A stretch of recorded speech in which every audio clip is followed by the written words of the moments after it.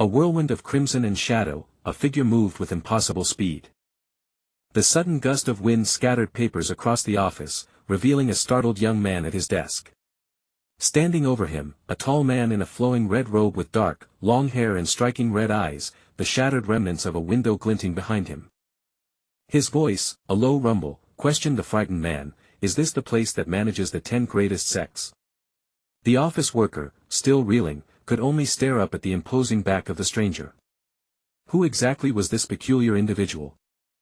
This was the KSK building, a modern corporate structure housing an entertainment agency. Here, they specialized in concept idols, performers with unique themes that set them apart.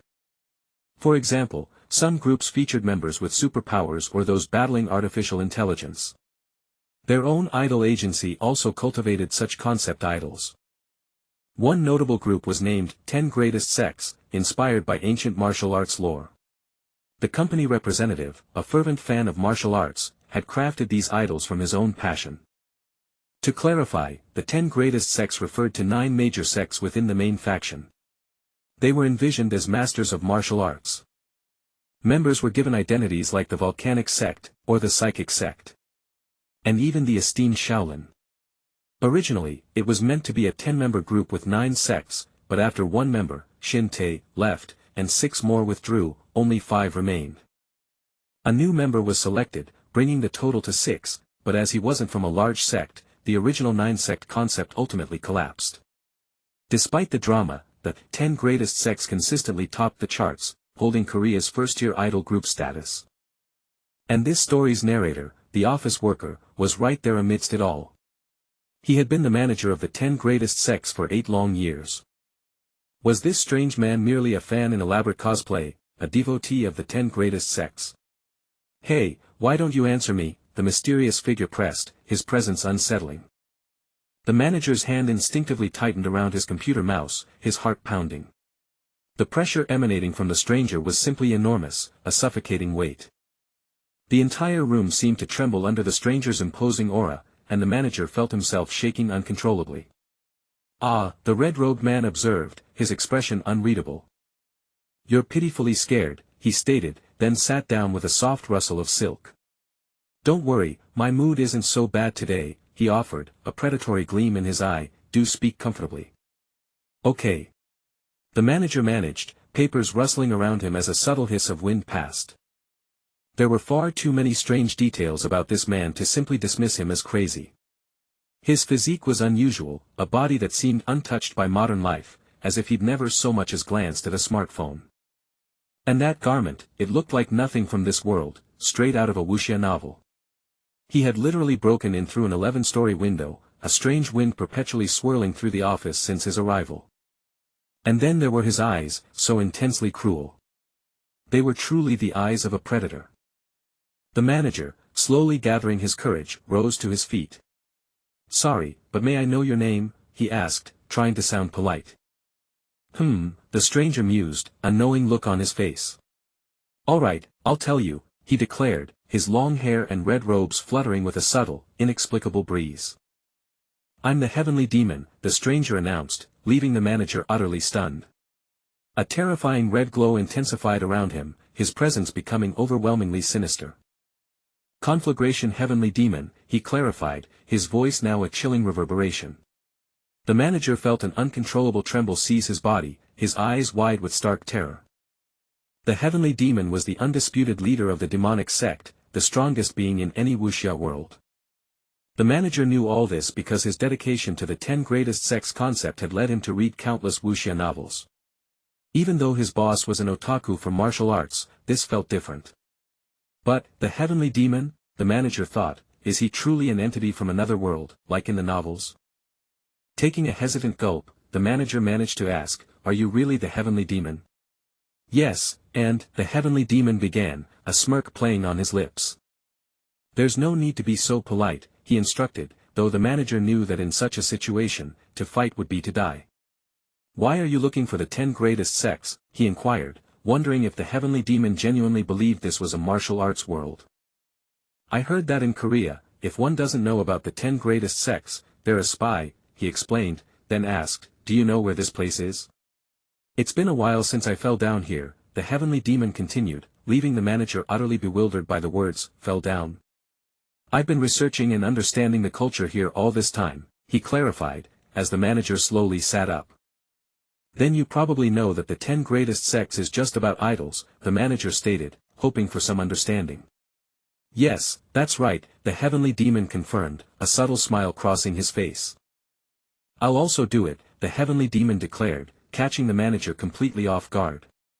The manager blurted out, didn't you hear me well? Your ears are deaf. Being an idol, the heavenly demon announced, a triumphant, almost sparkling aura around him. I will also do that, he concluded, a confident, determined smile shining upon his face, ready for a new path. I am also going to become the best, the conflagration heavenly demon declared, his cruel red eyes shining with ambition. The manager could only gape, a silent ellipsis hanging in the air. To be an idol, the manager finally managed, and the heavenly demon affirmed, that's right.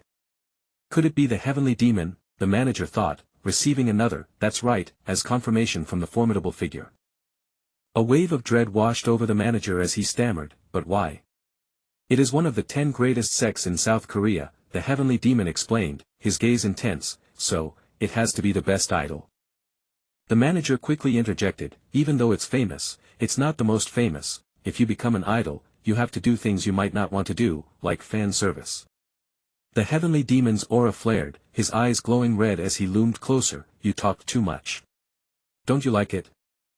Panic set in as the manager thought, what should I do? Even if I say more, they probably won't listen. With a tight grip on his ID badge, the manager resolved, now that it's like this, there's no other way. His only option was to escalate, let's move to the boss, he decided internally. Entering the director's office, they were met by a cheerful voice declaring, passed. The manager stared in disbelief. What? He blurted out.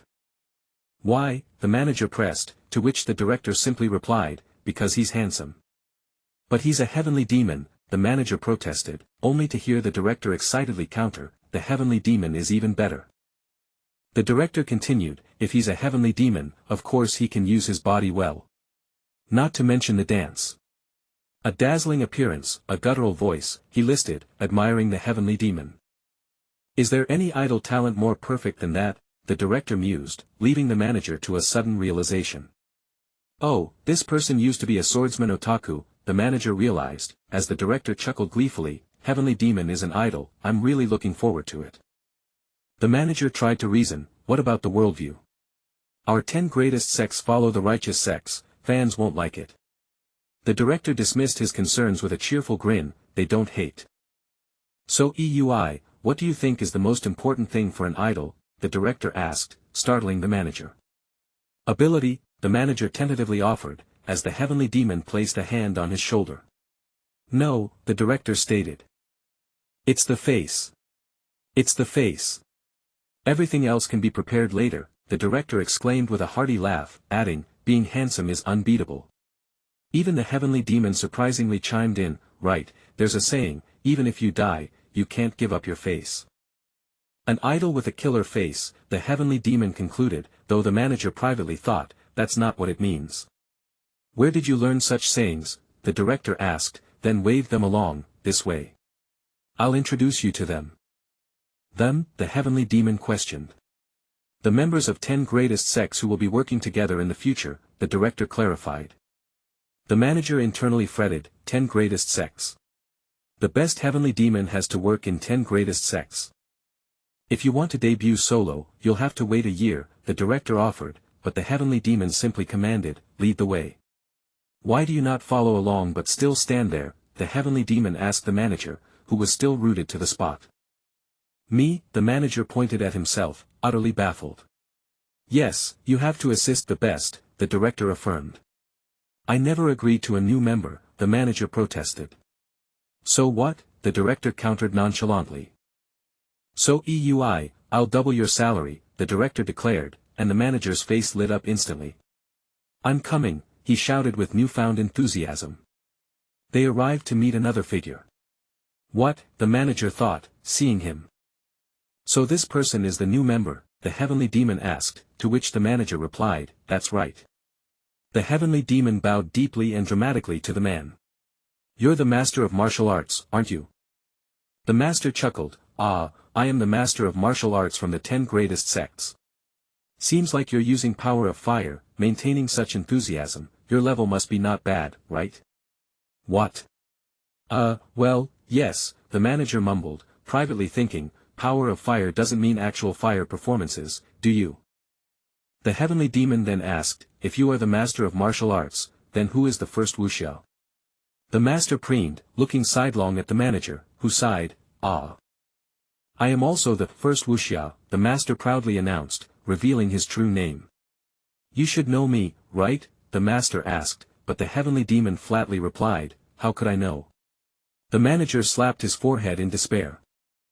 The true names of the members all relate to martial arts, the manager thought, as the master grumbled, the new member doesn't even know who I am. I've only seen your face on MV. A flashback showed the director recruiting the master on the street, asking, what's your name? What do you think about becoming famous? The manager, Kiem So Eui, the comprehensive manager of 10 greatest sects, confirmed his own name mentally. Returning to the present, Kiem So Eui explained, this person is truly a heavenly demon and wants to become an idol, so the director has allowed him to debut with the 10 greatest sects. The master of martial arts, eyes narrowing, questioned, but our concept is righteous sections. Is it okay to bring a heavenly demon? You also care about that? Well. Kiem So Eui stammered, unsure how to respond to the master's query. Suddenly, the heavenly demon floated effortlessly into the air. Damn it. What's that? Kiem So Eui gasped. The director clapped his hands in delight, no need for using ropes in a concert now. The master, however, merely remarked, so boring. The director then explained, we're currently at the end of our activities, so he can join from the next song. Wait, the heavenly demon interjected sharply, the best should debut right away. What? That's not allowed, the manager protested, as the heavenly demon telekinetically snatched the manager's phone. Wow, exclaimed the master. Gripping the phone, the heavenly demon declared, I don't intend to share parts with those righteous sects, whether it's choreography or lyrics. The manager and the master exchanged a glance of confusion. I'll handle the rest, the heavenly demon added imperiously. He then pointed to a specific part of a video playing on the phone. Give me this part, he commanded. Is this Buddhism Diamond MV? The master wondered aloud, looking at the screen. Haven't even started singing yet? No, look at here, the heavenly demon instructed, pressing a finger to the screen. The manager and master looked at the phone, mystified. The part one want is this one. The phone displayed a dramatic sequence from the 10 Greatest Sects music video, featuring the members. It was the powerful opening of 10 Greatest Sects, Heaven and Earth, showcasing the group in their martial arts concept. Is this the opening? The manager murmured, as the chapter concluded. The sterile meeting room, typically a place of mundane decisions, hummed with an unusual tension this day. Is it true, then? I've heard there's a new member joining us, questioned Ju Jaha, the lead singer of Hua San sect. He continued, a note of exasperation in his voice, it feels like someone leaves and another is added every day, isn't this getting a bit much? It's been a long time since Nam Gong Jun came here, yet why are they adding new members now? Jaha wondered aloud to the others. Nam Gong Jun of the Nam Gong clan responded calmly, if they add new members, it should be fine. He mused internally that the stage was already full, even without major factions involved. A tremor of unease passed through Jaha, his brow furrowing with unspoken worry. Jaha, ever ambitious and hard-working, found himself openly opposed to the news. Meanwhile, Jun, who had only recently joined, found it hard to integrate with the others, making his agreement with the addition more understandable. Stop it, Jaha, interjected Li Tae-guk, the main dancer from Shaman sect, as Jaha let out a frustrated shout. Tae-guk added, with a knowing look, there's no way they wouldn't take away any part, is there? Jaha suddenly rose, slamming his fist on the table. Do you think I oppose it because I'm afraid of losing my part? He exclaimed. Every time a member is changed, do you know how anxious our fans become? He pleaded, gesturing emphatically. I, Kiem So Eui, could only think, what will the state our loyal fan club, think of us now. The fans, our cherished state, were like a vast gathering belonging solely to the 10 great sects. Jaha, stay calm and listen, the director instructed, his voice firm yet reassuring. This new individual merely requested to debut and promised not to take any singing parts, the director clarified, as Tae-guk admitted he, too, would oppose a part reduction. Jaha looked utterly perplexed. But how can one debut without a singing part, he asked. Tae-guk offered a solution with a smile, he must be from the dance line then, many excel at performance, and our choreography is already set for 10 members. Fortunately, Tae-guk's reaction was not entirely negative, and Jaha had, as always, managed to offer some comfort in his usual way. Alright everyone, it's time to introduce our new member, the director announced, but was swiftly interrupted. Baek Na-han, the youngest from Shaolin sect, raised a hand with a solemn expression. I oppose, new member, he declared. Na-han. Why, the director and June exclaimed, utterly taken aback by his unexpected intervention. It was the very first time I had ever witnessed Na-han speak up so directly, a surprising display from his usually quiet demeanor. June always seemed to notice Na-han's profound gaze, which was strikingly different from the fiery spirits of Tae-guk and Jaha. He appeared calm and mature, leading many to misunderstand him as truly mastering his art, a perception emphasized by his prayer gesture and the faint echo of Amitba. Na-han, could you please explain why you oppose this decision? The director asked, still surprised by the outburst. Na-han, with a tranquil expression, simply replied, because of anxiety. Ah! The director exclaimed, a radiant Buddha-like image appearing over his head, seemingly understanding Na-han's unique form of anxiety. In any case, the new member will arrive with me shortly, the director announced, then added, I shall personally be responsible for him, so we will be seeing much of each other. Jaha inquired if the new member already had a personal manager, prompting Tae-guk to question our own manager's fate. The director will handle it, came the reply, eliciting a collective groan of surprise from the assembled members. I thought to myself, isn't it the director who usually avoids such mundane tasks? He nodded, and I mused, I can't tell them the truth, it would be too shocking. Just then, the director asked, hey, what is Jamba? I instinctively apologized, leaving the director utterly confused as to why. I realized with dawning horror that the new member was a celestial demon from the Central Plains, confirming that our otaku director was now deeply immersed in his fantasy. He must have become a fervent fan of celestial demons, for the director entered the room beaming, the tall heavenly demon at his side, exclaiming, hello, 10 great sects. The heavenly demon possessed striking features, long, dark hair, and piercing, cruel red eyes that hinted at immense power. You've arrived, director, one of the members murmured, while another whispered in admiration, wow, that shirt truly suits you. The director addressed the group, as you've heard, there will be a new member of the 10 great sects, named Waiwa Jin. He leaned in, a conspiratorial glint in his eye, since his concept is a celestial demon, I've asked him to fully immerse himself in the role for a long time, so please try to understand him. I wondered if the matching black shirts were a couple's outfit for the director and the heavenly demon, while the director cheerfully asked, any questions? I simply thought, otaku. Tae-guk raised his hand, that's me. Our concept represents political factions, so aren't celestial demons our sworn enemies? The director, with a confident smile, swiftly rewrote their lore, our new concept is to reform celestial demons, those left behind after the great military horse battle. He then briskly called, next. Jaha, raising his hand, asked, me. How old is our new member? He is 24 years old, the director replied, leaving Jaha to realize with a sigh that the new member was yet another younger than himself.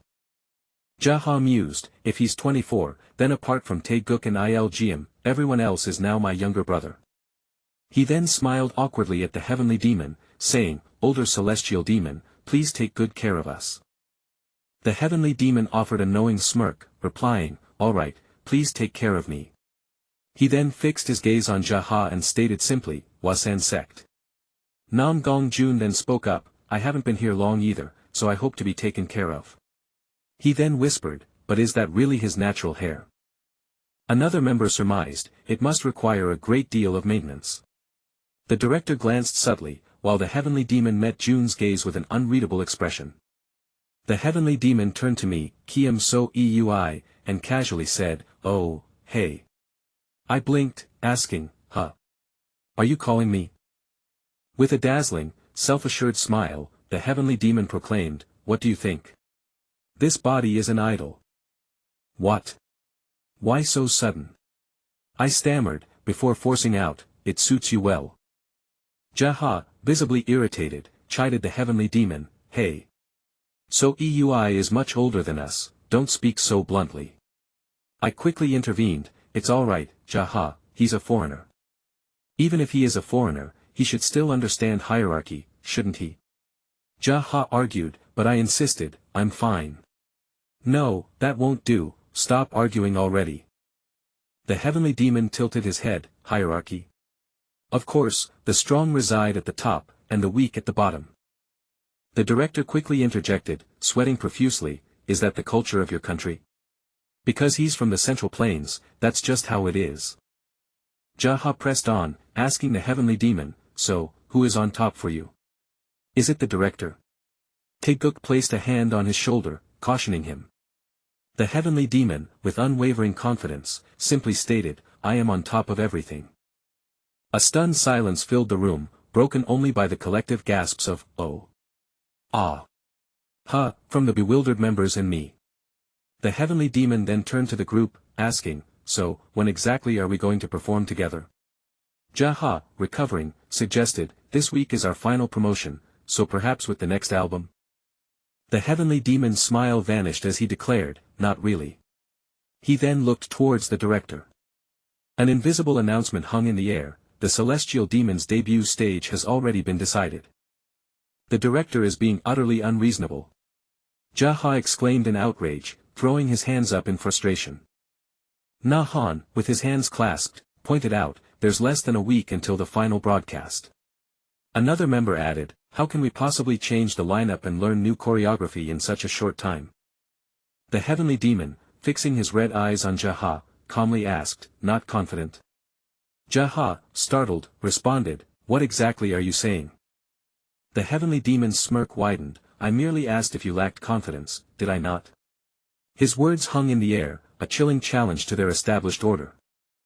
Waiwa Jin's crimson eyes fixed on Jaha, challenging, "Are you not confident?" Jaha stared back, taken aback by the bluntness, "What did you say?" Waiwa Jin simply repeated, a cool smirk playing on his lips, "I asked if you aren't confident."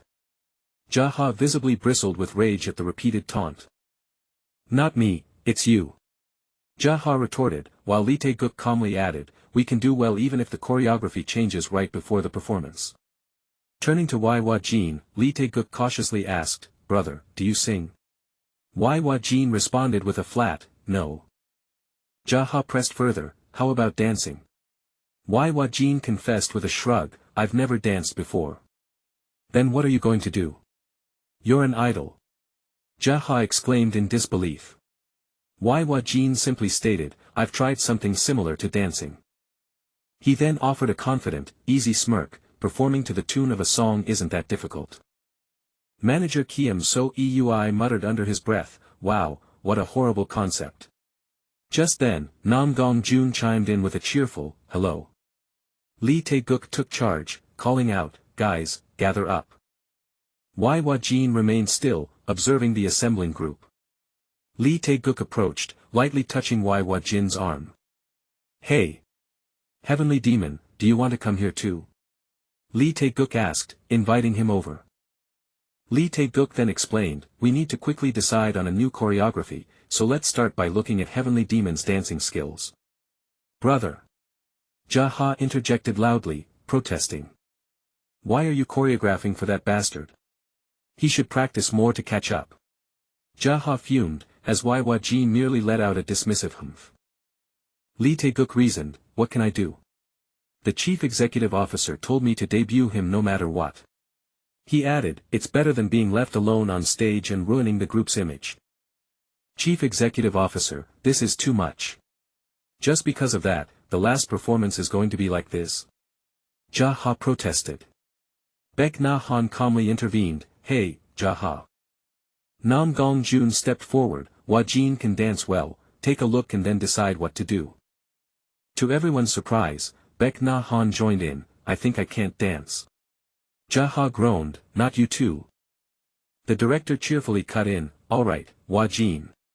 What song should I play, as Hwa Jin casually tied his long dark hair. Hwa Jin's expression was serious as he declared, my heart is as strong as a diamond. The director beamed, my heart is as strong as a diamond, completely misunderstanding the gravitas. Jaha despaired, have we practiced our choreography? What we've said so far is just a concept. Hwa Jin calmly asserted, I only saw it once on YouTube, then waved his hand for everyone to get out of the way. Jaha persisted in his protest, we don't need to change the formation, if he withdraws, let other people take his place. As the music began, a rhythmic thump filled the air. Hwa Jin stood still for a moment, then began to move, his form suddenly fluid. His long, dark hair flowed dynamically with his powerful movements. The other members watched, utterly mesmerized.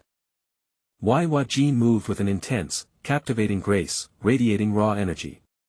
His red eyes held a fierce, unwavering focus as he performed. Lee Tae-guk whispered to manager Kim So-eui, is this why the chief executive officer personally selected that person? A seed? Manager Kim So-eui felt an inexplicable rush of wind, gasping, oh. Hwa Jin's movements grew more powerful.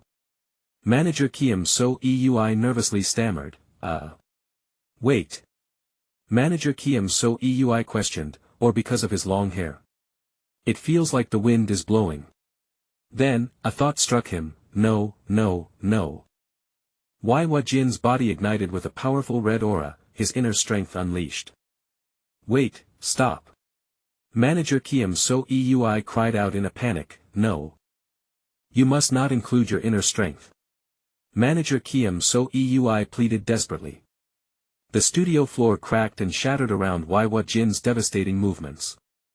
Manager Kim So-eui, wide-eyed in horror, realized, I'm doomed.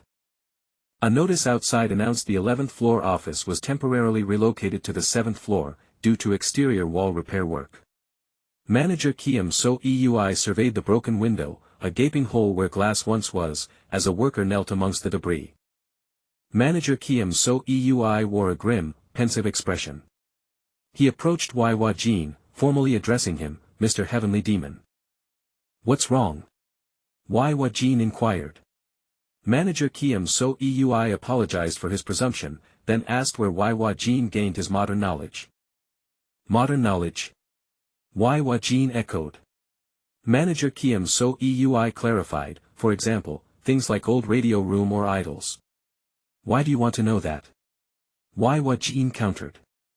Manager Kim So-eui admitted, it's strange that the heavenly demon from Zhongyuan knows about this place. Hwa Jin offered a slight smirk, I'll tell you. When I first came here, I tried to find a way to open my eyes, Hwa Jin explained. When I asked a passerby, they guided me to a place called an internet cafe. Internet cafe? Manager Kim So-eui repeated, surprised. You mean you used the computer before, right? Manager Kim So-eui clarified. Hwa Jin continued, then, that person told me about a cafe called Open. Isn't Open the group's fanclub's name? Manager Kim So-eui mused, connecting the dots. Hwa Jin confirmed, I found out from there. Hwa Jin added, the old radio room is also active here, and there are quite a lot of people who pay attention to Open. Manager Kim So-eui then asked, come to think of it, you all use computers as small as tools. Oh, you mean smartphones? Hwa Jin clarified. Yes, that, Manager Kim So-eui confirmed. Hwa Jin instructed, tell me more about it. Manager Kim So-eui cautioned, I would buy it for you, but smartphones are highly addictive, so you must be careful. Okay, Hwa Jin replied with a confident smirk, I'm unaffected. Elsewhere, the director giggled with unbridled delight. The director mused, though I don't know why the heavenly demon wants to become an idol, it doesn't matter if I can see him up close. He clutched a new smartphone, anticipating, how happy he will be when he sees this.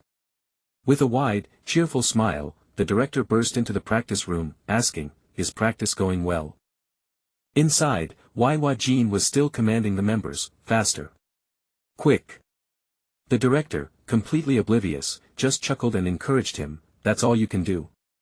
Faster. 30 minutes earlier, a cataclysmic crash tore through the practice room as a powerful crimson aura erupted from Waiwa Jin. Debris scattered as the immense force of his inner strength sent a shockwave through the air, leaving the members stunned. Ah, what was that? Zhu Jia exclaimed, reeling from the sudden, violent tremor. Another member stammered, his expression a mixture of confusion and fear. An earthquake, Kiem So Eui cried out, desperately checking if everyone was alright amidst the chaos. Did you just say earthquake? The pink-haired member echoed, wide-eyed in disbelief. Waiwa Jin, seemingly unfazed, asked if they hadn't felt the tremor, leaving Kiem So Eui speechless. He calmly assessed that the magnitude wasn't that strong, despite the obvious destruction around them.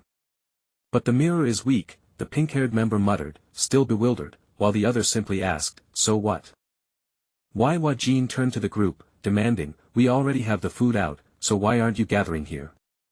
He then gestured towards the shattered glass, remarking, this is what happens when you make a mess in the practice room. Teacher, are you not hurt? One member inquired anxiously, while Waiwa Jin confidently declared, this body is a Buddha.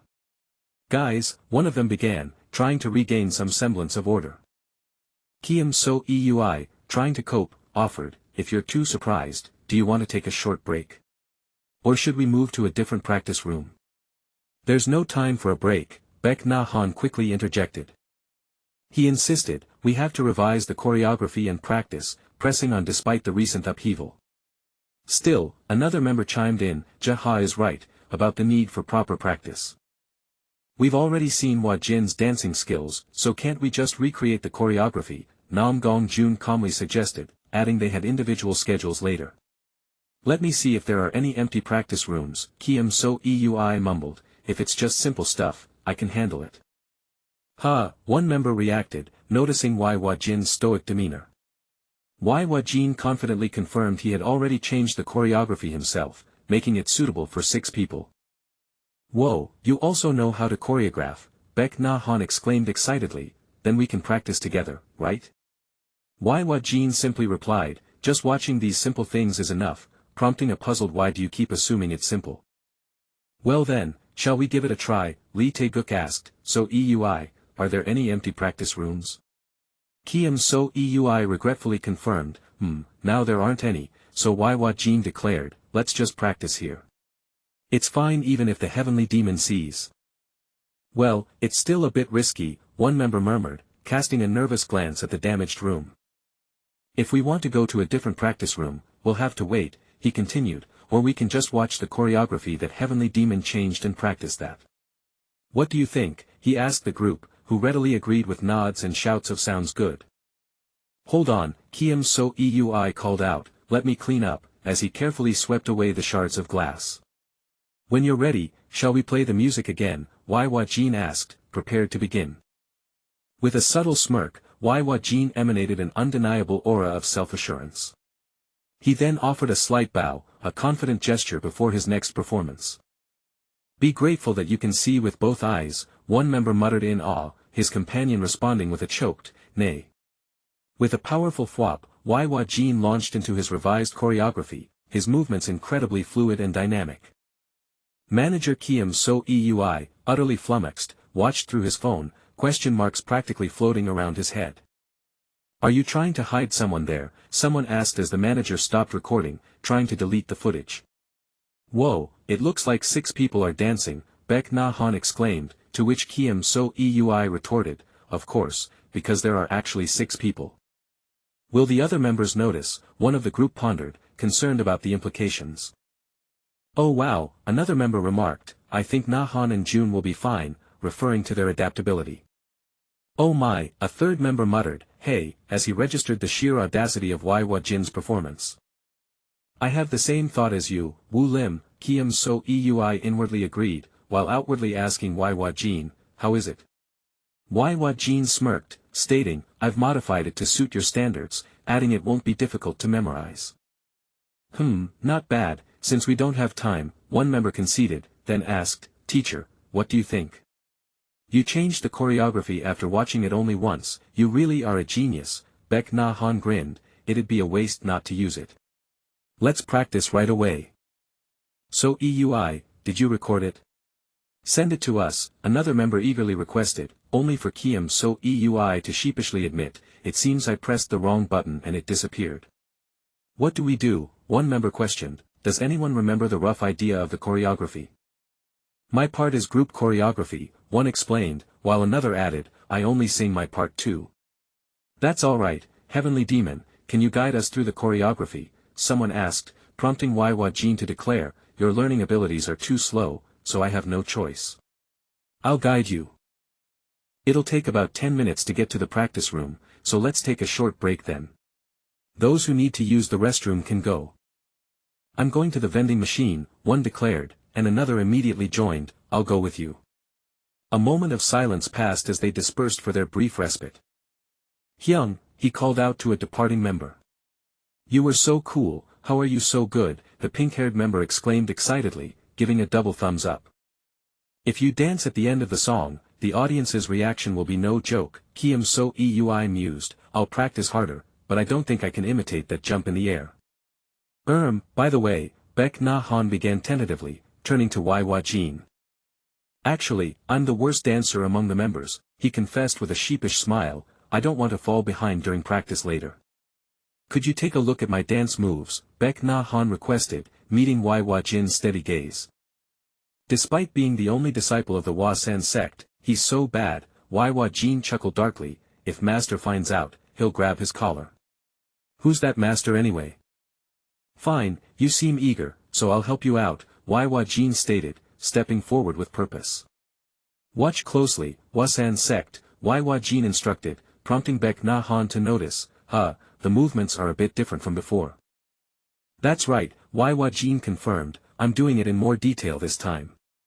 With an unsettling smile, Waiwa Jin's eyes glowed crimson as a sinister aura began to swirl around him once more.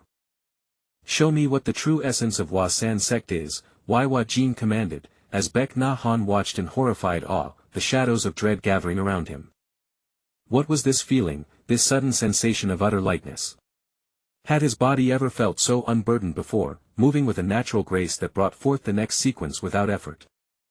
It felt as if he could dance forever, an endless, rustling dance, as Ju Jaha watched on.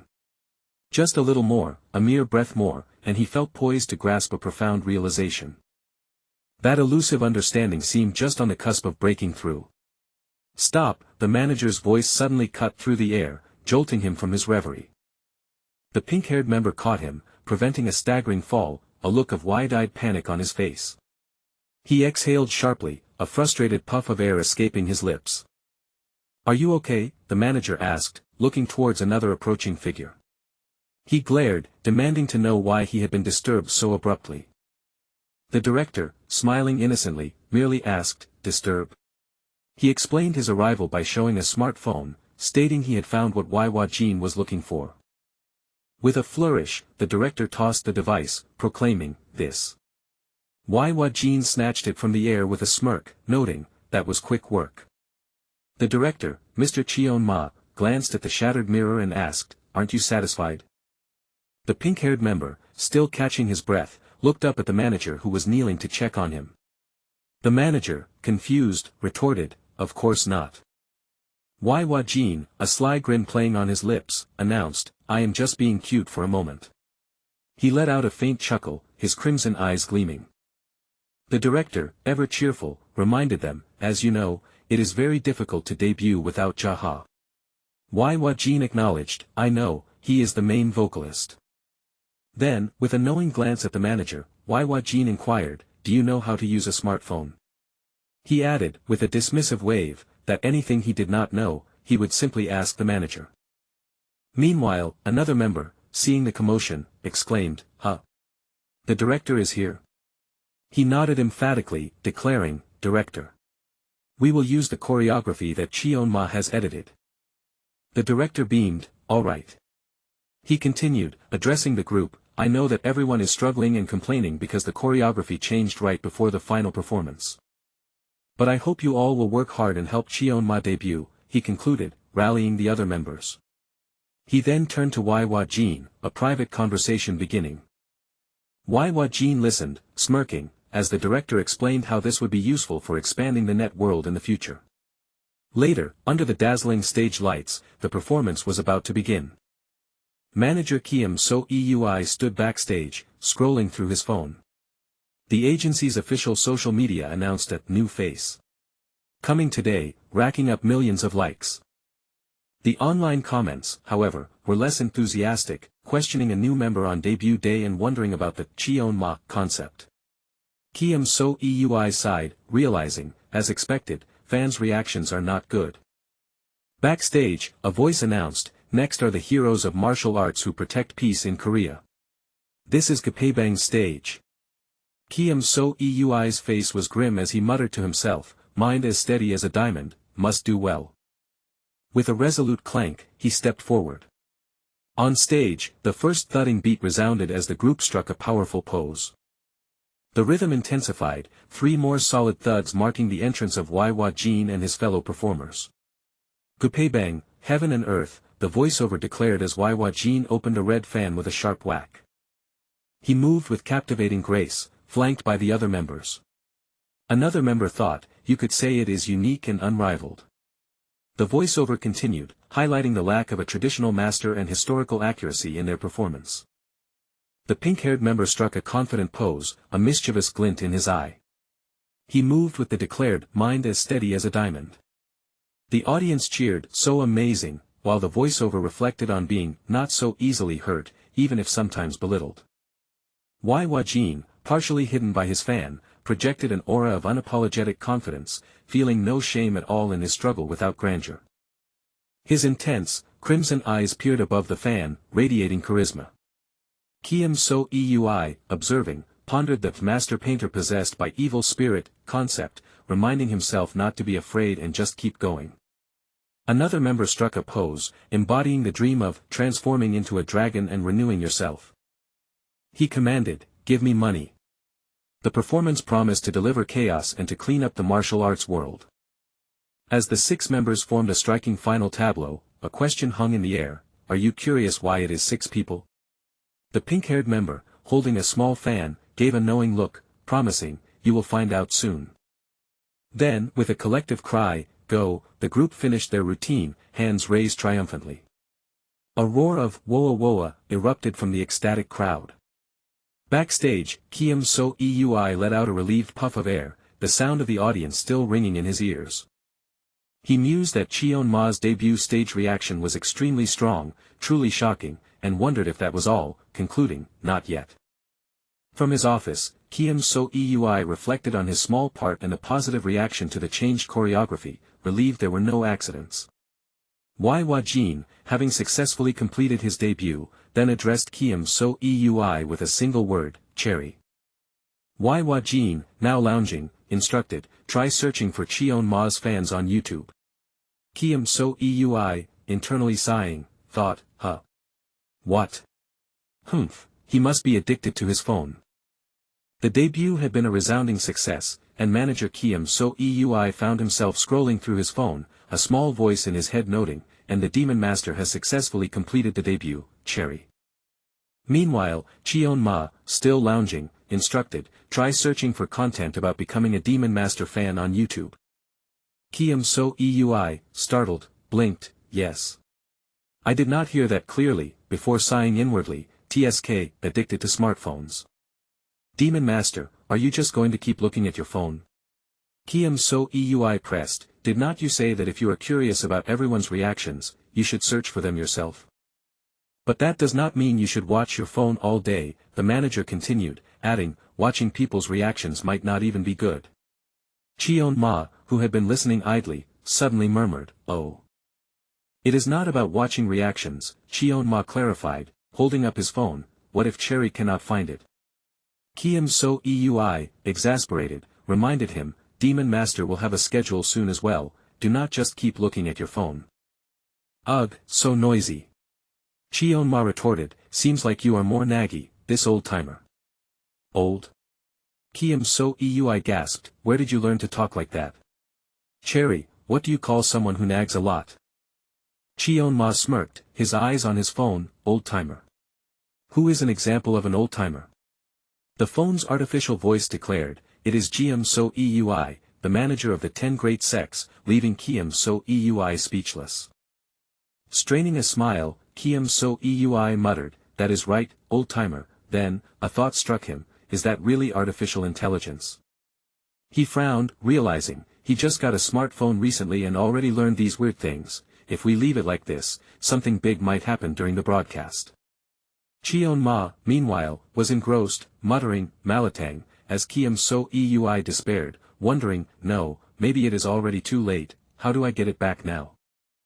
Taking a deep breath, Kiem So-eui said, Demon Master, go outside for a bit. Is there a schedule? Cheon-ma inquired, to which Kiem So-eui firmly replied, no. Kiem So-eui beamed, holding up a company card. I am holding the director's finances, he declared, I will show you something delicious like Malatang. Cheon-ma's eyes lit up. Oh, he uttered, intrigued. What is this, making such a commendable thing? Cheon-ma asked, already searching his phone, what is the name of the dish? Kiem So-eui smiled, promising, try it, and you will be surprised, really. His cheerful demeanor abruptly faded, replaced by a grim resolve. Moments later, Kiem So-eui stood in a corridor, facing a cloaked figure. The figure looked up, revealing a face shadowed by the hood. Long time no see, Mr. So-eui, the figure greeted, a familiar chill in their voice. Kiem So-eui's eyes widened in shock. You. The figure pulled back his hood, revealing the face of Shin-tae. Shin-tae's gaze was direct, yet held a hint of melancholic defiance. This was Shin-tae, a former member who had recently withdrawn from the 10 great sects. Worse, Shin-tae had claimed he was bullied by the group, causing discord by spreading false information. Why is he here? Kiem So-eui wondered, then reconsidered, no. Meanwhile, Cheon-ma, casually eating soy meat, mused, why is he pretending to know me? Not that he is good on camera anyway. Back in the corridor, the silence between Kiem So-eui and Shin-tae was heavy with unspoken words. Kiem So-eui, clenching his fists, finally managed to ask, is Jaha still well? I did not know you were curious about that, Shin-tae replied, adding, you left, and Jaha had to struggle so much. A flash of memory showed Jaha, forlorn, as Kiem So-eui internally questioned, Jaha, why? Kiem So-eui's anger flared. You attacked Jaha and said you were bullied, he accused. You usually argue with Jaha, Kiem So-eui pressed, who do you think the fans will suspect when you say that? Jaha is still blaming himself for that, do you know? Shin-tae countered, then added, why are you lying? About that. Shin-tae continued, it is none of Jaha's business, we are close, but... Kiem So-eui met his gaze firmly. I have never lied, he stated. Shin-tae seemed taken aback. What? He murmured. So you were really bullied by one of the members? Shin-tae asked directly. Shin-tae simply waited, his expression unreadable. Mr. So-eui, you are truly a good person, Shin-tae observed, his tone softening. Even in your activities, you care about us more than yourself, Shin-tae continued, even now, even though you are angry, you still worry about me. He took a step closer, that is why I came to you. Kiem So-eui, confused, asked, came to me? Did you know I was here? Shin-tae pulled out his phone. It seems the newcomer posted on SNS, he said, revealing an image of Cheon-ma's post, to which Kiem So-eui mumbled, when was that? Kiem So-eui stared at the screen, horrified, the newcomer is the Demon Master. When was this posted? Hey, Shin-tae interrupted, do you believe the director? Kiem So-eui responded, before Shin-tae interjected, have you heard any news about the members leaving the group? No, Kiem So-eui hesitated, why should I know about the members leaving the group? No, Shin-tae stated gravely, you need to know. Kiem So-eui looked alarmed as Shin-tae added, otherwise, you will not survive. What? Kiem So-eui whispered, his gaze darting towards the door, thinking, I did not expect to appear like this. Shin Tae's internal monologue revealed his fears. The director was rushing to choose new members, and if things continued this way, it was very dangerous. Please, come with me, Shin Tae pleaded, his voice earnest. I will explain everything. Kiam So Eui, observing Shin Tae's distraught expression, worried, such a strange look, not normal at all. Could it be that you are weak? Shin Tae, momentarily exasperated, responded, I did not think you would believe me right away, but... His patience snapped, and a surge of green energy swiped from his hand. If it is like this, he declared, there is no other choice but to use force. Kiam So Eui recoiled, shocked. Gone. Force. This seems... A dark aura surrounded Shin Tae's clenched fist. Dangerous. An intense wave of dread washed over Kiam So Eui, screaming one word in his mind, dangerous. In a flash, Cheon-ma appeared, intercepting Shin Tae's attack and shielding Kiam So Eui. The manager stared, bewildered, at his protector. Shin Tae, his attack thwarted, looked on with stunned fury. Cheon-ma, however, merely smirked, his crimson eyes gleaming, what is this? Kiam So Eui's eyes widened in sheer terror as Shin Tae's power surged towards him. Just then, Cheon-ma appeared, an enigmatic smirk playing on his lips, calmly questioning, what's this? With an effortless motion, Cheon-ma intercepted Shin Tae's furious green energy attack, sending a powerful huff of displaced air through the corridor. The clash produced a thunderous crash, startling Kiam So Eui, who cried out, oh my. Shin Tae lay sprawled on the ground, while Cheon-ma casually walked past Kiam So Eui, who quickly moved to check on the downed ex-member. Kiam So Eui, aghast, asked if Cheon-ma had killed him, to which Cheon-ma simply smirked and replied, no way. Still reeling from the shock, Kiam So Eui demanded with a heavy sigh, then, who is this guy? Cheon-ma explained that Shin Tae was a former member of the Jongnam sect who had left the 10 great sects. Confused and irritated, Kiam So Eui clicked his tongue, asking, Jongnam's person. Why are you bullying a helpless man like this? Shin Tae, still on the floor, looked up at Cheon-ma, slowly recognizing him. He then identified Cheon-ma as the heavenly demon, who had debuted just yesterday. Cheon-ma smirked, confirming the recognition and commenting on the truly amazing power of a music show. Shin Tae, with a frustrated flourish, declared, it's too late, as he swiftly rose to his feet. Kiam So Eui, concerned, called out to Shin Tae. Shin Tae, however, ignored him, stating he had merely come to cause trouble for Cheon-ma. He added that his true purpose was simply to vent his anger about his former company. Shin Tae then implored Kiam So Eui to pretend nothing happened and to pass his message to the CEO, leaving Kiam So Eui utterly bewildered. What are you talking about? Kiam So Eui exclaimed, ordering Shin Tae to halt as the former member turned to leave. Just then, Jaha and another member, Wu Lim, appeared, surprised to find Shin Tae sitting on the floor. Jaha looked at the chaotic scene, asking, what are you doing? Nam Gong-jun also appeared, his expression stern. Nam Gong-jun immediately questioned why Kiam So Eui was with Shin Tae. Shin Tae, looking down, offered a quick apology to Kiam So Eui. Cheon-ma, stepping forward with a swift motion, seized Shin Tae and ordered the arriving group members to hold on. Cheon-ma's face was uncharacteristically serious, his gaze intense. The other members gulped, clearly intimidated by Cheon-ma's presence. Cheon-ma then mischievously asked if they weren't going to get his autograph, claiming he had practiced hard for it. He swiftly told them they couldn't read the room, explaining these were his first fans and he had to give them a souvenir before shooing them away. The members, startled by his unusual behavior, quickly scurried away, leaving Kiam So Eui utterly dumbfounded. Kiam So Eui scolded Cheon-ma for his continued nonsense, remarking on how increasingly reckless he had become. He sarcastically thanked Cheon-ma for his help, then added with exasperation that Cheon-ma even dared to call him by his name. Cheon-ma simply dismissed the manager's complaints, observing that their food had gone cold, then turned and walked away. Kiam So Eui, still processing the bizarre events, pondered, what was that? He turned to Jaha, asking if he truly trusted the CEO, mentioning Shin Tae's strange recent statements. Jaha explained that both Jiangnam's sect and Mi had left the 10 great sects long before Shin Tae even joined, making him wonder how they knew each other.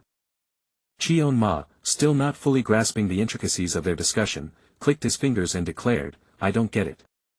Kiem So Eui seized the opportunity, shouting at Cheon Ma to hand over his phone, reminding him that social networking was strictly prohibited.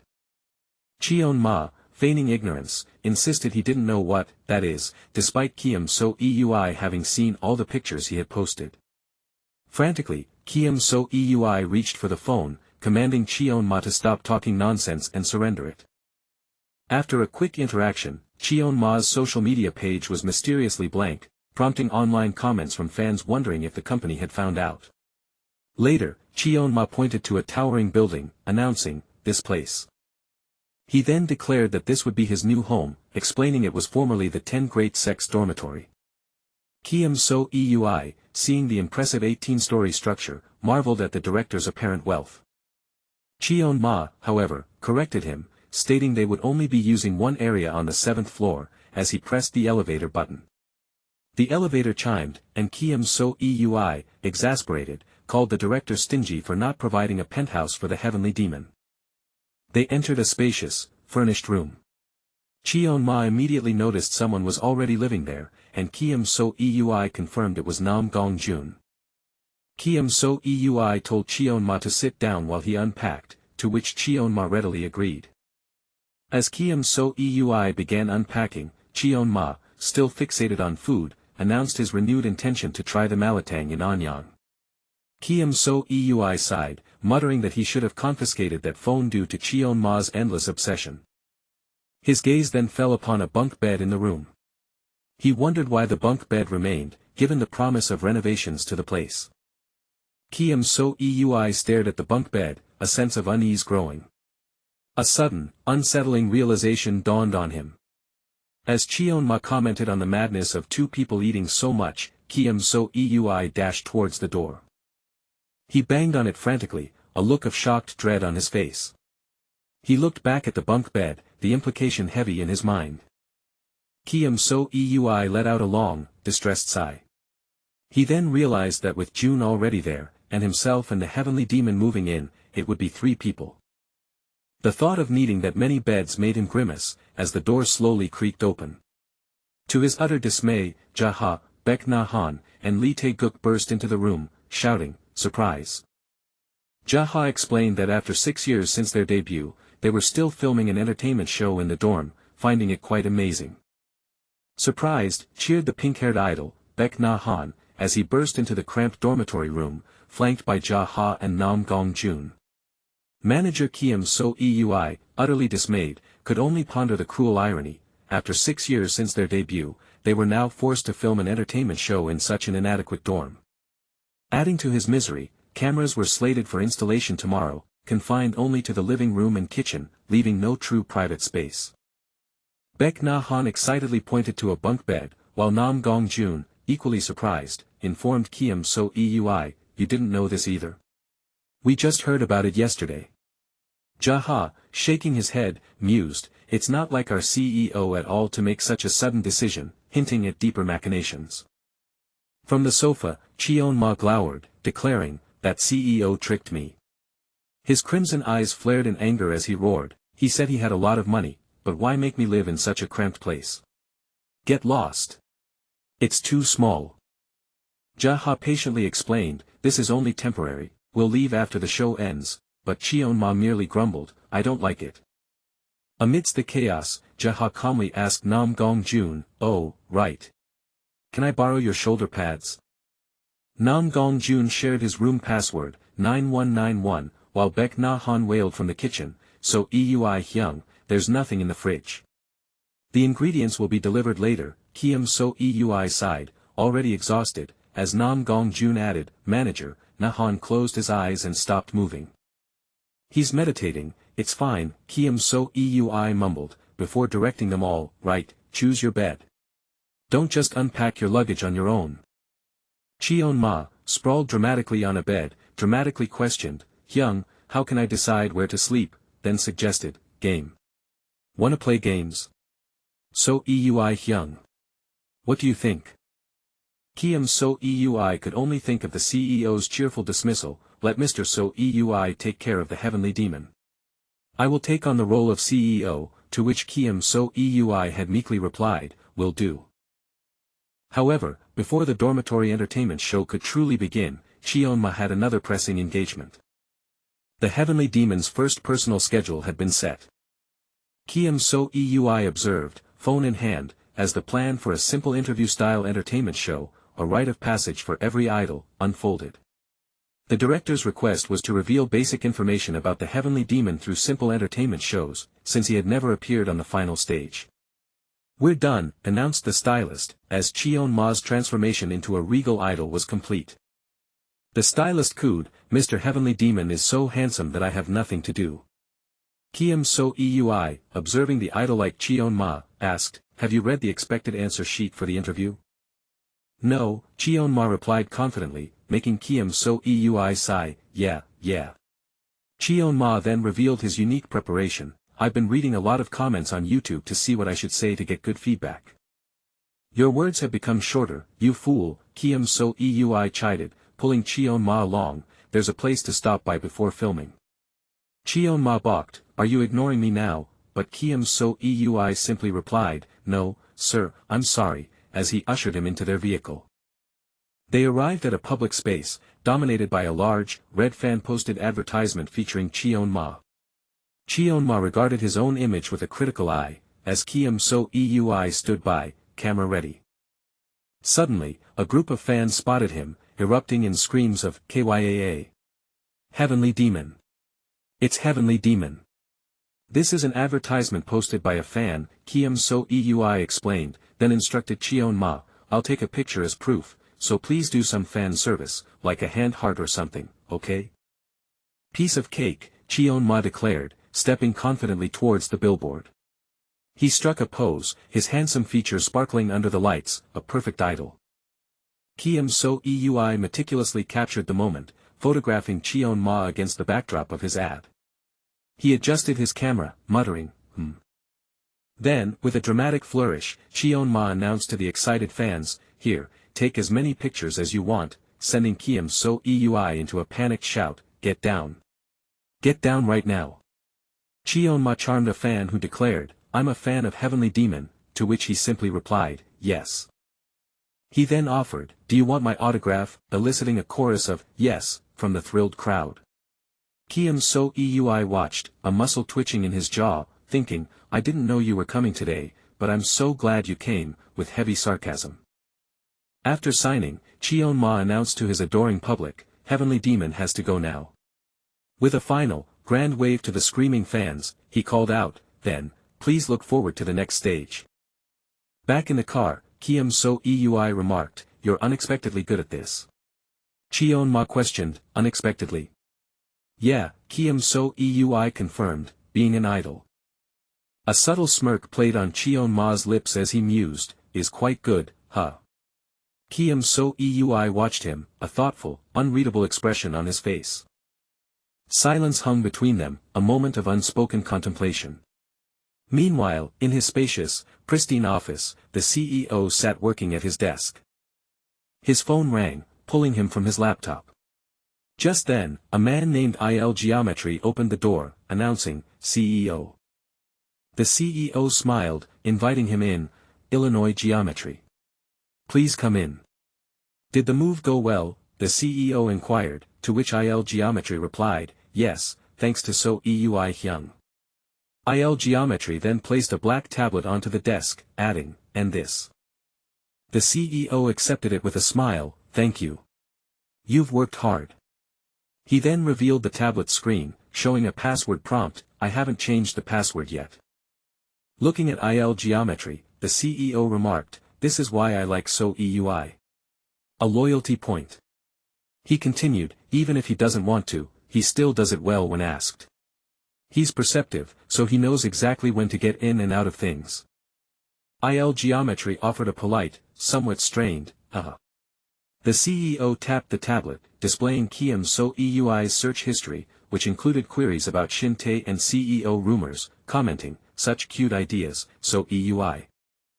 Il Geometry, perplexed, asked, but why did you ask me to bring So Eui's shoulder pads? The CEO explained, well, you know Heavenly Demon and So Eui went to a restaurant? Il Geometry confirmed, yes. It fell off there, the CEO said, pointing to a button on his cuff, this button. Il Geometry immediately recognized it, isn't this the same shirt that Heavenly Demon has? The CEO smiled, as expected. Illinois Geometry has a very good memory. Tapping the tablet, the CEO elaborated, how could the button fall off? I was thinking, since Shinte was also at the restaurant that day, I was looking to see if there was anything So Eui couldn't tell me. The CEO chuckled, I can't ask directly. What a bad CEO I am, right? Leaving Il Geometry to worry internally, no. This is worth worrying about. Patting Il Geometry's shoulder, the CEO reminded him, filming starts tomorrow, right? To which Il Geometry dutifully replied, yes. Let's work hard. Then, I'll be on my way. Il Geometry said, as he took his leave. The CEO watched him go, a seemingly pleasant smile on his face. But as he turned back to his desk, the smile twisted into a chilling smirk as he whispered, So Eui. With a deliberate double tap on the tablet, his expression hardened further. His final words, cold and ominous, resonated in the silence, you have to stay still. So Eui inwardly grumbled, dismissing the entertainment show's dramatic title and resolving to oversee Cheon-ma's performance. The program, hosted by the national MC Nam Gung Ryo, promised to edit all the highlights. It was a necessary entertainment program for all new idols, even introverted ones like Nahun, designed to attract countless fans. Yet, from So Eui's perspective, this elaborate setup was still just superficial entertainment. Observing from the audience, So Eui felt it was an activity he could control at close range, requiring no words from him. Cheon-ma, however, looked subtly confused, prompting So Eui to accept he must now leave the devil alone to perform. So Eui groaned internally, questioning if Cheon-ma had truly prepared for the interview. The MC, Nam Gung Ryo, puffed out his cheeks playfully, maintaining his charming persona. He gave a slight nod and declared, believe not in ghosts and gods, but in Nam Gung Ryo himself. With a cue from staff, Nam Gung Ryo announced they would begin filming, adding, because you're a skilled MC and close to the representative. The countdown began, 3, 2, 1. Then you must hide it well. Knock knock. I'm MC Nam Gung Ryo. Let's get over it and try to move the idol. Cheon-ma stared blankly and stated, I am a ghost, with a strange bang sound effect. Staff gasped at his lack of manners, while So Eui silently thought, chic. Arrogant. Truly a devil. Nam Gung Ryo, trying to salvage the interview, pointed out Cheon-ma's red eyes, to which Cheon-ma casually replied, this is what happens if you learn magic for about 100 years. What? According to your resume, aren't you 24 years old? The MC asked, and Cheon-ma quickly corrected himself, I'm 24 years old. So Eui frantically thought, 100 years. If he's 100 years old, it's okay to not have etiquette, rationalizing Cheon-ma's adaptation from the Central Plains. Nam Gung Ryo, playing along, politely asked, how is it? Are you adapting well? Cheon-ma replied with an oddly formal tone, Korea is a country worth living in. So Eui elaborated on Cheon-ma's behalf, in the Central Plains, after sunset, unless you're a warrior, you can't leave the house, there aren't many countries where you can go out late at night. He continued, not only the internet speed, the delivery speed, even the speed of webtoon development. I like the rapidly developing culture of Korea. And even with the painful history of war, the culture of loving singing and dancing is also noble, So Eui recited, then paused, realizing something amiss. Cheon-ma then added with a patriotic flourish, I love Korea, Dokdo is our land, making So Eui wonder if he'd learned this directly from YouTube. Both the production staff and So Eui looked utterly stunned and horrified by Cheon-ma's unexpected outburst. Nam Gung Ryo chuckled nervously, trying to cover, that devil seems to be very interested in history. Nam Gung Ryo quickly pivoted to the group's history, 8 years since debut. The 10 Great Sects has a lot of history, they debuted as a 10-member group but now there are only 6 members. Cheon-ma, still too literal, blurted out, 10 members. Where did the 4 members go? Are they dead? Nam-gong-ryo quickly clarified with a forced smile, no, they were kicked out for violating the sect's rules. He explained, the new devil just joined, so he probably doesn't know much about it, while Cheon-ma ominously mused on violating the rules. Cheon-ma dramatically declared, that's right, the excommunicated political faction is a coward, not worthy of a political faction. Nam-gong-ryo added the specific transgression, furthermore, he arrogantly went back and forth with a man and a woman, eliciting a disapproving TSK from Cheon-ma. Kiem So-eui, exasperated from off-camera, cut the filming and urgently demanded, who are you talking about? Cheon-ma, completely unconcerned, replied, I'm talking about that Shin-tae who was kicked out of the Jongnam sect. I met him last time. Panicked, Kiem So-eui whispered to Nam-gong-ryo, I told the representative to keep it a secret, and you have to keep it a secret too. He then addressed the entire crew, the same goes for those of you watching over there, desperately trying to contain the damage. Later, in the dorm, Kiem So-eui found himself being questioned by Nam-gong-jun, asking me if I keep in touch with the kids who left. Kiem So-eui stammered, no. I think it's right to take care of the remaining kids. What about you guys? Nam-gong-jun replied, I haven't thought about it yet, while another member added, it's a bit difficult to contact him first. Jaha, looking distressed, muttered, he might have left because of me. Baek Na-han, the pink-haired idol, then turned to Kiem So-eui and asked, but you? How's Shin-tae? He's probably still fine. Jaha looked troubled, recalling Shin-tae's past behavior. Another member confirmed, if it's that guy, I've seen him too. Baek Na-han then turned to Cheon-ma, who was lounging, and asked, what do you think, devil? Cheon-ma, with a sly smile, declared, that kid is my fan, earning a surprised, wow, that's good, from Baek Na-han. Kiem So-eui, trying to redirect the conversation, muttered, it's my fault for asking you, then added, the fault lies with Jongnam sect's people. Cheon-ma, completely oblivious to Kiem So-eui's attempts at discretion, blurted out, because they tried to strangle the manager. The group gasped in shock, while Kiem So-eui desperately hissed, huh? Please keep your mouth shut.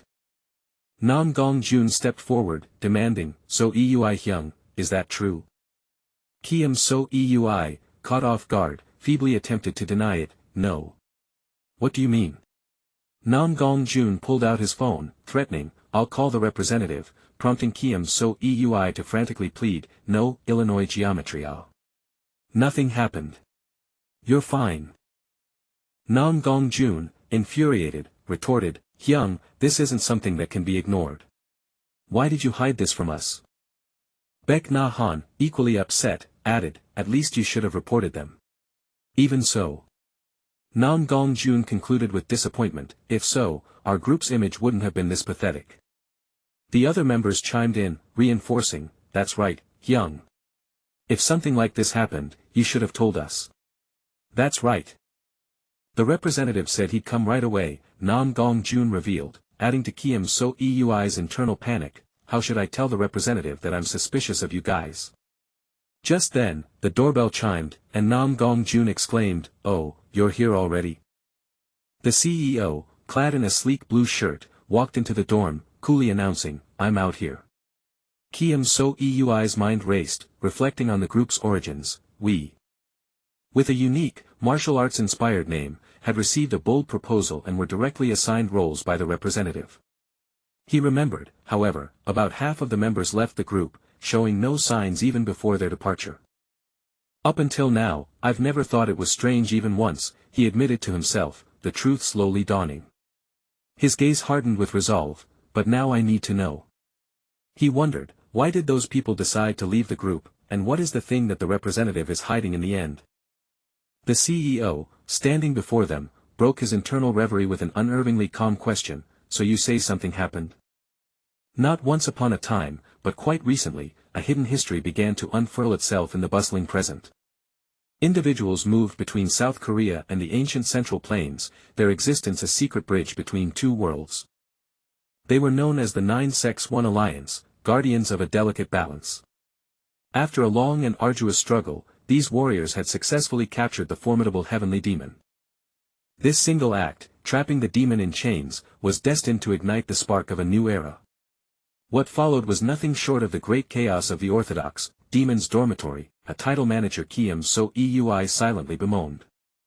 Yet, amidst the chaos, fans online raved, his muscles are insane, a body that has trained for 100 years, just as expected. Kiem So Eui, observing Cheon-ma scrolling through comments, questioned, everyone is praising this prominent one. Are you sure they're not just praising your pecs, Hyung? More comments flashed by, one claiming, I heard from an acquaintance that Heavenly Demon is a Chinese tycoon, immediately countered by another, what Chinese tycoon? Heavenly Demon borrowed money from me and went to an internet cafe before his debut. Kiem So Eui could only stare blankly, his mind reeling from the absurd fan speculation. Meanwhile, in a different, more ominous setting, the CEO mused with a chilling smile, so you met Shin Tae-yul. He then instructed his assistant, first, Mr. So-yui should always accompany Lord Heavenly Demon, I'll meet with Mr. Tae-yul separately. Kiem So Eui, recalling this conversation later, had pressed the CEO, that's not enough, CEO, do you know anything about the members who left? The CEO had merely tilted his head, responding with unsettling casualness, no. Do I need to know that? Kiem So Eui remembered the CEO's unconcerned demeanor, finding it unsettlingly strange, as he watched a teaser for their Demon's Dormitory show on his tablet. Back in the chaotic dorm, Cheon-ma, still preoccupied, asked the manager, what is the CEO hiding, before Baek Na-han excitedly pointed to Cheon-ma, wow, Hyung, do you speak Japanese? What are you talking about? Baek Na-han, ever curious, persisted, you just read this comment, what did it say? Cheon-ma smirked, revealing the flattering message, it said that it was cute how you meowed at the end of every sentence. Baek Na-han, undeterred, pointed to another comment, what about this one? Cheon-ma replied, they want us to come to California. Kiem So Eui sighed, exasperated, if you know how to read it, you should have told me in advance. Should we read all the foreign comments on the next You Live? Baek Na-han, thrilled, jumped at the idea, great. I was planning on doing a You Live anyway. Hyung, can I ask you to shoot it? Nam Gong-jun readily agreed, sure, it's about time. We'll do it in the living room, right? To which Baek Na-han quickly added, yes. Speaking of which, can we do it now? Kiem So Eui yelped, what? Nam Gong-jun, quite serious, then instructed Kiem So Eui, tell everyone to gather in comfortable clothes. With a resigned sigh, Kiem So Eui replied, alright. Muttering to himself as he walked away, Kiem So Eui thought, you're not that normal either. A moment of profound thought settled on Kiem So Eui's face, a silent question hanging in the air. Cheon-ma, his crimson eyes gleaming with an unreadable intensity, murmured, Heavenly Demon and CEO. A subtle, knowing smile played on Cheon-ma's lips as he confessed, it feels quite good. Kiem So Eui, ever wary, interrupted Cheon-ma's contemplation, are you thinking about something strange again? Cheon-ma, unflustered, retorted, no. We're going live, so why don't you get ready? Kiem So Eui gasped in alarm, We're going live, you know. Why are you taking off your clothes? Cheon-ma, striking a pose that highlighted his physique, declared, because the beggars like my chest. Cheon-ma, with an unnerving perception, stated, I can tell by the look on your face. Kiem So Eui, flustered and blushing, responded, if you're going to nag me, do it quickly. Comically exasperated, Kiem So Eui urged, do you want to be judged by the fans? Put it on already, while internally admitting, I can't bring myself to hit him. Finally, with the group assembled and dressed, Kiem So Eui announced, okay, I'm going to turn on the camera now. He held the tablet up, giving Cheon-ma a stern warning, you're going to ignore any comments about the banished members. Do you understand? Cheon-ma, with a challenging gaze, questioned, Lord Heavenly Demon, please refrain from speaking out of turn. If you're not going to let me talk, why are you even broadcasting it? Baek Na-han swiftly interjected with a cheerful doodle, Lord Heavenly Demon, your visuals are enough, to which Kiem So Eui conceded, that's true. With a wide grin, Nam Gong-jun initiated the broadcast, alright, let's turn it on. 9 Sects 1 Alliance. The entire group struck a dramatic martial arts pose in unison, declaring, open. Baek Na Han, charmed, immediately pleaded with Cheon Ma, Heavenly Demon Hyung didn't do it. Do it again, do it again. Cheon Ma, however, refused with a resolute expression, no way. When Baek Na Han pressed, why? Cheon Ma leaned in, whispering conspiratorially, if this prominent one said open, the camera would break.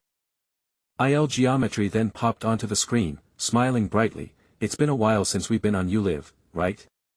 We turned it on for a while to commemorate the first episode of The Great Chaos of the Orthodox, Demon's Dormitory. Baek Na Han recounted their filming experience. Wow, we traveled all the way to China to film the opening. I thought I was going to die climbing up the mountain. He then shared a surprising detail, oh, and you know what? The mansion in the opening is Jun's family home. Nam Gong Jun, flustered, sheepishly scratched his head, As a fan comment appeared, is that where you keep the heavenly demon? Nam Gong Jun quickly corrected him, no. It was filmed and edited separately. This is the CEO's house. Kiem So Eui's eyes widened in stunned realization, a silent question forming on his lips. Looking at the tablet, Kiem So Eui noticed the shift in mood and asked, Nahan, what's wrong? Nam Gong Jun shook his head subtly, his expression troubled, a clear sign of discomfort. Cheon Ma's gaze sharpened, his voice low as he identified the source of the unease, it's that guy again. Abruptly, Cheon Ma rose to his feet, declaring, I guess I can't help it, I'll be gone for a while. Kiem So Eui gasped, what?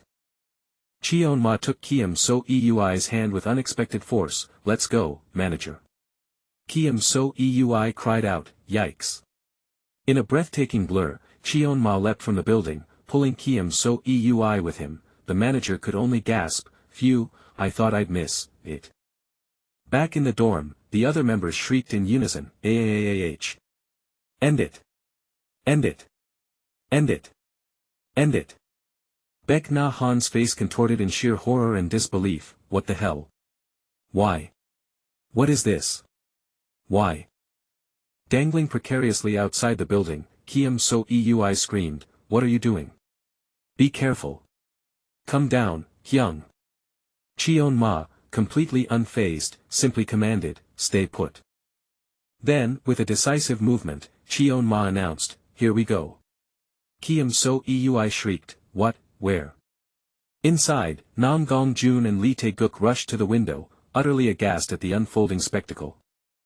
Cheon Ma, surrounded by a flash of brilliant energy, shielded Kiem So Eui against his chest as they plummeted. They landed with a jarring thud, Cheon Ma protecting Kiem So Eui from the impact. Once safe, Kiem So Eui immediately rounded on Cheon Ma, furious, what are you doing all of a sudden? You can't fix things if you mess up during a live broadcast. Cheon Ma, his expression serious, looked at his manager, declaring, it's so annoying that I can't just ignore it. He then glared into the shadows at a gathering of dark figures, his voice hardening, those guys. It's so annoying that I can't just ignore it, Cheon Ma had stated, leaving Kiem So Eui stunned by their perilous descent and landing. Cheon Ma's gaze fixed on a shadowy group of figures in the distance, murmuring, those guys. From the shadows, the leader emerged, unmistakably Shin Tae-yul. Why are you here again? Cheon Ma challenged, his arms crossed, while a bewildered Kiem So Eui stood nearby. So what do you want from us? Shin Tae's eyes narrowed, retorting, there must be a reason why you're making a scene like this. Did you come here because I brought up your love life during the interview? From his position, Shin Tae's voice carried clearly to them. You're really the heavenly demon, aren't you? Cheon Ma merely smirked, turning slightly toward Shin Tae. What if I am? Kiem So Eui, deeply confused, then asked Shin Tae directly, what exactly have you been trying to tell me since the other day? Shin Tae's voice was firm. I asked if you believed in the CEO. He then continued, his accusation clear, it was that cult leader of a CEO who brought the heavenly demon into this world.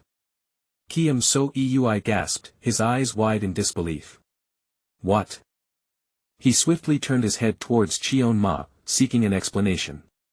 Cheon Ma, however, offered no answers, his expression unreadable as he looked away.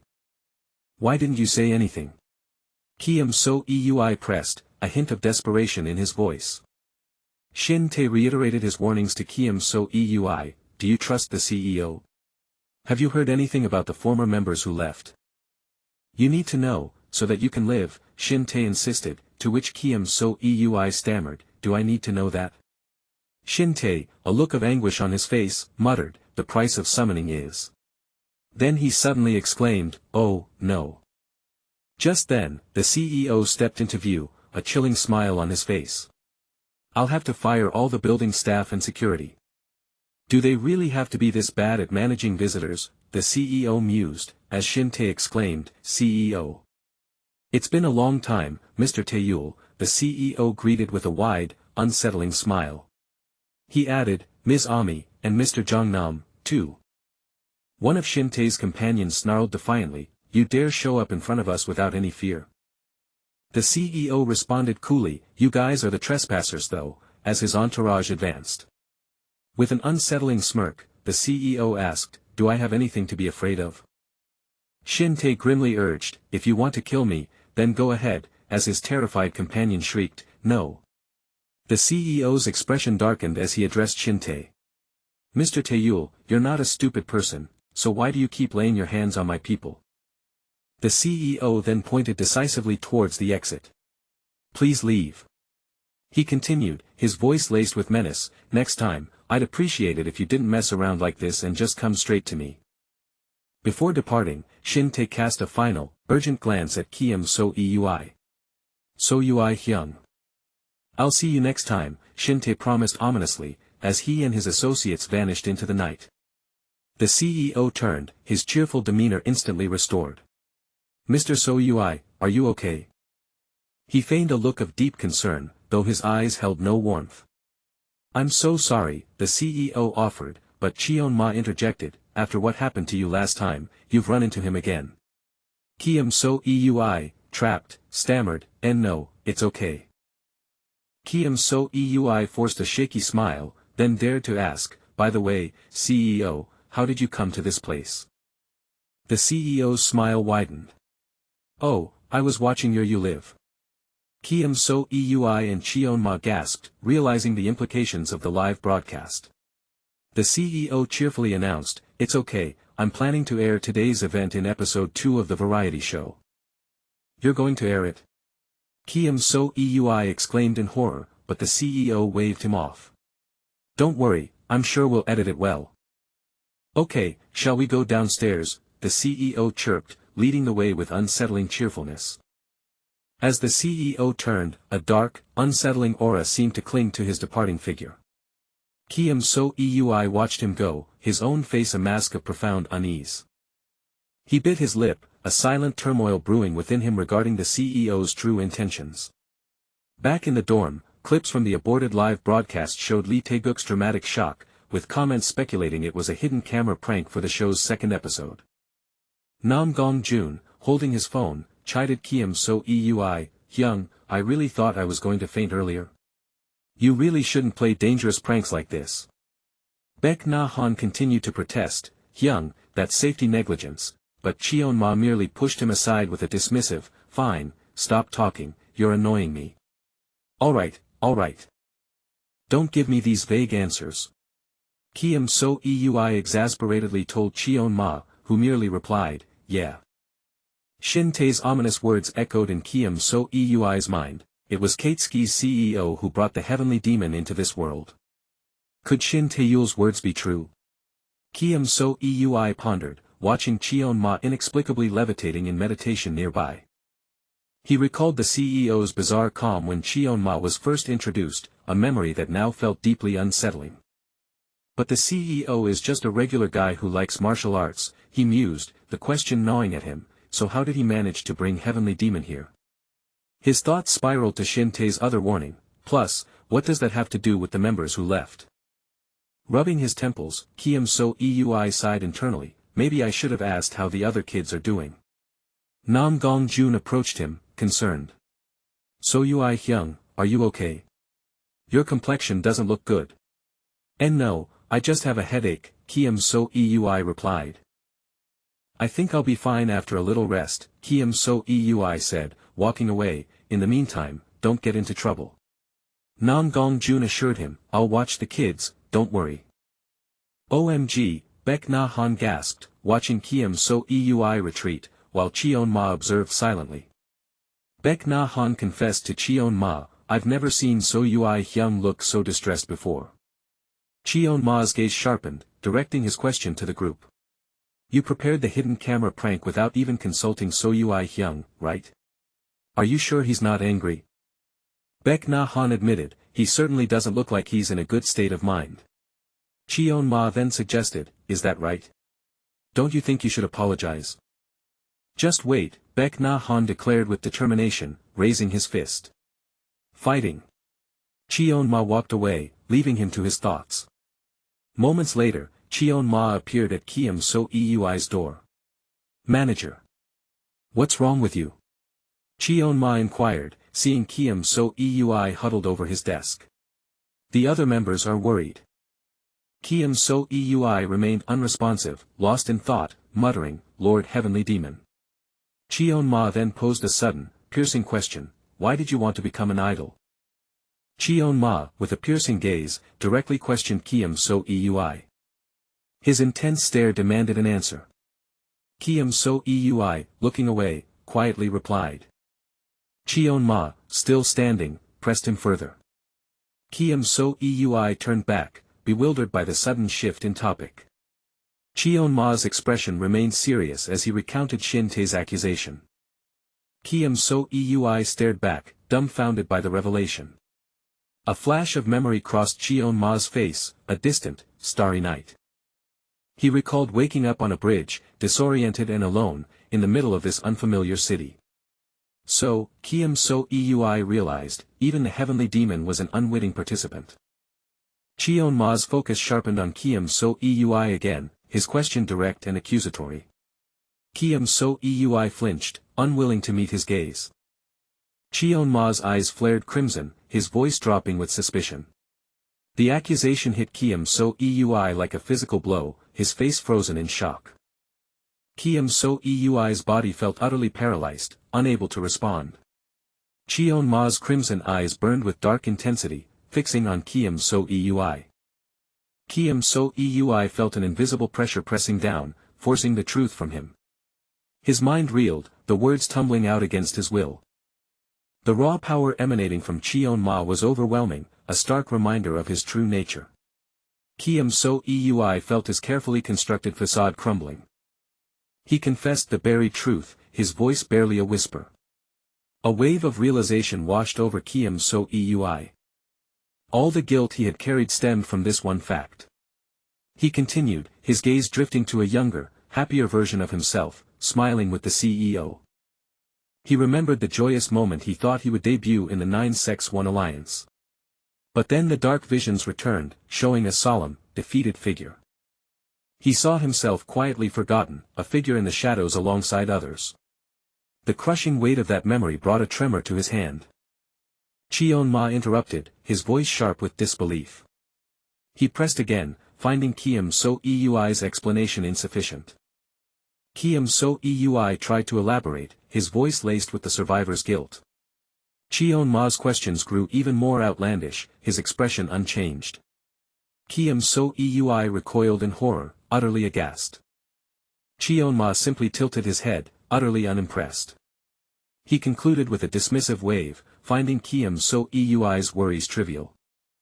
Cheon Ma then settled onto the bed, shifting the topic entirely. Kiem So Eui offered a self-deprecating smile, recalling his former inadequacies. Cheon Ma hummed thoughtfully, observing him. Kiem So Eui continued, explaining his unexpected career change. He paused, a hint of vulnerability in his voice, before revealing a rarely spoken truth. His reflection showed a quiet contentment, contrasted sharply by Cheon Ma's bored dismissal.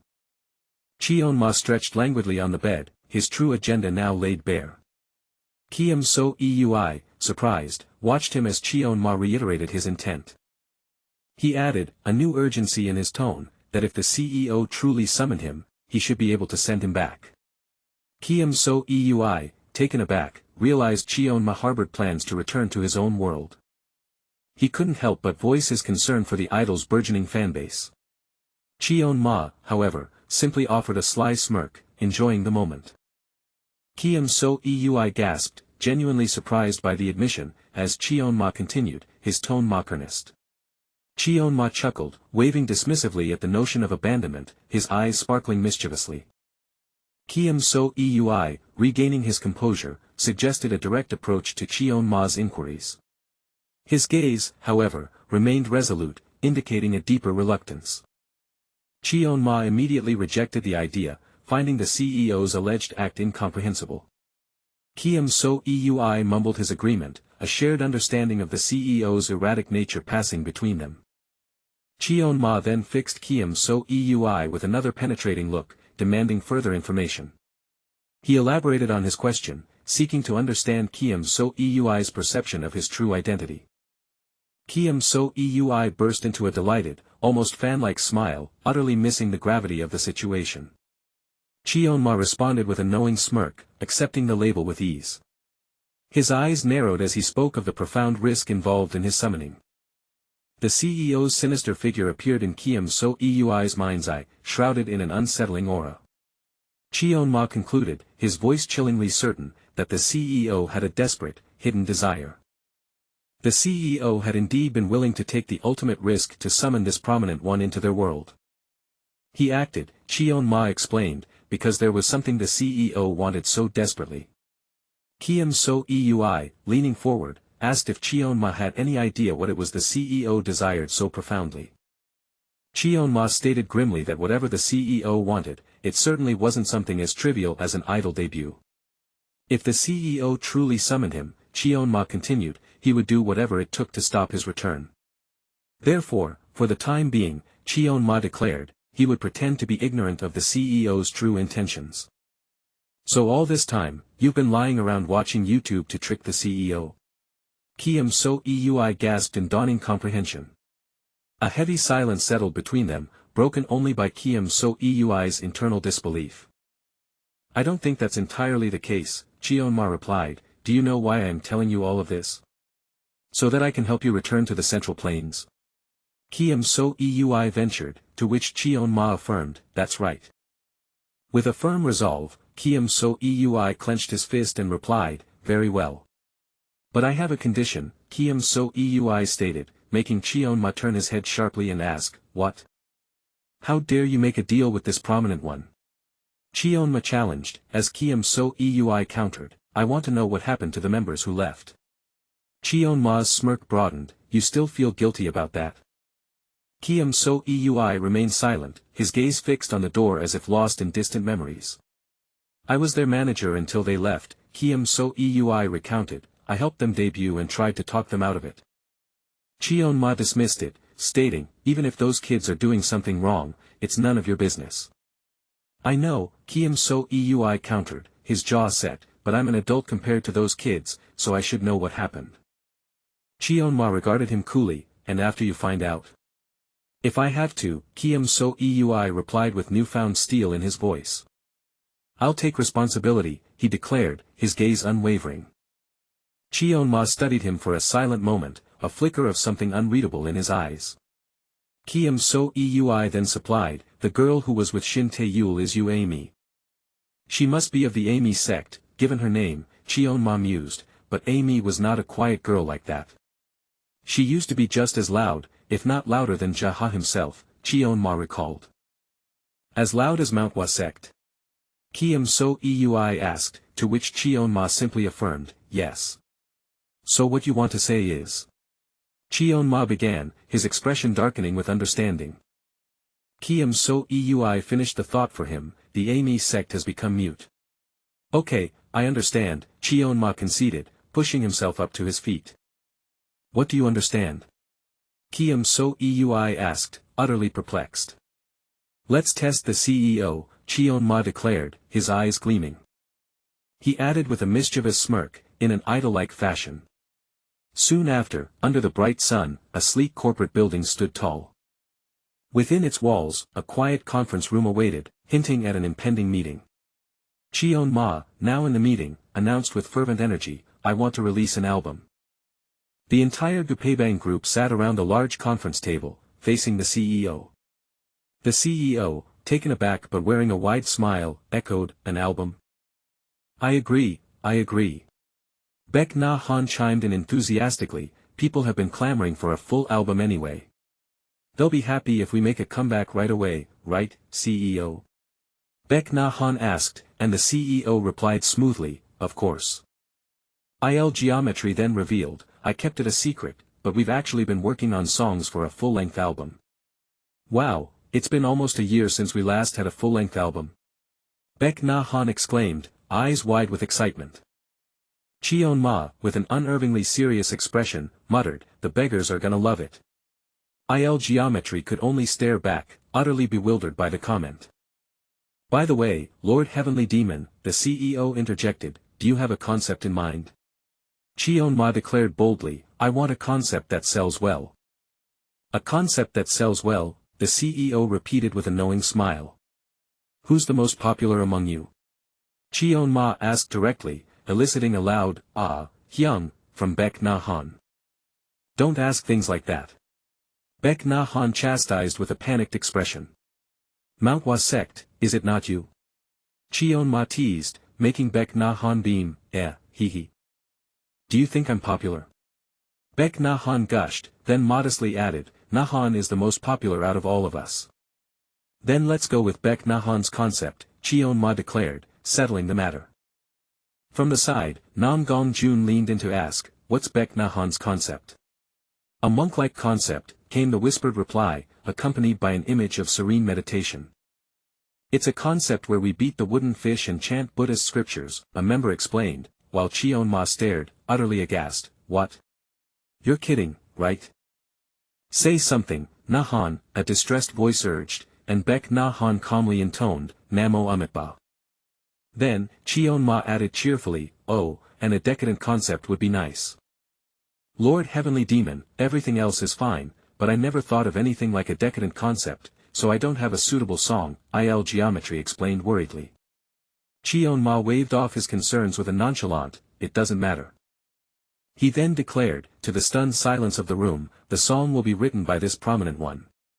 The CEO, Kiem So Eui reflected, was very perceptive and cunning. If he realized they were trying to get in touch with Shin Tae-yul, Cheon Ma had warned, the CEO would do whatever it took to stop them. So, like an idol, Cheon Ma had continued, referring to the phone displaying their official music video. "We'll write a song to send a message to him." Kiem So Eui now fully understood the plan. Kiem So Eui sat hunched at his desk, the day's revelations weighing heavily upon him. His head throbbed with the sheer weight of his thoughts, his notebook a jumble of questions about the CEO, Shin Tae-yul, and the mute Ami. He leaned back in his chair, a deep sigh escaping his lips. Shin Tae's parting words, "I'll see you next time," still haunted him, the quietness of the threat felt more ominous than any loud declaration. He agonized over the CEO's true intentions, fearing both calculated manipulation and genuine distrust. From his cramped dorm room, unraveling the CEO's intricate schemes felt utterly impossible. Just then, a plucking sound echoed as Cheon Ma sat cross-legged on the bed, playing an unfamiliar instrument, his eyes on Kiem So Eui. Cheon Ma's fingers danced across the strings, coaxing a strangely captivating tune from the instrument. Kiem So Eui simply stared, the scene unfolding before him feeling utterly surreal. "I didn't realize Lord Heavenly Demon was capable of writing songs," Kiem So Eui mused, watching Cheon Ma intently. Cheon Ma nodded slightly, a thought forming in his mind that the song, though dark, perfectly suited their decadent concept. A sly smile played on Cheon Ma's lips, as if agreeing with some unseen thought.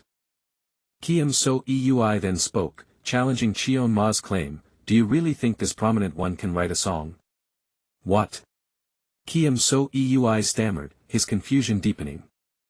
An ethereal shimmer radiated from the instrument, sending a chill down Kiem So Eui's spine as he questioned its nature. Cheon Ma, with an unnerving smirk, leaned forward and delivered his startling question, "By any chance, could this be a song from the Central Plains?" He readily confirmed it, adding that the demonic cult had dedicated this very song to him, making it his own. Demonic cult? Kiem So Eui yelped, his face a mask of utter horror. Kiem So Eui jumped to his feet, throwing his hands up in exasperation. Are you telling me this was made by the heavenly demon cult, and now we'll be releasing it on an idol album? Cheonma simply smiled, stating that idol songs should be stimulating and addictive, which the demonic cult bastards were particularly good at creating. No, but, is this okay? Kiem So Eui finally managed, his voice laced with profound doubt. Kiem So Eui's mind reeled, trying to grapple with the copyright implications of a song from the Central Plains, dedicated to the heavenly demon himself. Cheonma, clearly annoyed by the overthinking, sharply stated, you have a lot of useless thoughts. You'll perish like a dog one day because of your pitiful morality. Cheonma suddenly snapped, pointing an accusing finger at a bewildered Kiem So Eui. Why are you suddenly being vicious? Enough, just write some lyrics, Cheonma commanded, turning his back with a dismissive wave, prompting Kiem So Eui to meekly agree. Kiem So Eui rubbed his temples, a knocking at the door pulling him from his troubled thoughts. So Ui Hyung, this is IL geometry, Cheonma stated from the bed, his words making Kiem So Eui respond with a confused, huh? Stop looking for us. Go to bed. Cheonma shouted, his voice ringing with authority, causing Kiem So Eui to stammer, no, it's not that. IL geometry then peeked through the door, a mischievous grin on his face, aren't you hungry? You want a midnight snack? Kiem So Eui asked, looking towards the door. What are you going to eat? IL geometry, now joined by Baek Na Han, sheepishly peered in again, asking, can I eat ramen? Cheonma, still unfamiliar with modern terms, asked, ramen. What's a ramen? As Jaha joined the others, while Kiem So Eui worriedly reminded them of their approaching schedule. Kiem So Eui, despite his reservations, decided to indulge them, trusting their usual discipline, and declared, sure, let's eat. Jaha, now inside, asked Nam Gong Jun and Cheonma if the other members, Jaha and Tae-guk, also wanted ramen. You know my face puffs up when I eat ramen, Jaha stated, declining the offer with a raised hand. I doubt I can handle it, so, pass. Cheonma, with a sly grin, slung an arm around Kiem So Eui, who mused on Jaha's rare act of backing out, before Cheonma asked Baek Nahan, what about you, and received an enthusiastic, sure.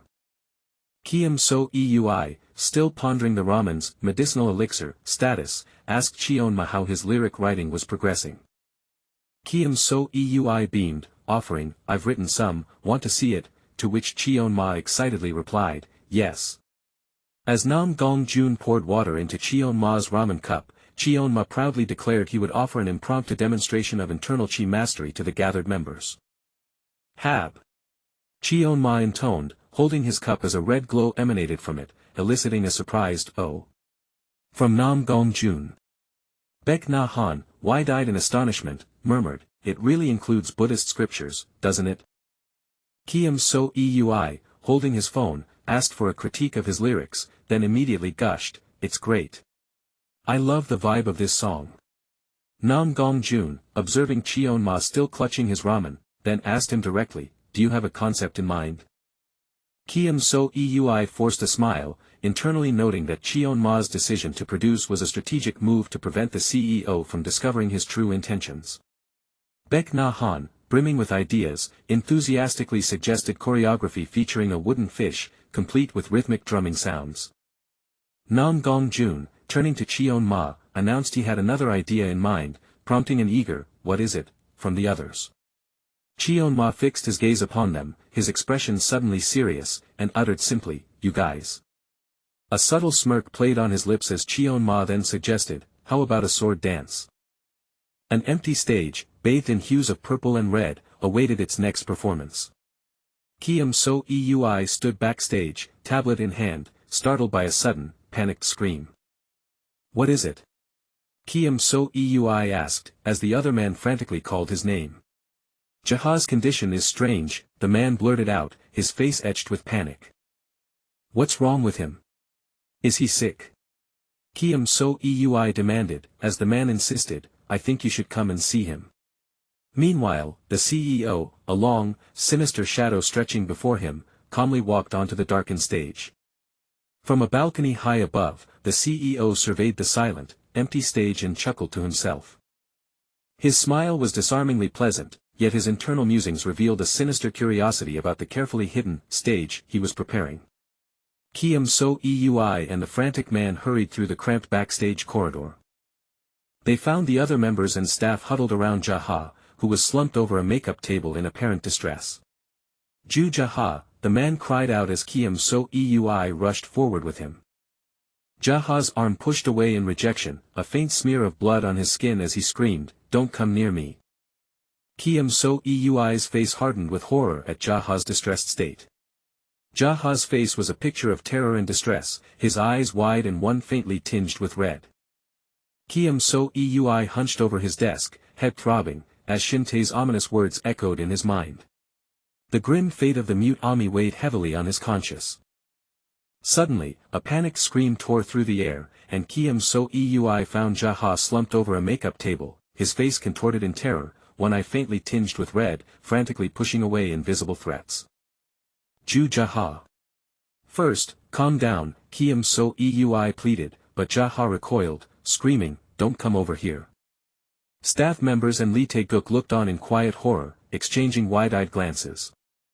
Kiem So Eui, his face hardening with concern, quickly instructed, "Tae-guk, take the staff and step outside for a bit, I'll talk with Jaha." Lee Tae-guk swiftly ushered the bewildered staff out of the room, muttering, "Yes, yes." Kiem So Eui turned back to Jaha, his voice softening as he called out, "Hyung." Jaha, still trembling, looked up with his red-tinged eye and whispered, "Hyung, you know, just this morning, I had red hair to match the album's concept." He added, "What if this is a disease? I even went to the jungle for a variety show recently." Jaha continued, fear evident in his voice. Kiem So Eui immediately tried to reassure him. "Jaha, no such disease suddenly changes people's hair color." "Then what else could cause my hair color to change?" Jaha demanded, his voice rising, "Even my eye color changed, which means the disease already progressed. Please contact the hospital," he cried out desperately, his face a mask of profound terror. Kiem So Eui, trying to keep a level head, asked, "What about the stage?" Jaha's voice broke, "How can I go on stage like this?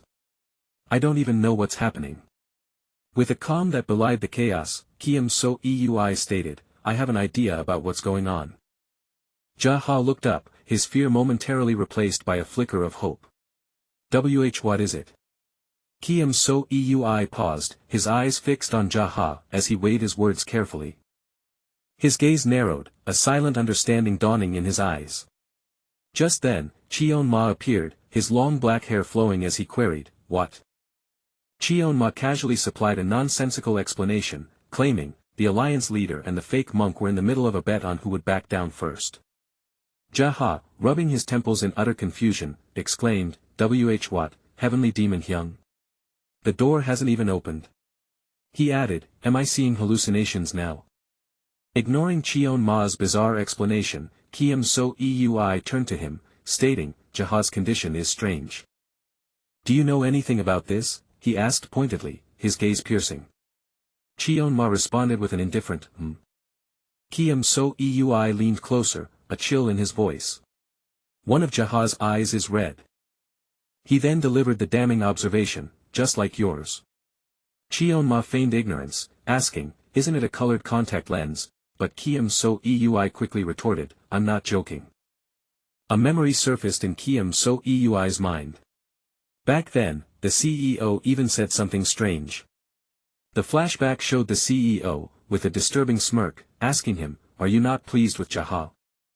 Back in the present, Kiem So Eui recalled kneeling before the CEO, explaining, "Lord Heavenly Demon, as you know, it's hard to make a debut without Jaha." Kiem So Eui's eyes widened with a terrible realization. "Back then, I didn't think much of it, but now that I think about it, weren't you trying to harm Jaha?" He looked at Cheon-ma, his voice strained. "Am I wrong?" Cheon-ma's silent, unreadable expression was all the answer Kiem So Eui needed. "Ah," Kiem So Eui breathed, the pieces falling into place. Cheon-ma nodded, confirming, "So that's it." Jaha looked on, still confused by Cheon-ma's sudden pronouncement. The manhwa sect guy has no talent for martial arts, Cheon-ma stated casually, then added, his body is stiff, and even when he steps on a basic technique, it's all sloppy. Kiem So Eui interrupted, what are you suddenly talking about? Cheon-ma, a sly grin spreading across his face, declared, that's why this prominent one showed generosity and taught him demonic martial arts techniques. A fleeting image of Baek Na-han, his red eyes wide with shock, flashed through Kiem So Eui's mind. He had witnessed it himself.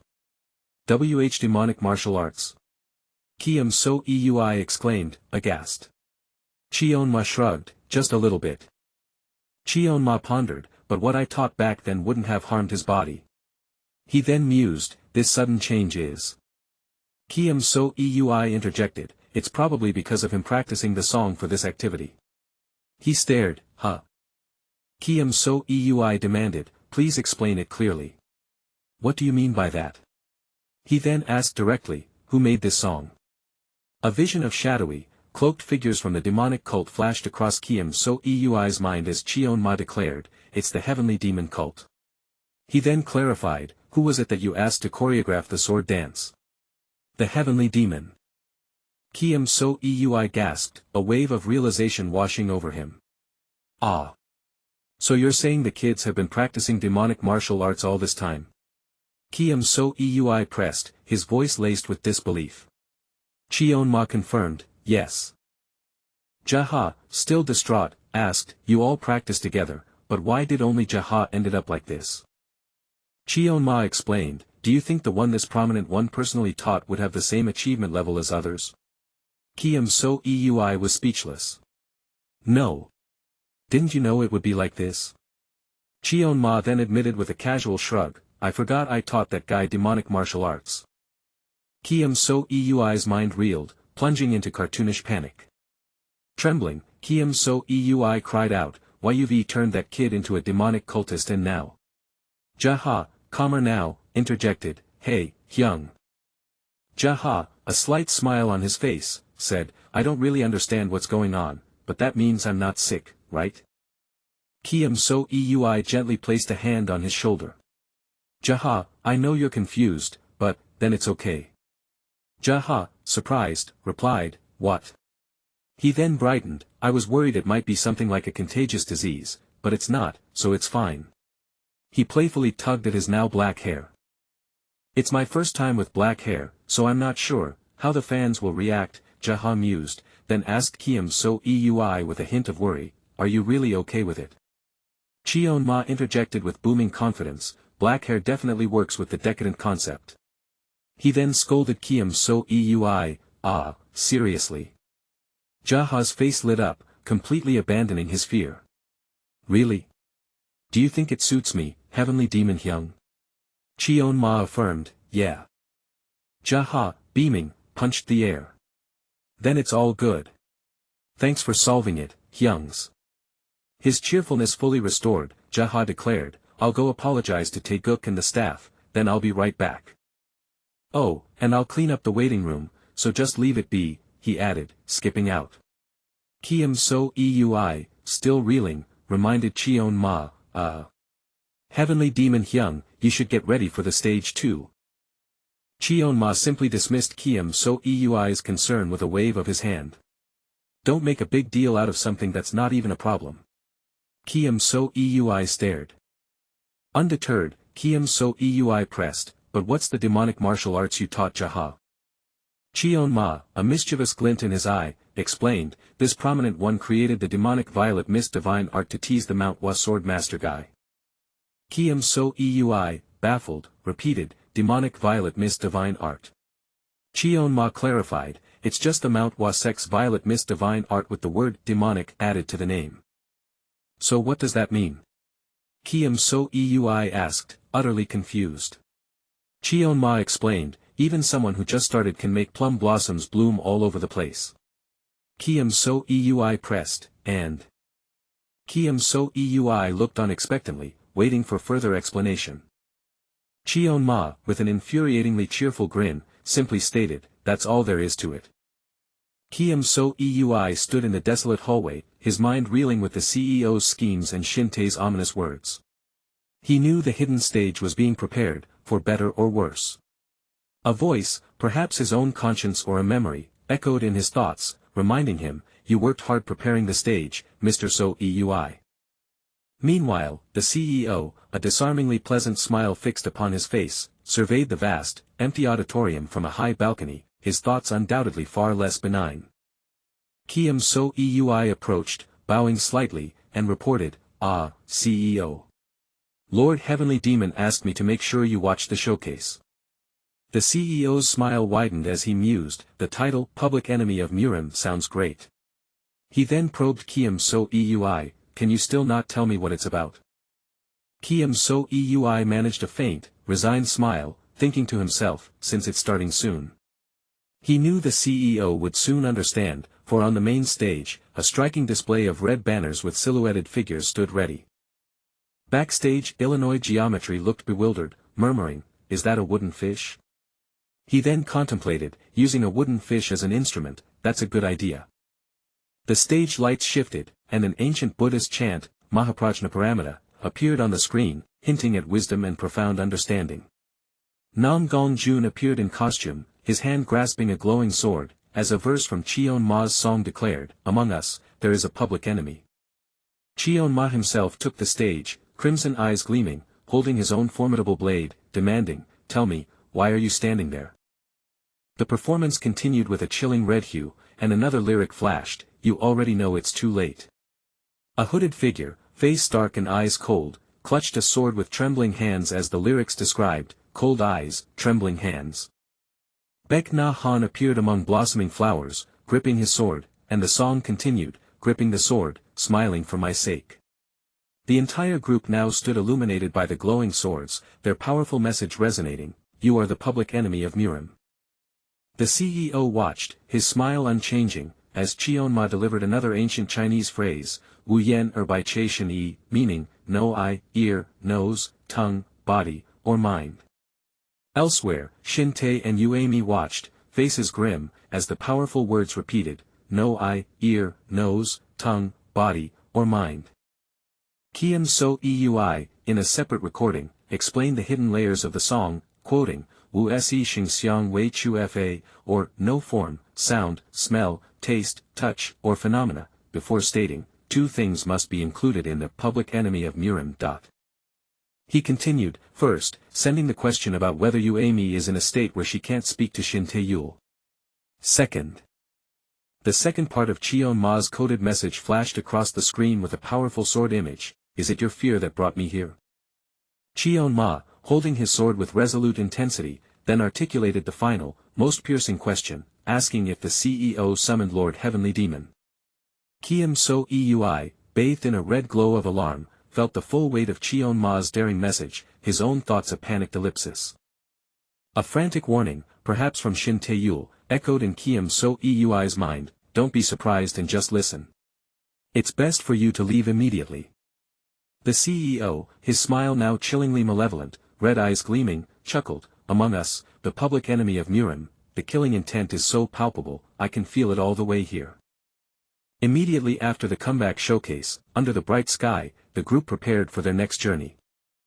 Cheon Ma, waving to unseen crowds, observed that the CEO, whom he described as filled with murderous intent, had largely disappeared from public view. Kiem So-Eui examined a passport with a thoughtful expression, realizing, it really is possible to forge things. As they walked through the bright airport terminal, Kiem So-Eui and Cheon Ma continued their private discussion. Kiem So-Eui declared, "It's now certain that the CEO is involved in your summoning, Lord Heavenly Demon." Cheon Ma confirmed, "This prominent one also thinks so." Settling into their airplane seats, Kiem So-Eui fiddled with his seatbelt as Cheon Ma added, "But his reaction was more intense than I expected." Cheon Ma turned to Kiem So-Eui, his gaze piercing, and asked, "Why do you think that is?" Kiem So-Eui mused, "Well, we'll just have to listen to what that Jongnam Sek bastard has to say." He remained silent, listening intently, waiting for the inevitable. Cheon Ma questioned, "You think Shin Tae-yul will show up?" Kiem So-Eui then asked, "Do you think he even watched the 9-Sex-1 Alliance showcase in the first place?" Cheon Ma simply replied, "You sure are worrying about everything." Kiem So Eui looked away, contemplating the emotional toll on Shin Tae-yul. He reflected, watching the performance of a group that you left. He clasped his hands together, concluding, isn't exactly a pleasant experience, you know. Cheon-ma fixed Kiem So Eui with a sharp, knowing stare. He then asked, are you talking about yourself? A shocked Kiem So Eui sputtered, what? Cheon-ma pressed further, aren't you in the same boat as Jongnam's sect? After all, you once aimed to debut as an idol too. Kiem So Eui, looking serious, responded, my situation compared to Shin Tae-yul is different. He explained, I gave up on my debut before it even happened, but Shin Tae-yul debuted and even worked together with us. Cheon-ma smirked faintly, well, if you say so, I guess it's true. He then leaned in, assuring Kiem So Eui, there's no need to worry about that Jongnam sect guy. With a sly, confident smirk, Cheon-ma predicted, as long as he's lost something, he'll definitely show up. Kiem So Eui looked surprised, questioning, lost something. Just then, a staff member approached, calling out, Lord Heavenly Demon. Cheon-ma, looking slightly annoyed by the interruption, asked, what is it? The staff member, Illinois Geometry, grinned playfully, pointing a finger, in a moment, I'll lift this aircraft into the sky. Kiem So Eui, irritated by the boast, retorted, you're being too full of yourself. To lift such a large vessel, you'd need to be at the level of this prominent one. Il Geometry quickly protested, it's not bragging. What can a guy whose only useful technique is the instant divine skill do? Il Geometry maintained his sly grin, declaring, you'll see. Cheon-ma glared at Il Geometry, scoffing, you little bug, with all that bluffing. A calm announcement then filled the cabin, the plane will take off in a moment. Passengers, please fasten your seatbelts and take your seats. Everyone in the first-class cabin, including Kiem So Eui and Cheon-ma, settled into their seats, preparing for departure. As the plane ascended, Kiem So Eui glanced at Cheon-ma, both silently contemplating the journey. Cheon-ma, a slight frown on his face, mused aloud, it's been flying for a while, but why isn't it falling? Kiem So Eui looked utterly baffled, holding his phone, as he tried to explain, a plane is supposed to fly in the sky. Cheon-ma then shouted, open. Cheon-ma exclaimed in exasperation, stop talking nonsense. Even creatures that can fly need rest. It must have been enchanted with some kind of binding spell. Kiem So Eui, with a resigned sigh, prepared to give a much-needed explanation. Actually, this is. His finger raised in explanation, Kiem So Eui began to delve into the mysteries of modern aviation. Cheon-ma, however, misinterpreted completely, wide-eyed with shock, they bind together multiple top-tier experts and make them levitate it through an air-based spell. What? And thus began 9-1 Alliance's overseas schedule. Cheon-ma and Jaha waved cheerfully at the airport, ready for their journey to new lands. And so, a new chapter for the 9-1 Alliance began, as their overseas schedule commenced at the bustling airport. The crowd cheered wildly as Cheon-ma and Jaha, with cheerful smiles, waved enthusiastically before heading through the gate. Jaha beamed, acknowledging the adoring fans as he and the others made their way through the airport. From behind, someone excitedly called out, Ju Jaha, as the group continued to wave. Now in the car, Cheon-ma radiated cheer, reminding someone to watch their showcase later, while Jaha, visibly annoyed, chided him for his overly enthusiastic display. Cheon-ma, with a deceptively calm expression, countered Jaha by recalling his own maxim, as long as the fans are happy, it does not matter, right? Kiem So Eui, looking worried, argued that while fans might believe it is a show for now, the truth would cause an uproar, urging Cheon-ma to calm down. Cheon-ma, undeterred, grinned mischievously, suggesting fans would just assume it was all fake, especially after Heavenly Demon Hyung had already filmed jumping from a balcony. Cheon-ma, playfully showing a small flower on his finger, declared that he had developed superpowers and quite liked it, though he lamented his inability to change his hair color. He then cheekily questioned if his newfound abilities were due to learning demonic martial arts from Jaha, asking if he should now address him as master.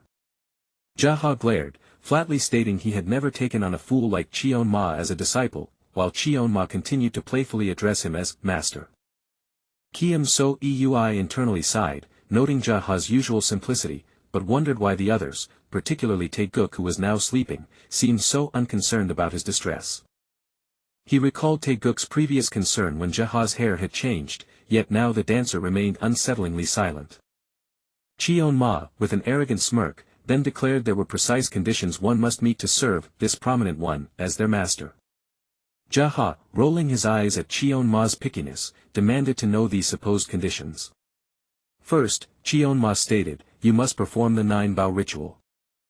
Jaha questioned the strange ritual, as Cheon-ma casually added a second condition, bring a cup of ramen and cook it for me every night. An exasperated Jaha protested, asking why Cheon-ma couldn't cook for himself, but Cheon-ma cut him off, ready to declare his final condition. Lastly, third, Cheon-ma announced, extending his hand imperiously, you must offer your sect's secret techniques, your selfie skills, to this prominent one. Cheon-ma, attempting to take a selfie with a pleased expression, proudly asked Kiem So Eui and Jaha for their opinion. Kiem So Eui, unimpressed, simply commanded him to take it again. Why can't you leave the camera alone? Kiem So Eui sighed, telling Cheon-ma to learn from Jaha, while Cheon-ma suddenly shouted open, as if to defy him. Cheon-ma, indignant at Kiem So Eui's criticism, then turned his smug attention to him, demanding to know if Kiem So Eui, too, needed to perform the 9-bow ritual to learn selfie skills from him. Kiem So Eui, utterly exasperated, questioned Cheon-ma's incessant need for photocards, declaring he already had enough photos to open a store. Just then Illinois Geometry appeared, cheerily asking Kiem So Eui if he had called for cherry, only to be sharply rejected. A photocard, a credit card-sized selfie often included in albums or given at events, was something IL Geometry apparently understood well. As Kiem So Eui explained the random distribution of photocards, Cheon-ma was already on his phone, diligently searching how to take a good selfie. That meant, Kiem So Eui realized, there was more work to be done. The last one was the album photocard, this is the pre-order bonus, Cheon-ma announced, demanding they hurry to take the overseas version as well, proclaiming, reborn. Kiem So Eui sighed deeply as Cheon-ma continued to snap selfies, seemingly oblivious to his manager's growing frustration. Suddenly, Cheon-ma's eyes gleamed crimson, his playful demeanor vanishing as he sensed an unwelcome presence. Kiem So Eui, startled by the shift in atmosphere, murmured, someone's coming. He wondered if it could be Shin Tae-yul, as a shadowy figure loomed into view, disrupting their private moment. In a blur of motion, the shadowy figure darted past, moving with impossible speed. Kiem So Eui, surprised, internally noted that he had expected contact during the overseas schedule, identifying the approaching person as that Wudang sect guy. As expect, Kiem So Eui stammered, confused by the speed, but Cheon-ma calmly stated that the person would be knocking on their door very soon. Just then, two distinct knocks echoed through the room, followed by Lee Taeguk's voice, So Eui Hyung, it's Taeguk. With a dismissive wave, Cheon-ma called out, the door is open, come in. Lee Taeguk, entering, looked surprised to find Cheon-ma also present. I was helping him with taking selfies, Kiem So Eui explained, then asked Taeguk his purpose. Taeguk, with a solemn expression, revealed he needed to discuss something urgent about a member, which Kiem So Eui internally braced for. Taeguk, he began, Jaha is, well, Nam Gungjun seems strange. Kiem So Eui tilted his head in confusion, asking, huh? June. Kiem So Eui questioned, why is June acting strange? Did his hair color change too? No. Lee Taeguk then clarified, Nam Gungjun. I don't think it's really him. Kiem So Eui pressed for an explanation, as Lee Taeguk confessed, it feels like he's become someone else. He admitted to Kiem So Eui that he had felt this unease for a while, dismissing it as imagination until now. Kiem So Eui remembered when Nam Gongjun had once boastfully taken off his shirt on a variety show, proudly displaying his physique. Earlier, Lee Taeguk continued, Jaha, June, and I went to the hot springs together. There, he had seen a distinct, large scar across Nam Gongjun's back. A scar. Kiem So Eui exclaimed, shocked, certain that Nam Gongjun had never possessed such a mark before. He clarified that Nam Gong-jun had sustained no serious injuries since debut, yet this scar appeared ancient. So what you're saying is... Kiam So-eui began, his face paling with dawning horror. He realized with a jolt that someone else was pretending to be Nam Gong-jun, the scar on the silhouette's back confirming his suspicion. Lee Tae-guk, gravely, confirmed Kiam So-eui's chilling conclusion, yes. Kiam So-eui, his voice tight, immediately asked if he had informed the CEO. Lee Tae-guk hesitated, casting a glance at Cheon-ma, no, I don't think I should tell him yet. Kiam So-eui's hand hovered over his laptop, his mind racing with the gravity of this deception. I understand, Kiam So-eui reassured Lee Tae-guk, I'll look into it. Kiam So-eui then urged Tae-guk to go rest, as it was late, but Tae-guk paused before leaving. You should definitely check out the hot springs here, Tae-guk suggested with a smile, causing Cheon-ma to murmur, that's a good idea. But then, Tae-guk's smile faded as he added, with chilling emphasis, because Tae-yul is waiting. The warm, humid air of the traditional hot spring room hung heavy and still, the sounds of splashing water echoing softly. Then, two figures emerged, their footsteps measured, one clad in modern attire, the other in the flowing robes of the Central Plains. Manager Kiam So-eui's mind drifted, a memory of Tae-guk's troubled face surfacing, a question unspoken. He recalled asking a certain member if they kept in touch with those who left, receiving a disheartening, no, I haven't really tried it either. Yet, the memory of that response felt hollow, a lie spoken in the shadow of Shin Tae-yul, whose presence seemed to linger around those past secrets. Kiam So-eui's thoughts raced, connecting the terrifying dots, one member transformed by demonic arts, another scheming with former comrades, and a third perhaps no longer even himself, all under the CEO's silent gaze. With a stealing resolve, Kiam So-eui decided, let's deal with Shin Tae-yul first. His mind plunged deeper into the past, picturing a younger self standing warily before Cheon-ma's imposing figure. He remembered his frustration, soaking in a hot spring, calling out, what kind of outfit is that? Kiam-ma, in his traditional garb, simply countered, is there a problem? It's a hot spring. Kiam So-eui's internal voice recounted, he had deliberately chosen a place where one couldn't bring a single thing. Shin Tae, sitting in the steaming water, explained his earlier aggression, that could be a threat, because I still can't trust you and the heavenly demon. He then added with a sigh, it seems my intentions weren't understood. Kiam So-eui, frustrated, demanded, what are you talking about, as Shin Tae calmly suggested, maybe we should do that next time. Shin Tae continued, addressing Cheon-ma directly, at first, heavenly demon, I thought you were just another trainee deceived by the CEO. He explained his initial motive, so I approached you to prevent his repeated summons. But then, he confessed, since the heavenly demon's summoning has already been successful, my goal shifted. Shin Tae declared his new, singular purpose, revenge on the CEO. Kiam So-eui listened intently as Shin Tae continued, so, I need to be certain of your positions. Then, looking directly at Cheon-ma, Shin Tae challenged, are you going to stand in the way of our revenge? Cheon-ma, ever aloof, dismissed him, I don't care whether you guys take revenge on the CEO or not. Turning slightly to Kiam So-eui, Cheon-ma clarified, I already told the manager, but this prominent one wants to know how to go back. Shin Tae looked at Cheon-ma, surprised. Are you planning to return? Cheon-ma replied, his gaze unwavering, someday. So, tell me the information you know. From the mist of the hot spring, Shin Tae began to reveal the truth, the members of the 9-6-1 alliance have something in common. So-eui Hyung knows it too, Shin Tae stated, the name. He elaborated, that's right. Our names are all related to martial arts, and the CEO searched for people who had those names as their real ones. They say that the name itself holds value. A memory flashed of the CEO, smiling, with a younger trainee, as Shin Tae continued, he offered enormous contract money and set only one condition.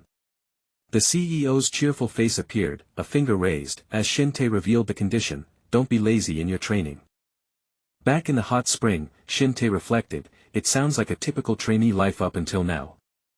He spoke of a younger member, hands trembling, but after years of repeated training, changes began to happen in our bodies. Kiam So-eui, shocked, blurted, changes. Shin Tae explained, my body became healthier.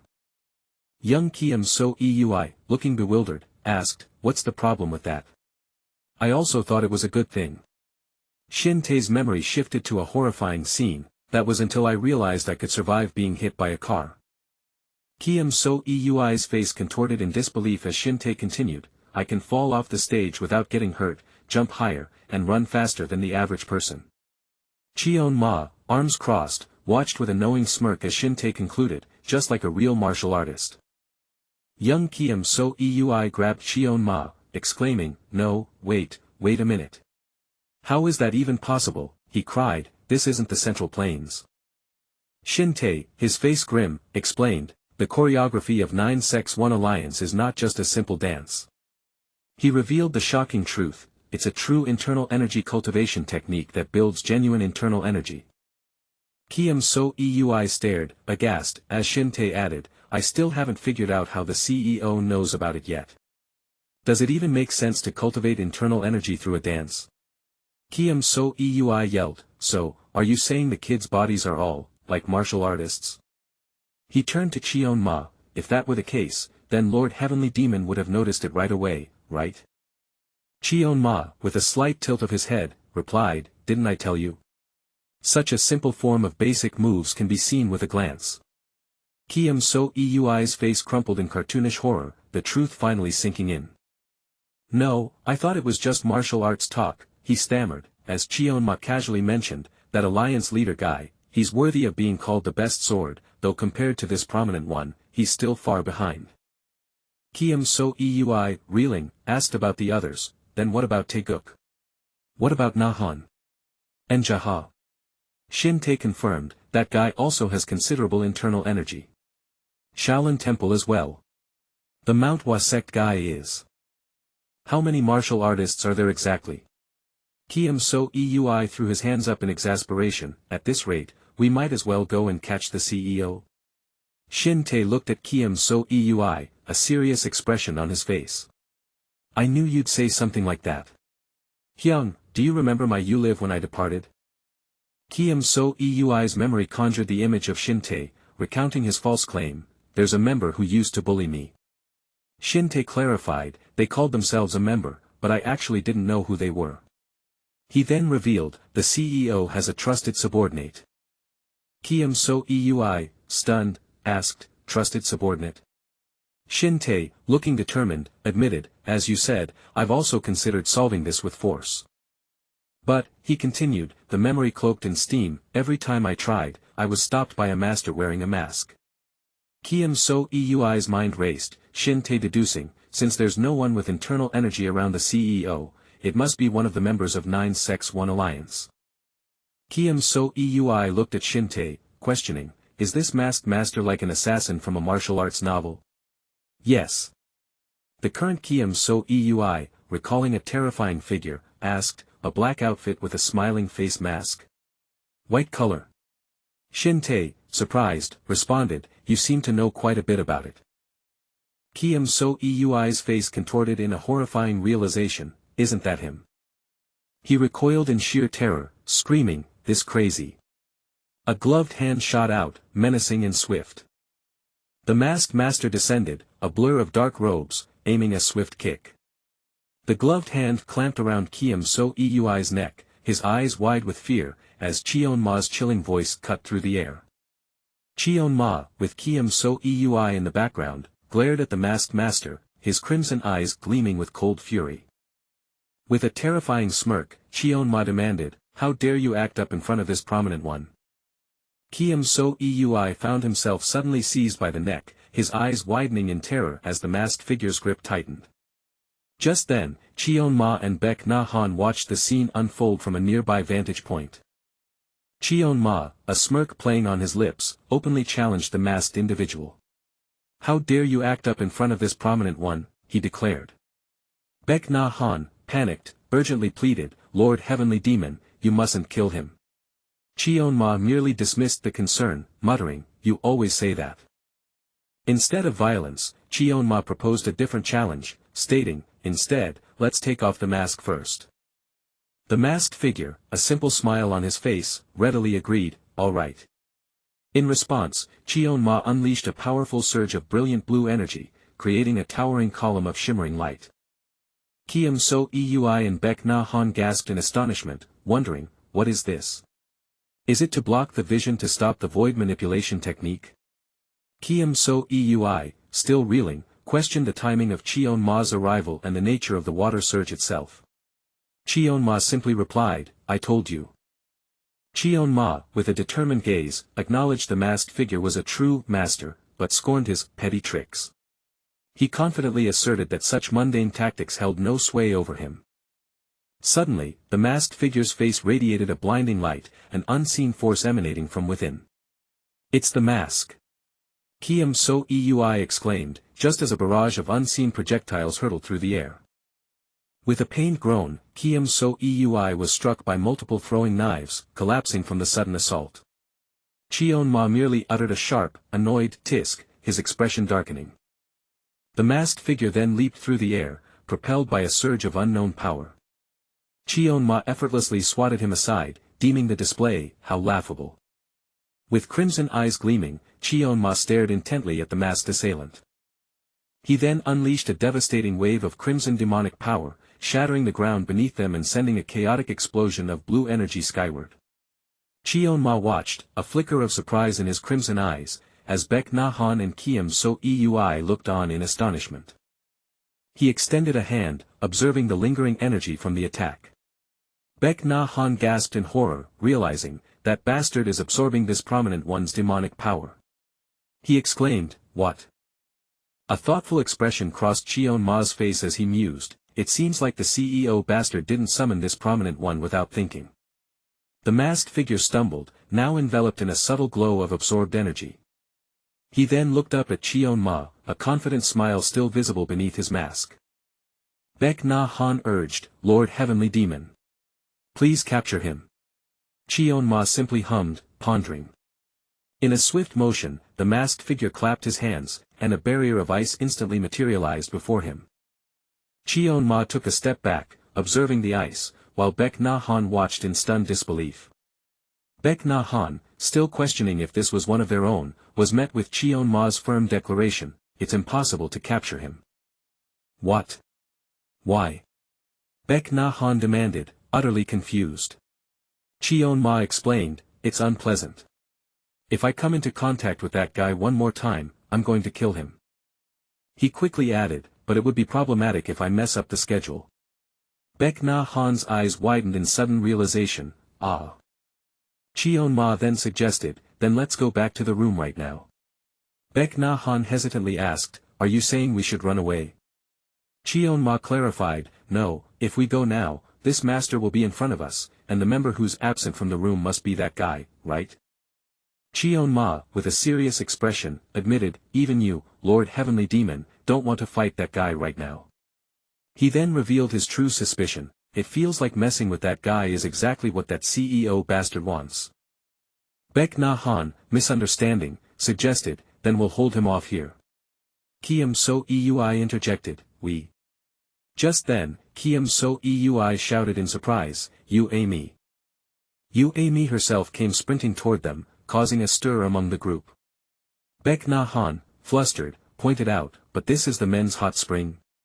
Cheon-ma coolly replied, we're the only ones here. Baek Na Han, still mortified, cried, you're naked.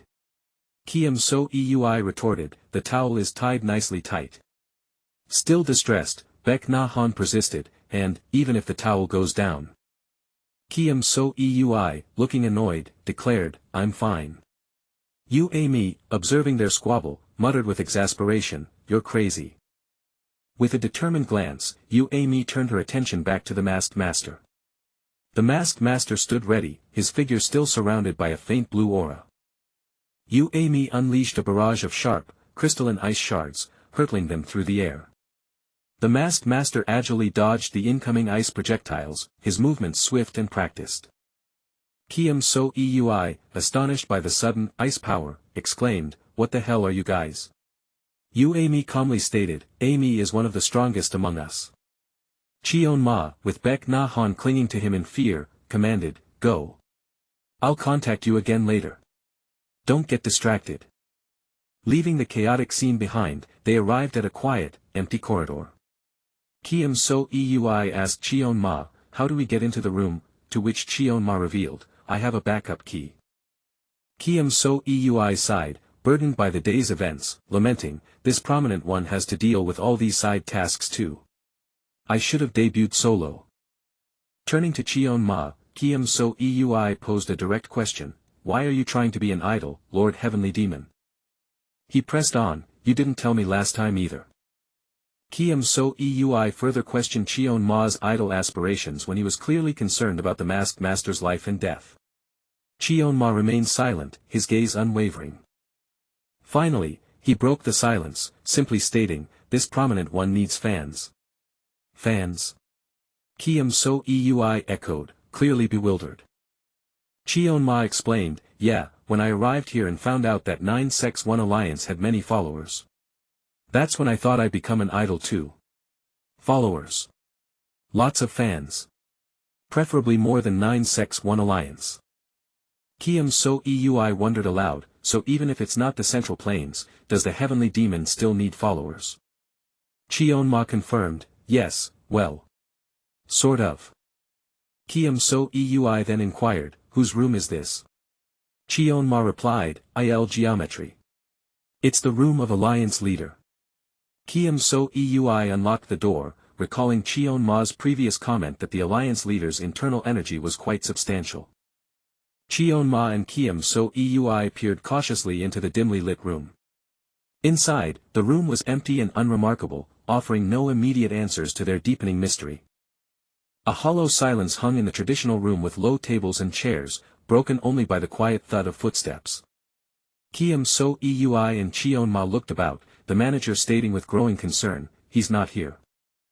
Kiem So Eui knocked on a closed door, but Cheon Ma calmly reassured him, "It's too soon to jump to conclusions. The Lord has always liked going for walks." With a decisive click, Kiem So Eui inserted a key and turned the doorknob of room 203. He pushed the door open, peering inside with a frown.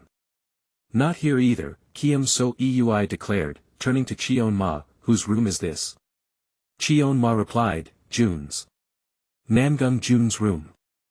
Frustration etched on his face, Kiem So Eui asked again, "Where did everyone?"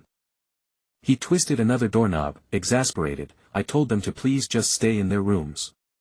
Suddenly, Nam Gong Jun, engrossed in a book, looked up and called out, "So Ui Hyung?" Kiem So Eui, startled, blinked in disbelief, asking, "First sword? Heavenly Demon Nim too?" Nam Gong Jun calmly questioned them, "What are you two doing together? Have you been here this whole time?" "Yeah," Kiem So Eui confirmed, then inquired, "What about Nahun?" Nam Gong Jun simply replied, "He's meditating in the inner room." Indeed, Baek Na Han sat cross-legged in perfect meditation, undisturbed by their search. A serene plant and diffuser adorned the quiet room, adding to the tranquil atmosphere.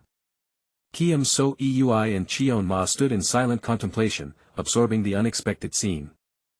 Kiem So Eui managed a nervous smile, mumbling, "Ah, no." Baek Na Han, now standing, asked, "Why? Did something happen?" "I just came to see if you were okay, get some rest," Kiem So Eui said, gently patting Baek Na Han's shoulder, who nodded, "Okay." Moments later, Kiem So Eui, still unconvinced, turned another doorknob in a different corridor, a quiet click accompanying his action. He voiced his suspicions to Cheon Ma, he could be lying. Cheon Ma readily agreed, "They're both pretty suspicious." Kiem So Eui added, "There was a window in the inner room." He pondered further, if he's a masked master, erasing his presence would be easy. If Nahun quietly went out and came back, the Lord wouldn't have noticed. Kiem So Eui continued his internal monologue, but the same goes for the Lord. Since Nahun was focused on meditating, he wouldn't know if the Lord stayed with him the whole time or not. As they ascended a staircase, Kiem So Eui concluded, June isn't in his room either, so that just leaves Taeguk and Jaha. A dark, hooded figure flashed in his mind as Kiem So Eui mused, Taeguk seems to be on Shinteo's side, so he's probably out. And Jaha doesn't have the build of that masked master, he's way shorter and smaller. Cheon Ma confirmed his assessment, that guy from Wasan doesn't have enough inner power for that. Rubbing his throbbing temple, Kiam So Eui decided, for now, let's go inside and think this through. He paused at another door, peering in and asking, "Hm? Jaha?"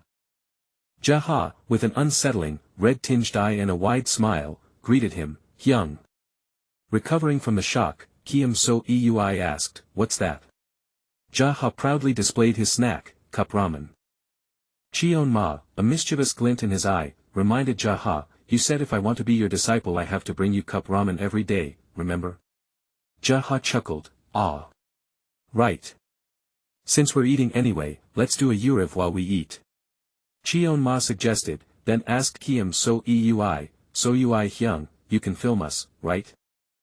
Kiam So Eui declined, waving his hand, "No, I'm good.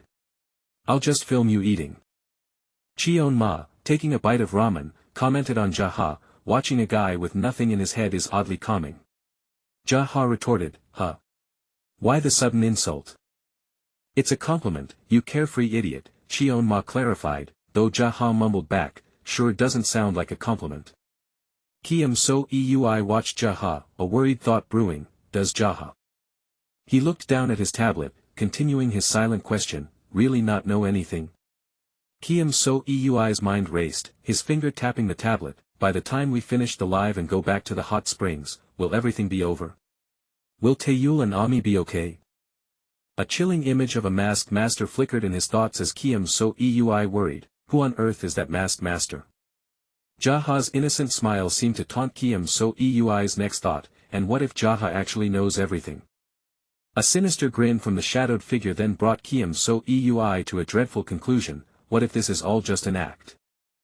"No, if I start doubting like this, there's no end," Kiam So Eui resolved, trying to shake the unsettling thoughts as Baek Na Han asked, "Hyung, chat's asking which is better, firm half-cooked noodles or fully soft noodles?"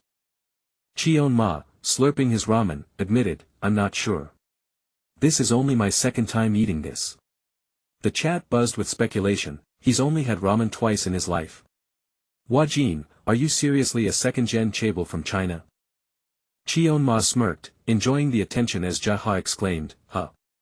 Heavenly Demon Hyung is a chaebol?" Kiam So Eui, exasperated, buried his face in his hand, "Chaebol, second generation, my ass.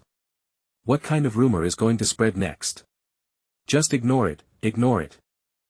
Baek Na Han, however, protested, "But it might be true. I saw Hyung use a black card at a convenience store." Kiam So Eui's face contorted in disbelief and dismay. Cheon Ma calmly clarified, "No. This seed has no parents, so I'm not anyone's second generation. Cheon Ma and Jaha exchanged a look as the chat comments continued, "How is he holding back from eating the ramen?" and "The second-gen chaebol became the heavenly demon lol." The two maintained their silent gaze, an unspoken understanding passing between them. Kiam So Eui, utterly flustered by the online comments, frantically gestured at the tablet, "Say something, anything." A small, hesitant cough followed. A fan comment about Wajin's upcoming birthday and a fan meeting appeared, prompting Nam Gong Jun to ask, they're asking if you're doing a fan meeting on your birthday, Hyung." Cheon Ma, clearly confused, asked, "Guests? What are they talking about?" The chat mocked, "Even the members don't know, huh? Ugh, that CEO and his work style. Kiam So Eui, bewildered, checked his own tablet, as another chat comment suggested, "Go check the CEO's socials, Jaha." His eyes widened in absolute shock as he scrolled through the CEO's post. The screen displayed the Katsuki social media, featuring the ominous red characters for "Public Enemy of Murim." The full post then revealed the shocking news, Katsuki Gu File Room Wulin Gongjiak Fan Meeting August 8 Special Guests, the 7 Expelled Disciples, Happy Face. A fan commented, "Are we finally getting Gu File Room with the full lineup?" The stunning announcement blared, Jiu File Room Wulin Gongjiak Fan Meeting August 8 Special Guests, the 7 Expelled Disciples, Happy Face, leaving Kiam So Eui utterly aghast, while a fan online simply wished, "Please let me get picked." The Katsuki social media post loomed large on Kiam So Eui's tablet, a fan's hopeful query about seeing Gupebang with their full lineup hovering above the ominous title, Public Enemy of Murim. It was a stark reminder of the CEO's brazen announcement. His eyes darted to the chilling detail: special guests, the 7 expelled disciples, happy face, all set for August 8, confirmed by an enthusiastic fan's plea to be chosen. The CEO's calculated cruelty was now laid bare for all to see. In the quiet of their traditional overseas lodgings, Kiem So Eui sat with Cheon Ma and another, the unsettling news still reverberating through his mind. Kiem So Eui gripped his phone, his expression grim as he considered the CEO's audacious move. He understood the CEO's game. This was merely a test, a direct counter to the Public Enemy of Murim showcase where they had tested the CEO. He remembered Shin Tae-yul, who had been with him just hours ago, completely unaware of any fan meeting. The CEO, with his disarmingly pleasant smile, was clearly desperate to drag the former members out into the light, whatever their condition.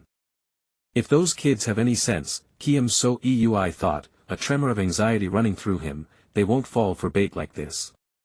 But he knew the CEO's ruthlessness. If they failed to appear, the media would simply spin a narrative of the former members ditching their fans. He cast his mind back to when those kids first left the group, recalling his own naive thoughts from that time. He had believed the company was supporting them, looking after them, and that their departure was simply due to their own greed. So Ui Hyung. Jaha's voice, tinged with concern, pulled Kiem So Eui back to the present, where Cheon Ma calmly ate ramen beside him. If they're coming to our fan meeting, Jaha mused, his brow furrowed, that means they don't hold a grudge against us, right? Kiem So Eui could only stare, the weight of the truth pressing down on him. Jaha, Kiem So Eui realized, was still tormented by Shin Tae-yul, believing he had been personally targeted during Shin Tae-yul's departure. But they're not going to come, Kiem So Eui thought, his heart sinking, and I can't possibly tell him that.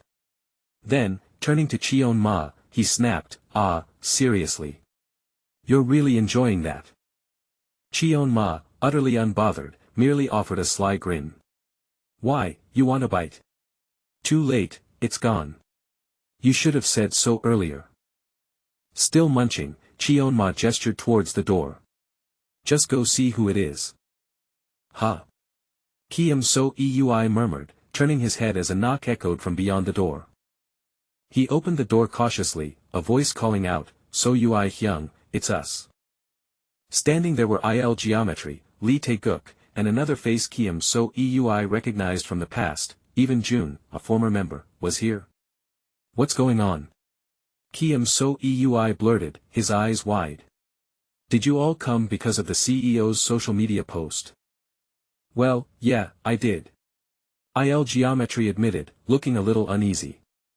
Another former member, Moon Sail, added, I saw the social media post too, but I only came to pick Jaha up since the U-Live ended. Why you were doing a U-Live? June stammered, then asked, what's this about the CEO's social media post? Il Geometry turned to June, genuinely surprised. Wait, June, you haven't seen it yet? Lee Tae-guk and Moon Sail exclaimed, the CEO posted that the special guests for the fan meeting are the former members. What? Il Geometry's face fell, his internal conflict evident. So we still have to show up to the fan meeting even after we leave the group. Lee Tae-guk nudged Il Geometry, then why did you come, June? Oh, that. June began, I was out on a walk earlier and saw that one of the hot spring walls had collapsed. He then looked at Kiem So Eui. Lee Tae-guk Hyung said he was going to recommend the hot springs to you, So Ui Hyung, so I came to check if everything was okay. We're fine, Kiem So Eui said, but then a realization struck him, no way. So Tae-yul and Ami both managed to escape. The hot spring wall collapsed. Il Geometry exclaimed, it was still fine when we were there. What about people? No one got hurt. June thought for a moment. Since they didn't even bother blocking it off, I'm guessing no one was there. That could have been really dangerous for us too. Lee Tae-guk muttered, the others agreeing. Why yeah, seriously. Kiem So Eui pondered, normally, if I heard a hot spring collapsed, you'd react with shock, like Jaha would. But his own mind didn't, not like that. Suddenly, a violent cry of ripped through the air as a tablet shattered on the floor. It was Moon Sail, the former Jiamchang sect member, his face twisted in anguish, while Gong Dong, the former demon sword of corruption, watched grimly beside him. "I'm gonna kill that bastard CEO," Moon Sail raged, clutching his head. "Kill him, kill him, kill him." His mind flashed back. I was always grateful. He had been thankful to the CEO, truly, from the bottom of his heart, to Kate Ski Entertainment. And then he invites us to a fan meeting. Moon Sail choked out, his voice laced with venom. "Knowing full well we can't show up, when I can't even step outside my front door, let alone appear on a broadcast looking like this." "That's enough, Demon Sword," Gong Dong said, trying to soothe him. "You're making Sail Hyung uncomfortable," Gong Dong admonished, urging his friend to regain composure. Shut up." Moon Sail snapped, his voice breaking. "A guy like you, whose face is still intact, would never understand." "I didn't think you'd be jealous of me," Gong Dong replied, a hint of sadness in his voice. "If you want, we can trade." "Why you?" Lee Tae-guk interjected, stepping between them. "What are we doing, fighting among ourselves? Cut it out." His gaze hardened. "We didn't gather here to compare who got screwed over worse." Lee Tae-guk declared, his resolve firm. "I'm thinking of going to the fan meeting." "What?" Shin Tae-yul and Yu Amy gasped in unison, their expressions mirroring the shock of the others. "Are you serious?" Shin Tae-yul roared, his anger flaring. "Anyone can see it's a trap." "I know," Lee Tae-guk responded, a quiet determination in his voice. "I'm going alone." Shin Tae-yul pressed, "What are you going to do there by yourself?" Shin Tae-yul's gaze sharpened, a thought crystallizing in his mind. Heavenly demons gotten pretty attached to So Ui Hyung. He recalled Cheon Ma's consistent protection, from the recent public jump to their earlier kidnapping attempt. "I'm sure of it," Shin Tae-yul concluded, a glimmer of hope in his eyes. Heavenly demon is siding with So Ui Hyung, not the CEO. He turned to Mr. Jong Nam, musing, why So Ui and not the summoner CEO? Who knows, maybe because he's a regular guy, or maybe he has another reason. If So Ui Hyung hears the whole story and takes our side, Shin Tae-yul declared, a cunning edge to his voice, we can use Heavenly Demon. "Do you really think that'll work?" Gong Dong questioned, doubt etched on his face. "Why would So Ui Hyung ever?" Shin Tae-yul's thoughts drifted to Kiem So Eui. It's true there's no real reason for the CEO and Kiem So Eui to be at odds. But what if Kiem So Eui ends up deeply disappointed in the CEO? He knew the risks. If I go to that fan meeting, there's a good chance I'll die. He wondered, how far does the CEO have to cross the line before Kiem So Eui turns his back on him? "No," Shin Tae-yul stated, his resolve hardening. "I have to die," he corrected himself, a grim determination in his eyes. The fan meeting for Wai Wajin's birthday commenced on August 8, with Gapebang members and Cheon Ma seated attentively on stage. A female fan excitedly noted someone's increased muscle, prompting a male fan to boast of now lifting a total of 600 pounds. The muscular fan then offered his bicep for inspection, which another female fan enthusiastically accepted with a resounding, "Yes, please." Kiem So Eui, observing the chaotic scene, sighed internally, thinking, I used to think all idol fan meetings were like this. Another fan, dressed in monk-like attire, bowed deeply while chanting Namo Amitpa, suggesting the group's choreography had cultivated inner power. This devout fan confessed his 3-year devotion as a Shaolin fan, yet still struggled with worldly desires, like wanting Cheon Ma to perform Egyo. A heavy silence settled over the stage as Kiem So Eui and the Gapebang members exchanged bewildered glances. Kiem So Eui inwardly mused his own training was lacking and he needed to build more virtue, remarking on the unusual nature of this side of fandom.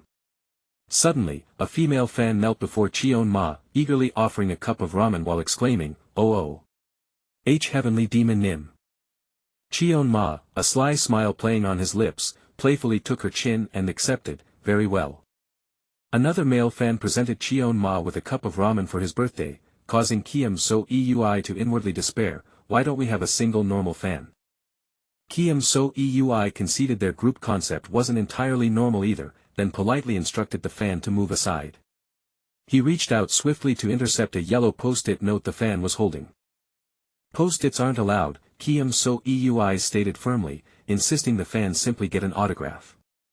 The fan nodded silently, accepting the manager's ruling. Kiem So Eui observed her totally unfazed reaction, surprised he hadn't annoyed her. He read the cryptic message scrawled on the post-it, Ja Yung Yong San Sayuna. The fan flinched subtly, perhaps sensing Kiem So Eui's reaction to the note. Without another word, she turned and walked away into the bustling crowd. Kiem So Eui's eyes narrowed, a flicker of deep suspicion and understanding crossing his face. He gasped, his voice barely a whisper, "Shintil." Cheon Ma leaned in with a knowing smirk, stating, "Did you see that? The guy from Jongnam sect is a fan of this seat, while Kiem So Eui silently chastised him for using sound transmission here." Cheon Ma extended a hand, demanding, "Hand that here," referring to the post-it note. Instantly, the yellow post-it ignited with a bright, consuming flame. Cheon Ma smiled, observing the burning paper, and casually remarked, "Inner power really is convenient." Kiem So Eui stared, utterly speechless and shaken by Cheon Ma's casual display of power. The last embers of the message vanished, leaving Kiem So Eui to ponder its significance as the fans continued to mill about. Cheon Ma turned his gaze towards the audience, his expression unreadable, as a fan called out, "Heavenly Demon Im." He leaned closer to Kiem So Eui, sharing a quiet, unheard comment with his manager. A confident smirk spread across Cheon Ma's face as he softly exhaled, "Who?" The fan meeting continued, with the Gapebang members arranged along the stage as a large screen loomed above them. Nam Gong Jun, holding a microphone, declared with a grin, "I'll definitely show it to the bums next time." Ja Ha looked startled by the comment, uttering a simple, "Huh." Baek Na Han, equally bewildered amidst the murmuring crowd, asked, "What's this?"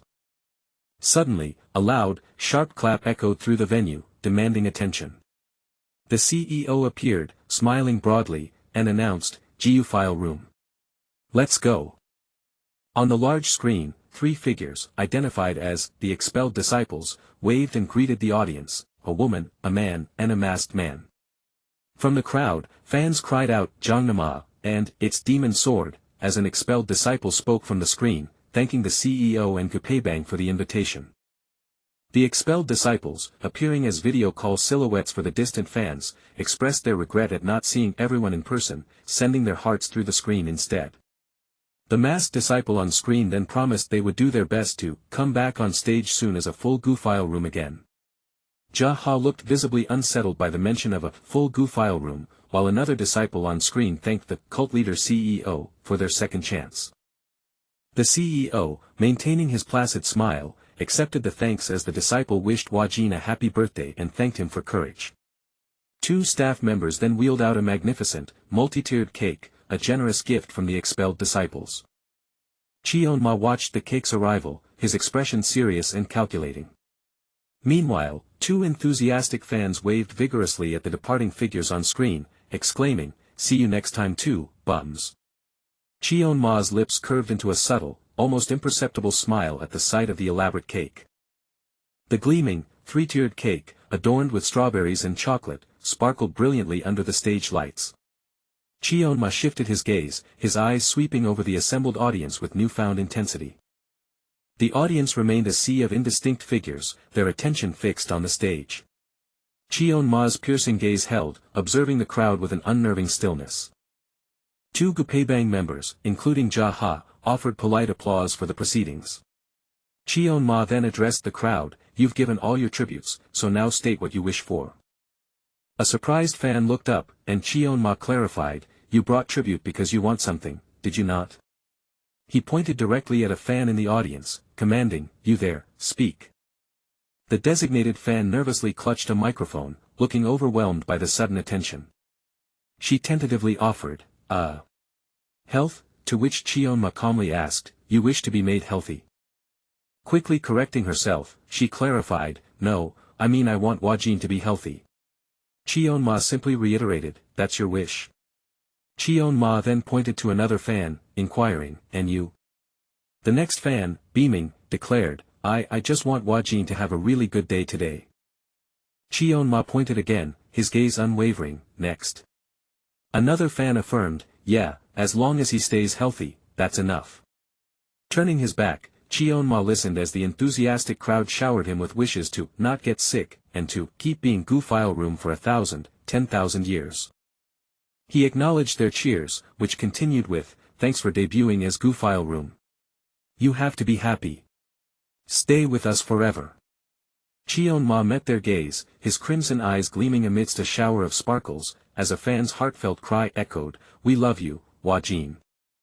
Cheon-ma, with a slight, knowing smirk, heard a fan's ardent confession ring out, "I love you, Hwa-jin." He mused aloud that it had been a very long time since anyone celebrated his birthday without any ulterior motives, as he stood before a grand cake with the Gupebang members. Nearby, two female fans clapped excitedly as Cheon-ma announced he had prepared a small return gift for them to take on their way out. He then thanked everyone for their hard work, formally bringing the Wulin Gongjiak stage to a close. Manager Kiem So-eui let out a heavy, weary sigh of relief as the event finally concluded. He muttered to himself, grateful that the fan meeting had ended without any major incidents. Just then, Cheon-ma, standing closely beside him, casually mentioned using sound transmission earlier, prompting a surprised gasp from Kiem So-eui. In a separate location, Shin-tae, masked and tense, had received Cheon-ma's sound transmission instructing, "The manager will put the feed up, so get ready for a video call." Cheon-ma explained his goal was to buy time for the former members to join the upcoming fan meeting. With a confident smirk, he asserted that since the heavenly demon had pretended to be close with them, the CEO could no longer pull any reckless stunts concerning the former members. Cheon-ma declared they had paid the CEO back using his exact same tactic, revealing the shocking fan meeting announcement listing the 7 expelled disciples as special guests. Kiem So-eui turned his attention away from the fan meeting images, as the scene shifted to 3 figures in traditional attire walking down a dimly lit corridor. He then asked Cheon-ma, what was that about earlier? Specifically, Kiem So-eui questioned Cheon-ma about telling them to say what you want. Cheon-ma calmly explained that on his birthday, it was customary for believers to offer tribute and then name the person they wished him to kill. Kiem So-eui looked utterly aghast, realizing Cheon-ma was going to take assassination requests at a fan meeting, as Cheon-ma confirmed that was why he had asked in a roundabout way. Cheon-ma smirked, adding that the CEO must be rather pissed off too, now knowing Cheon-ma had no intention of listening to him. Kiem So-eui questioned Cheon-ma's statement, but Cheon-ma simply replied, "No." Cheon-ma elaborated that if they were already doing a video call, they could have easily turned it into an expose call. However, Kiem So-eui revealed he had instead asked those kids to say a few words of thanks to the CEO. Cheon-ma and Kiem So-eui exchanged a look, acknowledging they still did not know something important. Jaha and Nam Dong-jun suddenly joined them, cheerfully asking, "Know what?" Kiem So-eui and another member politely greeted them with, "Happy birthday," and, "Good job at the fan meeting." Cheon-ma observed the friendly interaction between Kiem So-eui and the other member. He maintained a thoughtful, somewhat perplexed expression. The setting changed to an exterior shot of a building, its neon sign glowing, Yongsan Sauna. Inside, a man in a brown t-shirt assured Cheon-ma and Kiem So-eui, "It's all good, really." Another man, Dong-dong, seated in a towel, displaying a muscular physique, questioned why Kiem So-eui kept choosing to see them when they looked like this. He added, with a slight smirk, that they hadn't built enough trust to meet while fully dressed, scoffing at the idea that getting naked would make someone a match for the heavenly demon. Kiem So-eui, looking downcast, admitted he had been shocked when he received their sound transmission. Dong-dong, with a somber expression, stated that demon sword was really grateful. Yu-ami, with tears in her eyes, was comforted by Shin Tae-yul as she recalled always wanting to see the fans. Kiem So-eui, his expression grim, demanded they tell him now, asking, "What on earth happened to you guys?" Dong-dong looked back, questioning if Kiem So-eui really did not know, thinking he would have realized after seeing the Wulin Gongjiak article. Kiem So-eui recited the haunting words from the song, "Our eyes, ears, nose, tongue, body, even our mind." Dong-dong explained that on the morning they left the group, they all realized something was gone from their bodies, as a figure lay distressed in bed. "Gone?" Kiem So-eui asked, horrified, to which Dong-dong confirmed, "Yes." Yu Ami, weeping, elaborated that for some it was their nose, for some their tongue, and for others an arm. Moon Sail stared in horror at his reflection, revealing a severely disfigured face with a dark mark around his eye. Gong Dong, lying distressed in a different bed, clarified that the timing was different for each person, but they all lost a part of their body. Kiem So Eui's eyes widened in horror, realizing the lyrics they had only half guessed at were actually real, adding, and strangely enough. He continued, stating that on the day that body part disappeared, the cult leader CEO had showed up. The CEO, with his disarming smile, had pretended to be understanding, telling them it would be hard to keep working as idols in that condition and subtly pushing them to leave. Gong Dong, revealing his muscular form, explained that since the part he lost was not visible, he wanted to keep working as an idol. That was when the harassment by the masked master began, as a shadowy figure loomed over Gong Dong in an alley. Kiem So Eui looked utterly horrified, finally understanding that the feud exposed back then was something far more sinister. Gong Dong explained they were desperate, grabbing at straws in their attempts to fight back. Cheon Ma interjected calmly, stating, however, this seat does not accept human sacrifices. Gong Dong, his face etched with distress, looked at Kiem So Eui. He stated that they now believed they were thrown away as failed materials for summoning the heavenly demon. The CEO, it was revealed, recruited trainees with martial arts style names, made them learn inner power arts, and then used them as ingredients for his ritual.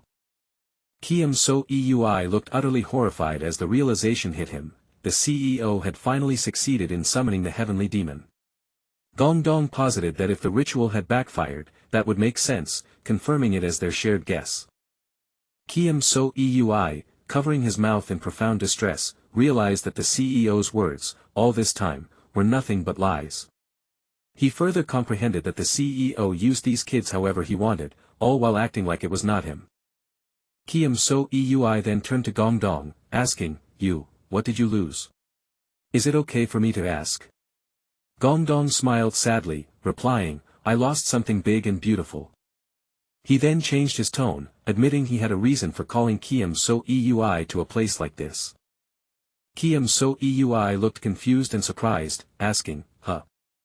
Gong Dong explained that in case Kiem So Eui did not believe him, he was going to show him. Kiem So Eui reacted with alarm, stepping back and asking, "Wait, why are you standing up? Why are you coming closer?" He frantically waved his hands, screaming, "No. It's fine. I believe you. Sorry for asking." Kiem So Eui, eyes wide with terror as Gongdong's distorted face reflected in them, screamed, "You cult freak." Under the cold gaze of a full moon, a residential street lay bathed in shadows, awaiting a late-night conversation. Along the quiet street, Cheon Ma and Kiem So Eui walked side by side, their figures illuminated by the distant city glow. Kiem So Eui spoke, his voice low, "Heavenly Demon Nim." He turned, his gaze fixed on Cheon Ma, and asked, "What do you do when you just cannot forgive someone?" A subtle, knowing smile spread across Cheon Ma's face, his crimson eyes gleaming with understanding. Kiem So Eui looked away, listening as Cheon Ma observed, "Sounds like you cannot forgive that damn CEO. It is not even your own problem." The city light stretched beneath the moonlit sky as Kiem So Eui declared, "I know it is not my problem, but now that I know, I cannot just sit back and watch." Cheon Ma looked ahead, then turned to Kiem So Eui, reminding him, "Do you remember what I told you?" Kiem So Eui's expression hardened as Cheon Ma's words echoed, "That with that pathetic sense of morality of yours, you will go down like a dog." Kiem So Eui retorted, meeting Cheon Ma's gaze, "That is honestly the least helpful thing you have ever said." Cheon Ma's smile widened. "But if you are that determined to watch that bastard fall, even knowing you will go down like a dog too?" In a sudden, ethereal shift, Cheon Ma confirmed, "Then I will help you, just this once. This seat is rather fond of fools like that." Later, back at his desk, Kiem So Eui sighed, scrolling through his phone and seeing a forum post about Heavenly Demon being exposed. "Let us take a little break." Moments later, his eyes widened in surprise as he quickly glanced at his phone again. What is this now? He saw a social media post asserting, "Heavenly Demon like spicy hot pot, Malatang." Further down, the post speculated, "Why is a rare surname in Korea?" On Uriv, when asked are you a Chinese Chable 2nd Gen, he only denied the Chable 2nd Gen part from all that. It continued, Heavenly Demon being Chinese checks out, but on idol forums, what do Chinese members usually turn into? The comments clarified, they turn into pigeons, quit and fly off. So our Chinese Heavenly Demon is what? About to become a pigeon. Kiem So Eui tapped his phone in annoyance. This is a clickbait post with zero logic or plausibility. I thought something serious happened. Cheon Ma, now in his traditional attire, asked, what is a pigeon supposed to be? A staff member explained, a quitter, like a pigeon. As in, he will leave the group and fly off like a pigeon. Cheon Ma's expression grew serious. Do the fans not trust this seat? Kiem So Eui advised, just ignore it, Hyung. The content is weird anyway. Cheon Ma suddenly roared, this seat, liking Malatang. That is pure slander. I have never even put that stuff in my mouth. Cheon Ma, still fuming, rounded on Kiem So Eui. Manager. So when are we going for Malatang? Kiem So Eui, smiling faintly, promised, after we are done with schedules. Next time. Kiem So Eui offered a disarmingly cheerful smile. Every time you open your mouth, it is a lie. Whatever, it will die down soon enough. Kiem So Eui looked down at his phone again, a new questioning expression on his face. Another fan forum post appeared, filled with comments like, I like Malatang too, turns out I was actually Chinese. Can't believe people buy that. Cut the China hate already. Then, a different post, but isn't Heavenly Demon kinda shady though? Airing Shintiel's private life on his very first variety show was a bad look. At the fan meeting video call too, Shintiel was the only one missing, did not he leave out the member he hates on purpose? Kiem So Eui looked increasingly troubled, realizing, Heavenly Demon must be Heavenly Demon, and Shintiel. Shintiel. Not long ago, they were all trash-talking Taeyul on this board. Another comment further inflamed the situation, whenever people ask his background, he always hand-waves it with, I am from the Central Plains, why hide being Chinese? Must have something to feel guilty about. Exasperated, Kiem So Eui muttered, by that logic, Jaha says he is from Mount Wasan, you know. He leaned back, taking deep breaths, trying to calm himself amidst the online chaos. Do not get mad. Deep breaths. Kiem So Eui tapped his screen, reminding himself, in this kind of controversy, idols should never show they are watching the fans' boards. Staying completely silent is the right move. Just then, Cheon Ma appeared behind him, a slight smirk on his face. Besides, Heavenly Demon is not going to bat an eye anyway. Manager. Kiem So Eui turned to him, asking, yes. What is it? Cheon Ma questioned, have you seen the open sect forum going up in flames? Kiem So Eui began to reply, so you saw it. It is something we can just ignore, but Cheon Ma cut him off. So this seat. Cheon Ma held out a crumpled piece of paper. Went ahead and tried writing something called a Miyakmik letter. Kiem So Eui could only stare, a blank expression of utter disbelief on his face. Cheon Ma explained, holding the letter. Apparently it is a post idols write to their fans when a controversy breaks out. What even is this? Kiem So Eui was completely baffled. The crumpled paper revealed bold, traditional characters, confirming it was indeed an ancient-style letter. Kiem So Eui's face scrunched in confusion. It is an actual Miyakmik letter. The letter's contents were shocking. This seed is glad to have something to be ashamed of in front of you all. Before the current Onson situation, I am glad the typhoon hit back then, so he and I went to the sauna and... Kiem So Eui snatched the letter, his patience snapping. Rejected. What? Cheon Ma exclaimed in surprise. Kiem So Eui held out his hand sternly. And your smartphone is confiscated for 2 weeks, hand it over.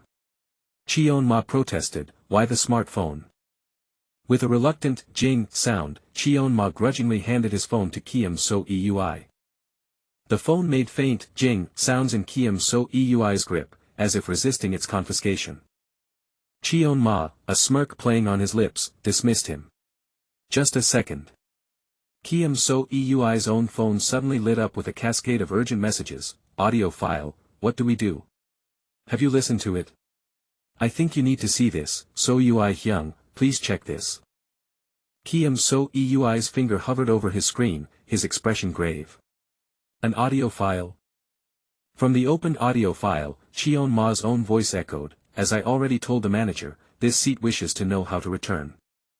Kim So-eui looked utterly shocked, turning to Cheon-ma. This is. You are thinking of going back. Cheon-ma met his gaze, his expression serious. Someday. Cheon-ma then questioned Kim So-eui, it is my conversation with the Jongnam sect guy. Why are you listening to something you already know with such a serious face? Kim So-eui replied, I know it already, but the open sect fans do not. Simultaneously, a torrent of furious fan comments appeared online. Proof Heavenly Demon is about to get exposed. Wake up, you suckers, all your Heavenly Demon cares about is going back to Korea. The fans who said they would trust Heavenly Demon are the only real victims here. I am so done. You know how many albums I bought just to go to your fan meet. I am quitting idol standing. Kim So-eui looked utterly horrified, clutching his phone. Who is this? In the background, an empty hot spring resort was visible. A voice stated, we rented out the entire hot spring and blocked access, so it was definitely just us there. Kim So-eui recounted Cheon-ma's deductions. Which means the culprit is probably, a Saseing fan. If they are just an ordinary person with zero inner power, Heavenly Demon would not even notice them. He continued, his voice troubled. Right after that, the Jongnam sect guy went on a whole rant about the CEO. Why is it only aimed at me? Kim So-eui's eyes widened suddenly, a profound realization dawning on him. He looked up at Cheon-ma, who smirked knowingly, as Kim So-eui exclaimed, right, that is it. Kim So-eui's eyes widened in profound realization, exclaiming, right. That's it. Cheon-ma, with a knowing smirk, confirmed his deduction, they probably couldn't upload anything past this point in the recording. He continued to elaborate, after this, it was all talk about inner power techniques. And summoning Heavenly Demon, Cheon-ma finished, his expression unreadable. He concluded, so ordinary people would have just written it off as concept talk. Cheon-ma then fixed his gaze on Kim So-eui, declaring, which means the solution is simple.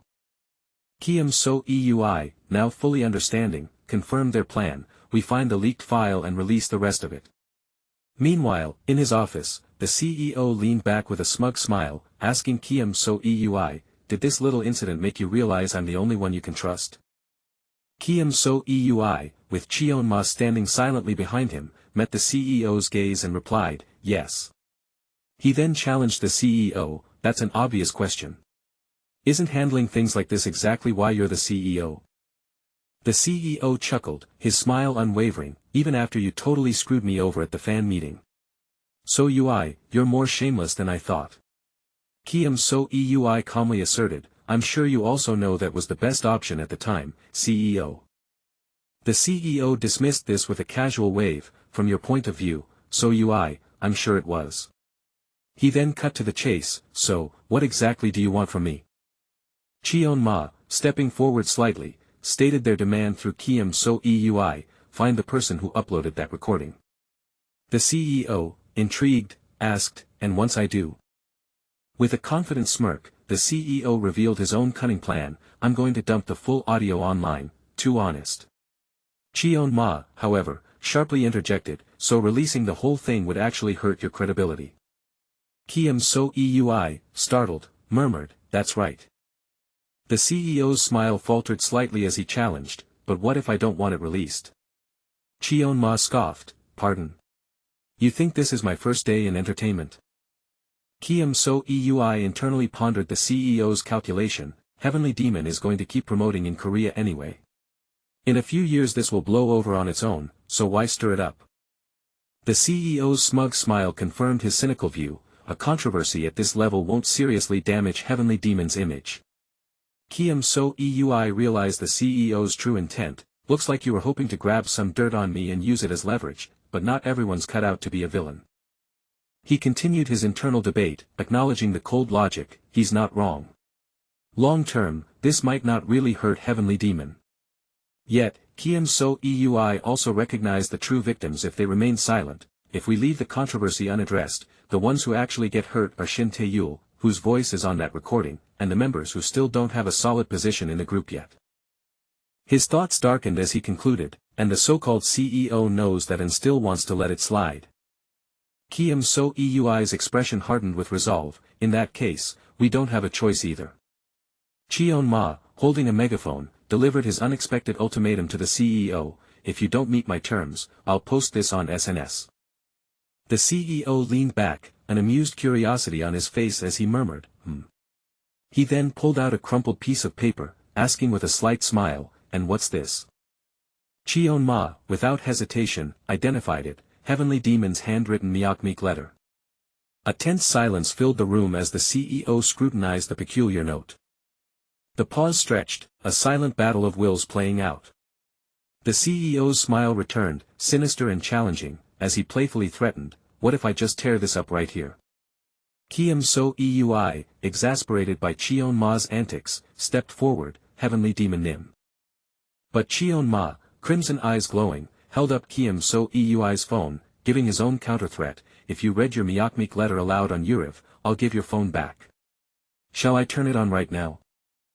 The CEO, recognizing the trap, changed his tactic and issued a new warning: if you don't help me, I'll drag Heavenly Demon's image straight into the gutter. The CEO's internal frustration was comically evident in his exaggerated chibi form.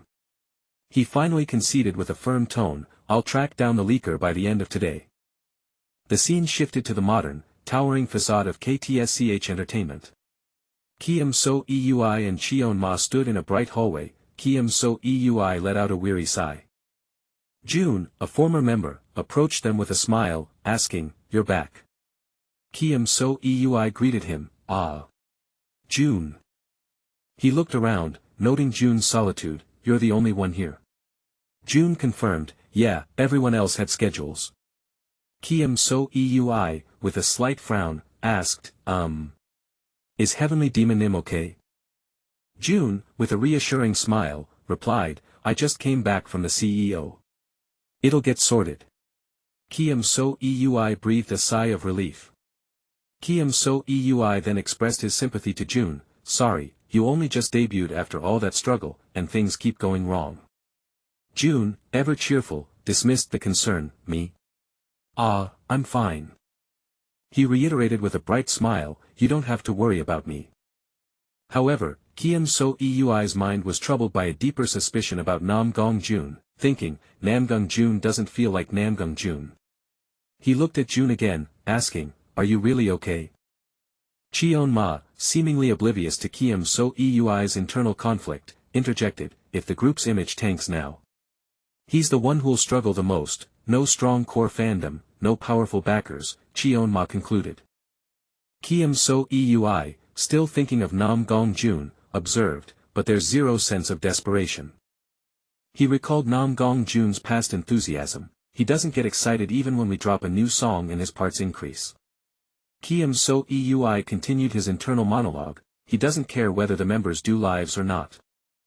He watched June's cheerful face, but his thoughts remained fixed on Namgung June. Kiem So Eui's internal monologue about Namgung June concluded: "He has no ambition or self-awareness as an idol." Namgung June. He acknowledged a long-standing unease. "Yeah, I'd vaguely felt it for a while."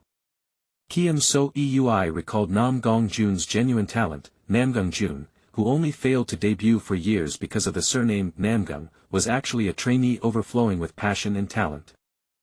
He continued, "Enough to break Goofile Room's whole concept. It always struck me as strange how lethargic he became after debut." Kiem So Eui had previously rationalized it as a common industry phenomenon, but you do see that kind of case in this industry. But now, a terrifying thought surfaced, so I just assumed he was the same. But if the person standing in front of me now isn't really Namgung June, then why is he playing idol with Namgung June's face? There's way too much to think about. Kiem So Eui's mind reeled with unsettling questions. Overwhelmed by these revelations, Kiem So Eui clutched his head as his phone buzzed with an incoming call from Shin Sunhak's phone.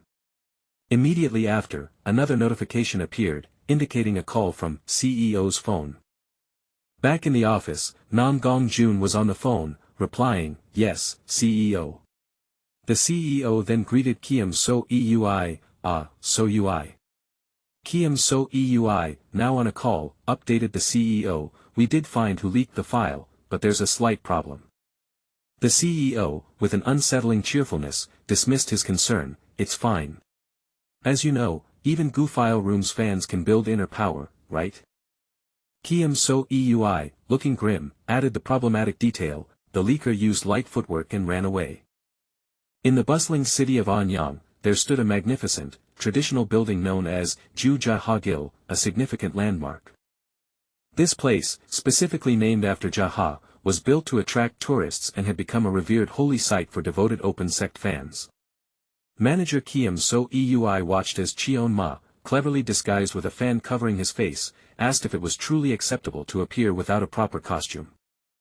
Cheon Ma insisted that as an idol, fans would surely swarm him, to which Kiem So Eui simply replied, "No." Kiem So Eui explained this was precisely the best place to hide his true identity, as so many people were already dressed up as the heavenly demon that no one would suspect the real one among them. Cheon Ma expressed annoyance at such imitation and the fans falling for cheap knockoffs, but Kiem So Eui corrected him, saying, "They're not being fooled." He clarified that fans knew these people weren't the real heavenly demon, they were simply gathered there out of their genuine affection for heavenly demon Nim. Cheon Ma then questioned why Kiem So Eui himself wore a mask if fans weren't fooled, to which the manager admitted his face was also rather well known among the open sect fans. Just then, Kiem So Eui revealed that the person who leaked the recording was also pressed into service as heavenly demon and had apparently snuck into their current location. Cheon Ma, holding his fan with crimson eyes gleaming, calmly stated that he knew the leaker by the sound of his voice alone. Kiem So Eui disclosed the leaker's name as Dang Sacheon, who, as his name suggested, was a former trainee at Katsuki Entertainment. Dang Sacheon had been a highly skilled trainee, fiercely competing with Nam Gong-jun for the coveted final debut spot. However, on the very day Nam Gong-jun was chosen as an extra member, Dang Sacheon had abruptly left the company. Kiem So Eui vividly recalled Dang Sacheon's furious parting words from back then. Dang Sacheon had defiantly declared, "This cult isn't worthy of housing this clan head." Kiem So Eui sighed, lamenting that the CEO was the one who consistently made enemies, yet he was always left to clean up the ensuing messes. He continued, noting that Dang Sacheon had also rigorously trained inner power arts for over 5 years. He realized that if they were searching for someone with inner power comparable to the current members, Dang Sacheon fit the description perfectly. Cheon Ma, still with a fan partially covering his face, casually indicated the culprit, saying, "Someone like that guy, for example." Kiem So Eui, startled, exclaimed, "Huh, you already found him," and gasped in shock as he quickly turned. In a flash, Cheon Ma lunged forward, delivering a swift, powerful blow. Cheon Ma, fan still held, looked at the struggling Dang Sacheon and stated, "What the? So it wasn't a lie that you trained inner power?"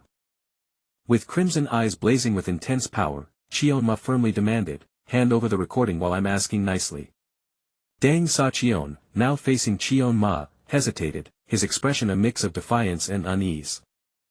He finally recognized Cheon Ma, gasping in disbelief, "Your heavenly demon." Cheon Ma challenged him, his hand open, "And what if I don't?" Dang Sacheon made a desperate move, shouting, "Strike first, win first," as he lunged.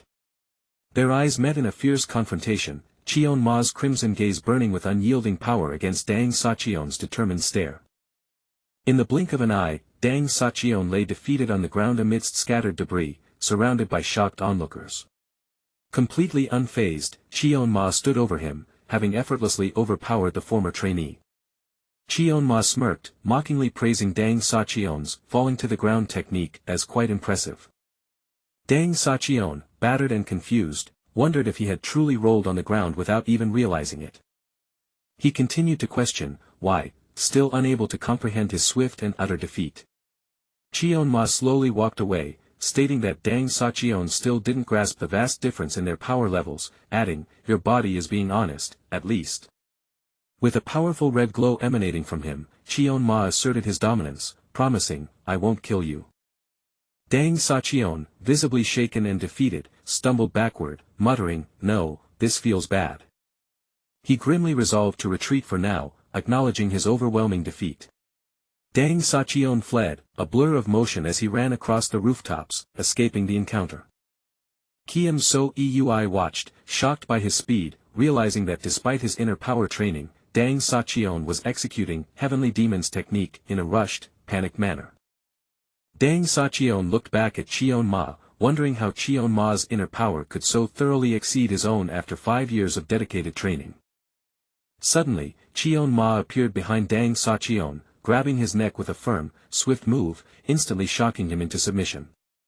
Shroomhua then brutally threw Deng Sachion down from the roof, sending him plummeting to the ground with a series of hard impacts. Deng Sachion landed with a pained hiccup, lying utterly defeated on the ground as Kiem So-Eui stood above him. Shroomhua stood over the fallen Deng Sachion, his hand extended, once again demanding, "Give me the recording." Shroomhua, fan still in hand, mused to himself, wondering aloud how Deng Sachion, having cultivated inner power for 5 years, could have been taken down so easily. With crimson eyes peeking over his fan, Shroomhua confidently declared, "This seat trained for 100 years, implying Deng Sachion should have learned from his variety show appearances." He then mockingly asked if Deng Sachion wished to keep fighting, who could only manage a pained, "Ugh." As Kiem So-Eui approached, holding a mask. Deng Sachion looked up to see Kiem So-Eui, still masked, approaching him with his phone. Kiem So-Eui, his phone in hand, calmly called out, "Katsuki's manager, Kiem So-Eui." Deng Sachion, observing Kiem So-Eui, internally acknowledged that he was an ordinary person without inner power, yet a key talent the CEO was always protecting. Shroomhua issued a stark warning, "We're not." Ignoring him, Deng Sachion, now consumed by rage, lunged past Kiem So-Eui, screaming, "Done yet." He declared his twisted intention to take down Kiem So-Eui and then claim Heavenly Demon's spot for himself. With a burst of blue lightning energy, Deng Sachion unleashed his power directly at Kiem So-Eui. Kiem So-Eui was struck by the lightning, his eyes squeezed shut in pain, visibly affected by the attack. Deng Sachion, shocked, realized, "That's lightning arts." A calm voice dismissed his confusion, simply stating, "No," as a small device crackled with 20,000 volts. In a chilling twist, Kiem So-Eui stood with a sinister smile, wielding the device crackling with blue lightning, revealing his own ultimate lightning arts, a hidden blade in the sheath. With a chilling smile, Kiem So-Eui unleashed crackling blue energy from his device, declaring, "One-hit kill." Deng Sachion stumbled back, groaning in pain, having been struck by the manager's sudden attack. From a distance, Shroomhua, still bound, calmly observed the scene and asked, "Where's the recording file?" Deng Sachion, regaining his footing, stared in disbelief at Kiem So-Eui, questioning, "Instead of building inner power, you use a store-bought stun gun. How can you stoop to something so dirty?" Yet, consumed by ambition, Deng Sachion clutched a round device, defiantly proclaiming, "But this clan head won't go down that easily." Just then, Shroomhua, still bound, appeared behind Deng Sachion with impossible speed, tapping him with his own stun gun. He warned, "Next time." Shroomhua's crimson eyes gleamed as he continued, "Hit me one more time with 1,000,000 volts." Kiem So-Eui, smiling serenely, held his own crackling stun gun, seemingly in agreement with Shroomhua's chilling decree, adding, "By the clan head Pikachu's decree." Powerful blue lightning coursed through the air, emphasizing the supernatural clash of powers around the traditional buildings. Deng Sachion was now completely bound with rope, lying defeated on the ground, his face a mask of humiliation and rage. Shroomhua watched Deng Sachion, remarking, "This clan head is deeply moved," only for Kiem So-Eui to correct him with a wry smile, "You mean, deeply shocked, right?" Deng Sachion, glaring, finally understood, "Now I get why Namgung Jun debuted instead of me." He lamented his failed attempts to be vicious and petty. Kiem So-Eui, in a thought bubble, mused that with him on the group side, Deng Sachion's half-baked villain concept never stood a chance. Shroomhua, overhearing, asked pointedly, "You are insulting me right now, aren't you?" Regardless, Cheon Ma, still bound, returned to the immediate concern, anyway, moved or whatever, where's the recording? Dang Sa-cheon replied simply, at home. Cheon Ma, his expression serious, then asked what Dang Sa-cheon intended to do with the file. Dang Sa-cheon confidently stated his plan, to release the rest of the recording, believing the full context would make the leaked part sound like a mere scripted bit. Cheon Ma questioned why Dang Sa-cheon wasn't simply deleting the post. Dang Sa-cheon retorted that removing it now would only serve to fuel the rumors further. Cheon Ma paused, considering this unexpected logic. Kiem So-eui, standing by Cheon Ma, then asked Dang Sa-cheon, in that case, you didn't really need to come for me, did you? Dang Sa-cheon deflected, asking why Kiem So-eui would question him, before revealing a shocking truth, I'm not the only one who recorded it. He exposed another person's presence at the hot spring, Namgung-jun was at that hot spring too. Kiem So-eui's eyes widened in utter shock at this revelation. Cheon Ma questioned if Dang Sa-cheon was certain it was Namgung-jun, to which Dang Sa-cheon confidently confirmed, of course. We trained together for years, how could I not recognize him? A flashback image confirmed Namgung-jun's presence, showing him smiling at the hot spring that day. Kiem So-eui turned to Cheon Ma, asking with disbelief, Heavenly Demon Nim, you knew? Cheon Ma remained silent, his expression unreadable. Kiem So-eui pressed him, his gaze deeply concerned. Is there something you're hiding from me? Kiem So-eui asked, his voice laced with suspicion. Cheon Ma smirked, noting, so you doubt deceit. Kiem So-eui, however, insisted, if there is something you're hiding, just tell me that it exists. He clarified, I won't pry.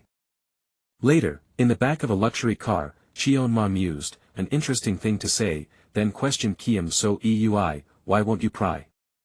Kiem So-eui confessed, looking directly at Cheon Ma, because I've come to rely on you quite a bit, Heavenly Demon Nim. Dang Sa-cheon, now in a chibi-style representation but still bound, interjected, I don't want to sit back and then get stabbed in the back by someone I trusted. Cheon Ma simply replied, ho. Cheon Ma looked at Kiem So-eui, silently considering his words. Kiem So-eui continued, arguing that even with advanced knowledge, nothing would actually change, and there would be nothing he could do. Cheon Ma, his eyes narrowed, declared, I've felt this for a while now. He then mused with a smirk, Heavenly Demon has a hard time with people who are upright and reckless. Cheon Ma continued, his eyes serious, those who stick to chivalry and loyalty. If you're using me, then you must have no other choice. Kiem So-eui, addressing the bound Dang Sa-cheon, confidently asserted, Heavenly Demon will come over to your side, for sure. He reminded him, we're comrades in arms now, aren't we? Dang Sa-cheon stared in awe. Cheon Ma, looking at Kiem So-eui, commented with a slight smirk, even the way you act is just like him. Dang Sa-cheon, still tied up, confessed, this seat is not in perfect condition. Cheon Ma, now serious, revealed, something must have gone wrong during the summoning, because I'm much weaker than I used to be. He further explained that this weakened state was why he couldn't distinguish the masked master's aura from Dang Sa-cheon's. Kiem So-eui worried, wouldn't it be dangerous if the CEO finds out? Dang Sa-cheon, however, replied, don't worry. Dang Sa-cheon, with a wide, unsettling grin, declared, the power I lost will return soon. He added, don't forget I'm here too. Cheon Ma, looking at Dang Sa-cheon, asked, also, what do you even mean by all that? You're talking really, heavenly demon-like right now. Kiem So-eui, however, interjected, didn't you hear everything at the hot spring? Cheon Ma, now in a simplified cartoon, replied, if you mean what I heard, the CEO summoning heavenly demon and all that? Then you heard fine. That's it. Dang Sa-cheon, now in a chibi-like state, threw his head back in disbelief, screaming, holy crap. He couldn't believe the CEO truly debuted the actual heavenly demon as an idol. Dang Sa-cheon continued his rant, accusing Kiem So-eui of managing a righteous sect concept idol group and debuting a real heavenly demon, exclaiming, ah, what a truly wicked idea. This clan had never even imagined such a scheme. Cheon Ma, looking at Kiem So-eui, remarked with a knowing look, what was the CEO thinking, keeping a guy like this around for 5 whole years. Kiam So Eui agreed, right? A split panel showed Cheonma contemplating, should we kill him, while Kiam So Eui decisively replied, not yet. Kiam So Eui, gently holding Dang Sachion's head, called him by name. Kiam So Eui then suggested, let's go see Namgung Jun. The scene transitioned to a serene night sky, marking the passage of time. Later, in a brightly lit room, Kiam So Eui sat at his laptop as Cheonma's internal voice echoed, this seat wants to know how to go back. Kiam So Eui's thoughts raced, so you really are planning to return? Cheonma's hand tapped a surface, confirming his intent with a simple, someday. Kiam So Eui, still at his laptop, acknowledged, so you really do intend to go back. He stood before a scroll, looking grim, and concluded, that's a problem. His hand reached out, gripping at the air, indicating his deep distress. Kiam So Eui, with a new, determined glint in his eye and a faint smile, wondered aloud, now, how do I get rid of this? Manager Kiam So Eui, holding his phone, received a reply to his call for June, yeah. Do you need anything? No, I'm heading back soon. Kiam So Eui's mind raced, now they would finally know one thing for sure. That was, whether the person they sought was truly Namgung Jun or not, as he reached for the door. As they approached, a familiar blue-haired figure, Gong Dong, gasped, oh. The young man they found, who was not Namgung Jun, looked back, asking, what are you doing here? The real Jun, entering, grinned, oh, wow, long time no see, Dang Sachion. He then pressed the confused blonde boy, you remember me, right? I'm Namgung Jun. You do, right? A pause hung in the air, then Jun's voice dropped, you don't, do you? The blonde boy, now identified as Namgung Mu, retorted, you're not Namgung Jun. He then challenged Jun, who are you? Namgung Mu stammered, Young, what are you saying? If I'm not Namgung Jun, then who would I be? Jaha, catching on, interjected, I told Dang Sachion I'd come see Jun first, so isn't it strange that he's asking why you're here? Cheonma then added, addressing Namgung Mu, and they say you recorded our hot spring conversation too. Namgung Mu, visibly shaken, retorted, how do you expect me to take that? The imposter's silence was a heavy admission. After a moment, Namgung Mu looked up, saying, let's go to my room. Manager Kiam So Eui reminded them, there are still cameras out here. A flashback began, showing a younger Namgung Jun happily playing soccer. The ball bounced playfully off his foot. With an ah, the ball rolled out of reach. A hand reached down to retrieve it. Young Namgung Jun looked up, holding the soccer ball. Another boy, his face etched with surprise, whispered, Namgung Jun confronted him, hey, you're not supposed to just walk in here. Who are you? Then, with a resolute look, he introduced himself, Namgung Jun. The startled boy, now holding the ball, asked, and you are? Namgung Jun began, I'm. The flashback ended as Namgung Mu, now back in the present, stated grimly, Namgung Mu. Cheonma murmured thoughtfully, didn't know Jun had a younger brother. He then asked Namgung Mu, so when did you start standing in for him? Namgung Mu replied, about a week after debut, as an image of clasped hands appeared. Kiam So Eui gasped, so basically from the very beginning, huh? Namgung Mu, looking pained, asked, why didn't you say anything, Hyung? He then pleaded, please find my brother Jun. Cheonma looked surprised, huh? Namgung Mu explained, that day. Hyung was alone at the dorm, so we invited him over to hang out. However, the next morning, he awoke to find his brother gone from the dorm. All that remained, Namgung Mu recounted, was the outfit his brother had worn the night before. Kiam So Eui's eyes widened in horror, a single thought crystallizing, missing body parts. He then demanded of Namgung Mu, then why pretend to be him? Namgung Mu cried out, I wasn't trying to. The CEO suddenly showed up that day, so I panicked and made something up. Cheonma repeated, the CEO came. Namgung Mu confirmed, yeah, he showed up early that morning. He explained, I thought my brother would get in trouble if he found out we'd invited me over to the dorm, so I pretended to be him. He mused. The CEO was there to check on June. Namgung-moo's voice cracked. My brother really wanted to be an idol. He insisted, if he suddenly disappeared, he must have had a reason he couldn't help. So, he decided to go on shows in his brother's place, only until he came back. But he still hasn't come back, Namgung-moo concluded, that's all there is to it. Cheon-ma, with a penetrating gaze, questioned, is that truly the only reason? He pressed, deep down, weren't you hoping he'd never come back? Namgung-moo vehemently denied it, no. Namgung-moo cried out, heavenly demon Nim, to which Kiam-so-eui muttered, how cliché. Cheon-ma, emanating power, declared, there is power in names, the CEO obsessively collecting those kinds of names isn't meaningless. He continued, and? Do you know what you have to be careful of when naming twins? Jaha, suddenly animated, exclaimed, oh. I think I know. The final consonant. Cheon-ma affirmed, old superstition, but you know it well. Aha. Then came the chilling truth, they say if the endings of the names don't match, the one without a final consonant will eat the fate of the one who has it. Cheon-ma concluded, which means your clan head had other plans from the very beginning. Namgung-moo nervously laughed, come on, who believes that in the 21st century? Just superstition, forget it. He pleaded, the whole Namgung clan thing is just concept anyway, right? Kiam-so-eui retorted, it's not. Namgung-moo blinked, huh? Kiam-so-eui asked, you didn't know?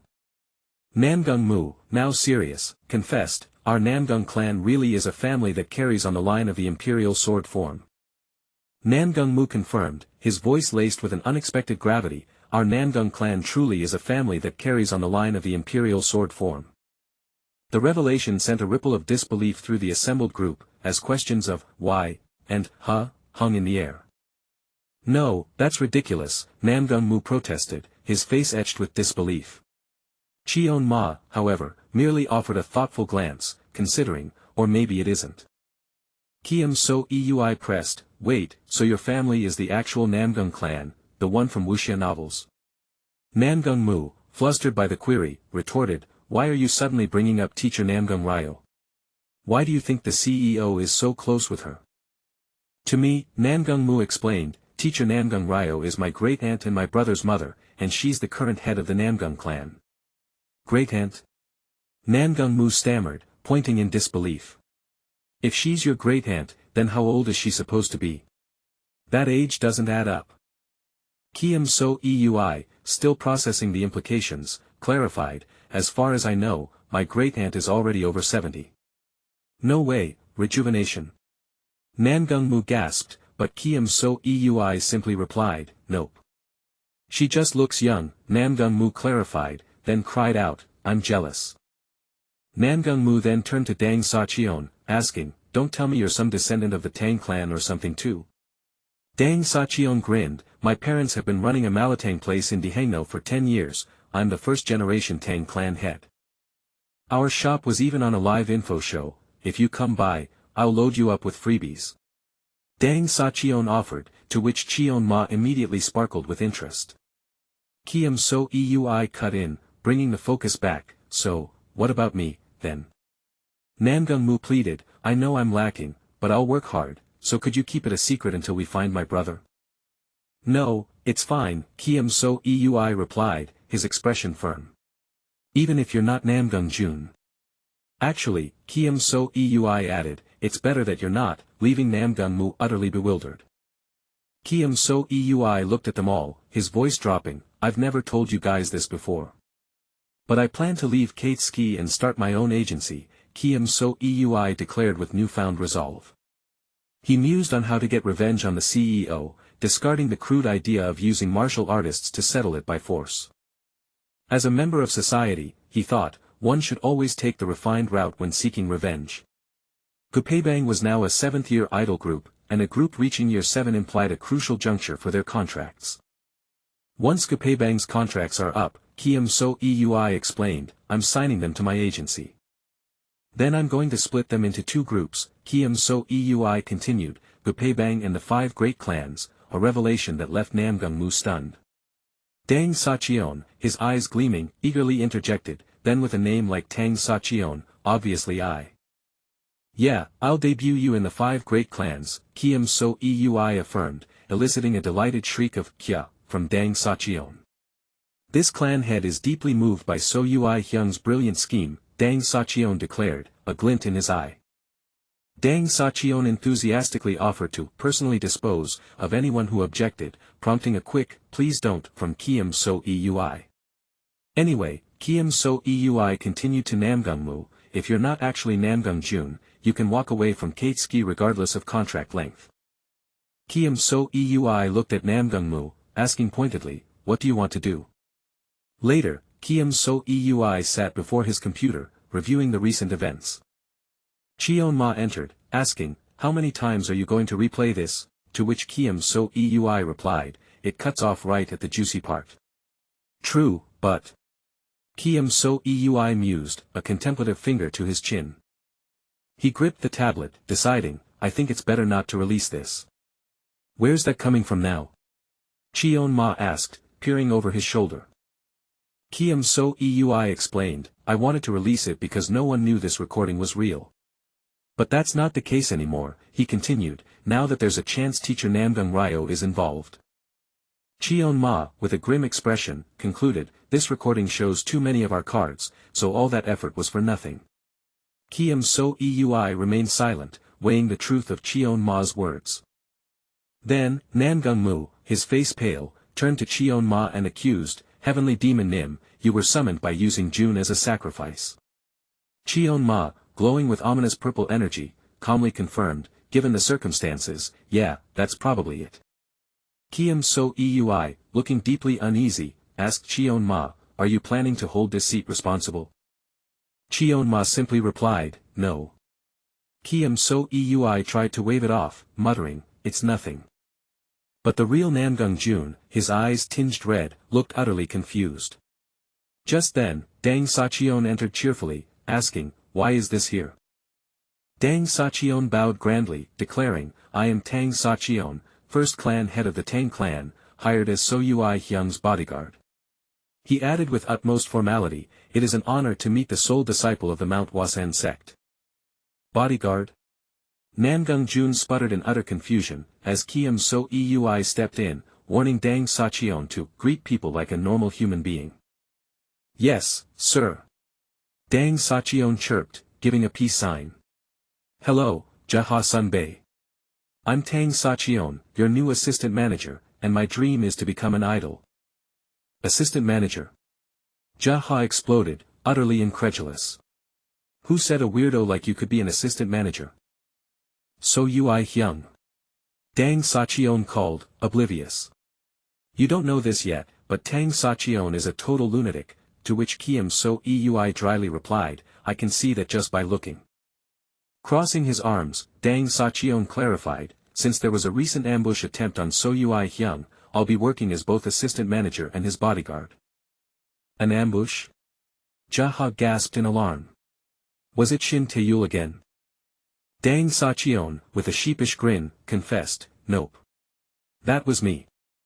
The real Namgung-jun, his eyes wide with shock, nervously chuckled, hee hee, long time no see, everyone. Just then, the CEO appeared, observing the assembled group with a chilling smile, so you're all here. Tang Sacheon will be joining us as an assistant manager this time, the CEO announced with a smile. Since I'm sure you all know him already, we can skip the introductions, right? The CEO smoothly transitioned, the leaked recording that caused trouble will be dealt with soon, and Heavenly Demon Nim just got his first commercial offer. From Lion, the CEO revealed, prompting a collective, excited, wow, from the Gapay Bang members. What's Lion? Jaha asked innocently, prompting Kiem So Eui to explain, that's the brand of phone you use. If your first ad is for Lion, that's huge. The CEO, maintaining his pleasant smile, then relayed Cheon-ma's next question, this advertisement, do I shoot it alone? IL Geometry confirmed, yes, Lion specifically requested Heavenly Demon Nim alone as their model. Cheon-ma, his arms crossed and eyes narrowed, declared, then I refuse. I won't do it unless all 6 of us are in it together, he stated firmly, leaving the others gasping, huh? Cheon-ma, with his arms resolutely crossed, declared, I won't do it unless the others are with me. The Katsuki CEO, ever polite, pressed Cheon-ma, do you really need to go that far? The other members are doing solo gigs too. Cheon-ma, with a sly smirk, challenged, is there a reason you insist on everyone? He then added, this seat will not fall for such a trap. The Katsuki CEO closed his eyes thoughtfully, repeating, a trap. Cheon-ma casually explained his strategy, I studied this while playing idol simulation games, adding, if you insist on doing this kind of event alone, fandom approval drops by a full 20%. Kiem So-eui, looking utterly bewildered, muttered, my approval rating is already low enough, why would I walk into a trap like that? He then added, who let Heavenly Demon play games? The Katsuki CEO offered a faint, approving smile, as a CEO, I'm actually proud of that answer, but... He then shifted his gaze to Kiem So-eui, stating, if you want all of Gu-File Room in the ad, we'll need to bring Lion a better deal. Kiem So-eui, a determined, almost mischievous smile playing on his lips, reassured him, no need to worry. I already have a plan. The scene shifted to a towering corporate building bathed in bright light, as Kiem So-eui extended a hand, hello. A man with a friendly smile introduced himself as Brother Jang Mun, I'm Brother Jang Mun, the lead director for the new Lion's launch. Kiem So-eui's eyes widened in surprise, exclaiming, his name is Brother Jang Mun, as he shook the Katsuki CEO's hand. Quickly regaining his composure, Kiem So-eui offered a broad smile, I'm Chim So-bongdi, inviting them, please, have a seat. At the conference table, Brother Jang Mun began, our CEO Yang Diok is a huge fan of Gu-File Room. Kiem So-eui, looking flustered, interrupted, I'm sorry, what was your CEO's name? Brother Jang Mun chuckled, confirming, Yang Diok. He just took the position recently. He then mused, their lineup is kinda weird too. Getting to business, Brother Jang Mun continued, so anyway, our original contract target was Mr. Y Pyun. Kiem So-eui, with Cheon-ma standing beside him, firmly countered, that's right. But over here, he's an idol group member. It's not the right time for solo activities. Brother Jang Mun smiled dismissively, we're aware there's been some controversy on the Korean side, but the only ones bothered by that are the fans. IL Geometry, hidden behind Kiem So-eui, added, Lion doesn't make money off the fandom, so we don't really care, to which Kiem So-eui responded with a low, oh, really now? IL Geometry continued, so compared to Lion's brand power, Gu-File Room's fame doesn't amount to much, is that it? The Katsuki CEO, with a knowing smile, conceded, as expected, Lion only wants Heavenly Demon as a model, not an idol. Internally, Kiem So-eui recognized the commercial's potential to boost Cheon-ma's profile, yet worried, if we shoot it like any regular model ad, no one will know what country Heavenly Demon is from or which group he's in. He solidified his resolve, thinking, Heavenly Demon needs fans, and I need Heavenly Demon. With a decisive hand gesture, Kiem So-eui declared his commitment, and Heavenly Demon has decided he wants all the members in the ad, so I've got to back him up. In response, Brother Jang Mun presented a startling counter-offer, in that case, for this Lion's launch, we'll provide the cheetah black color. Kiem So-eui gaped in shock. Kiem So-eui's face was a mixture of disbelief and utter astonishment. IL Geometry leaned in to explain the gravity of the offer to Kiem So-eui, cheetah black is the signature of Kaselak, supplied only to a handful of major corporations. He stressed its extreme rarity, the only way to get cheetah black was through the Kaselak workshop, and even there, it was nearly impossible to find. The Katsuki CEO, eyes wide, gulped nervously, asking, when you say you'll provide it, you mean? Brother Jang Mun, smiling confidently, delivered the twist, SK will supply all pigments used in that color. Kiem So-eui internally celebrated, the CEO can deal with the fallout later. The Katsuki CEO, still incredulous, challenged, you're just throwing that in with no guarantee at all. Brother Jang Mun simply replied, correct. Jang Mun gave a triumphant thumbs up, yep, it's not like it's my own money anyway, then added, of course. Did you clear this with Mr. Sa? The Katsuki CEO, now serious, questioned, I assume you have a reason to go this far. Brother Jang Mun's smile widened as he confirmed, yes. We don't want this to end with just a model deal. He then unveiled a striking proposition. We'd like to propose a collaboration between Lions and Goo File Room, a knife-proof phone. Kiem So Eui stared at the phone in his hand, utterly overwhelmed by the audacious proposal. He finally processed the idea, all right, a collaboration. He acknowledged its ambition, I see what you're aiming for, but...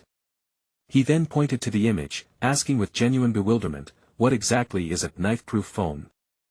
Back at the dorm, Jaha, holding a Lion phone, excitedly exclaimed, this is huge, Hyung.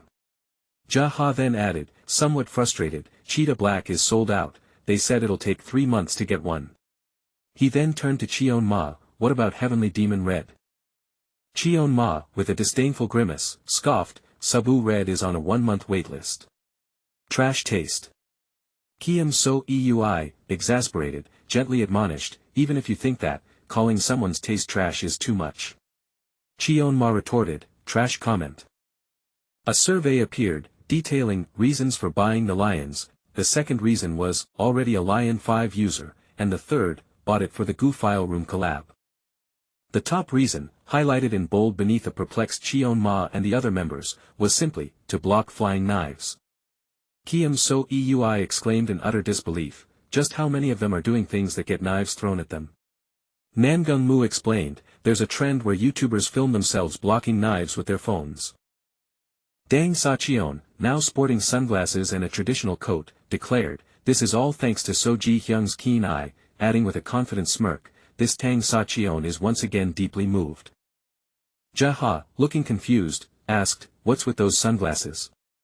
Dang Sacheon replied, I'm keeping a low profile in case people recognize me.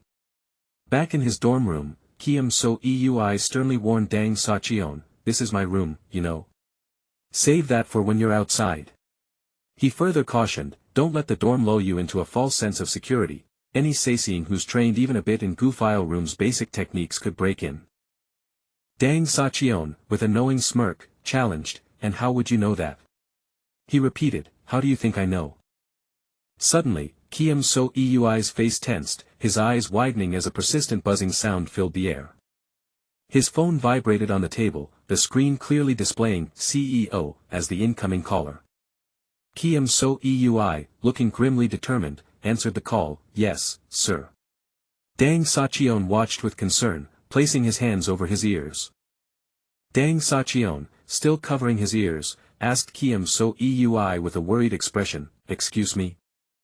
The Katsuki CEO, with an unsettling smile, gestured for Kiem So Eui to enter the meeting room, So Ui, come on in. Inside, the Katsuki CEO explained, the Lion CEO wanted to meet you in person. Kiem So Eui, facing a new blonde-haired individual, was greeted, a pleasure to finally meet you, So Ui. The blonde-haired individual, a woman with long dark hair, introduced herself with a confident, slightly menacing smirk and striking red eyes, I'm Yang Diok, CEO of Lion. Her crimson eyes, sharp and intense, gleamed with a subtle power, leaving Kiem So Eui to ponder the deeper implications of this new encounter. I'm Yang Diok, CEO of Lion, the new, blonde-haired woman with long dark hair, a confident smirk, and striking red eyes declared, introducing herself as the newly appointed head of Lion. Her piercing red eyes seemed to hold a deeper, unsettling implication, a hint of something more than mere business acumen. Kiem So Eui blinked, his jaw dropping slightly as her words fully registered. He exchanged a subtle, uneasy glance with Cheon Ma, who remained impassively behind him. Is it just me, or does this guy look weirdly like Heavenly Demon? No, it's past, looks like, at this point, Kiem So Eui mused internally, a growing suspicion solidifying in his mind. Her knowing smile suggested she was perfectly aware of the comparison, her red eyes gleaming with an unspoken challenge. Sorry about that, CEO Yang Diok purred, her gaze flickering between Kiem So Eui and Cheon Ma, sensing their silent exchange. I've seen managers following idols around, but this is my first time seeing an idol following his manager's schedule, she observed, a hint of amusement in her tone. Her smile widened. I heard the idea came from manager Park Kyungpum So Ui. Why yes, that's right, Kiem So Eui stammered, flustered by the unexpected mention and Cheon-ma's steady presence behind him. Then, with a disarmingly direct smile, CEO Yang Deok leaned in and asked, "So Ui, have you ever thought about working under me?" "Yes sir." Kiam So Eui gasped, utterly shocked by the blatant poaching attempt, while the Katsuki CEO, seated beside them, looked equally taken aback. Her red eyes gleamed with conviction. "Whatever you're getting paid now," she continued, her smirk unwavering. Il Geometry, who was also present, subtly straightened, a flicker of concern crossing his face at the boldness of the offer. "I'll double it." No questions asked, she finished smoothly, then added, as if sensing his hesitation. "I didn't expect him to shoot me down that fast," Kiam So Eui thought, still processing the swiftness of Cheon-ma's earlier rejection of the solo deal. This isn't even an entertainment company, and the CEO's reaction is strange too. There's something off about all this, Il Geometry mused, a growing unease settling over him. He subtly adjusted his tie, his discomfort evident. "I told you already, it's not going to happen," CEO Yang Deok reiterated to the Katsuki CEO, her smile unwavering despite the direct refusal of her offer to Kiam So Eui. "So that's why CEO Sa sounded so confident," Kiam So Eui realized, then exclaimed, "That means I win our little bet, right?" "Excuse me? You were betting on me just now." The Katsuki CEO simply chuckled, a mischievous glint in his eye, confirming the gamble. "I wasn't planning to drag you into it, So Ui, but I lost our previous bet, so I had no choice," the Katsuki CEO explained, a smug satisfaction in his voice. "Our CEO at Lion loves to gamble, make friendly wagers," CEO Yang Deok remarked, adding with a mysterious smile, "This is odd. I could have sworn I saw that burning urge to quit in So Ui's eyes." A shiver, Kiam So Eui internally recounted, feeling a chill at the casual nature of the bets. CEO Sa, "I'm jealous." "You're lucky with people," CEO Yang Deok commented, then added, "I thought Mr. Jang Mun from Lion seemed like a decent person too." "What good is being decent if he's stuck in a hospital?" the Katsuki CEO casually interjected, eliciting a shocked, "What?" from Kiam So Eui. "You didn't know?" CEO Yang Deok asked, her expression now serious. "There was an accident recently."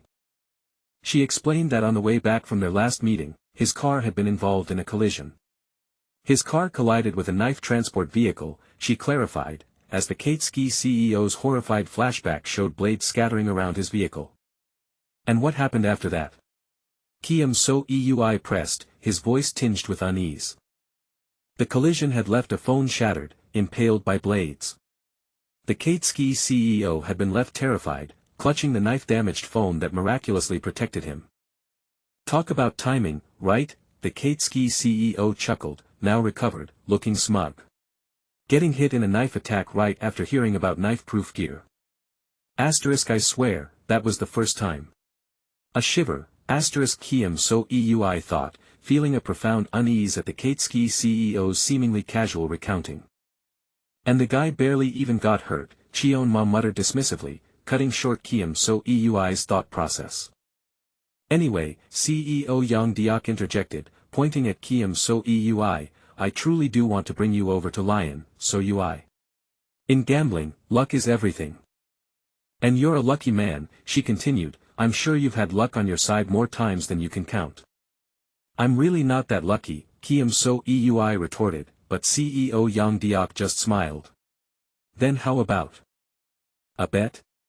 You and me, who's more unlucky?" she suggested, her red eyes burning with an almost predatory glint. "I think that's enough now," CEO Yang, the Katsuki CEO interjected smoothly, effectively cutting off her proposition. "All right. I get it," CEO Yang Deok replied, holding up her hands in a playful gesture of surrender. "Either way, this Lion Hall screening is thanks to you, So Ui, so I prepared a small thank you gift." "It's not much," she announced, turning her attention back to him. She presented a sleek black smartphone, repeating, "The Liong. Pre-orders are closed, so they're pretty hard to get right now," she explained. "This is a special edition with each member's name engraved." Kiam So Eui counted under his breath, 1, 2, 3, 4, 7. 7, Phones? He questioned, bewildered. CEO Yang Diok smiled. 6 for Gu file room, plus you, so UI.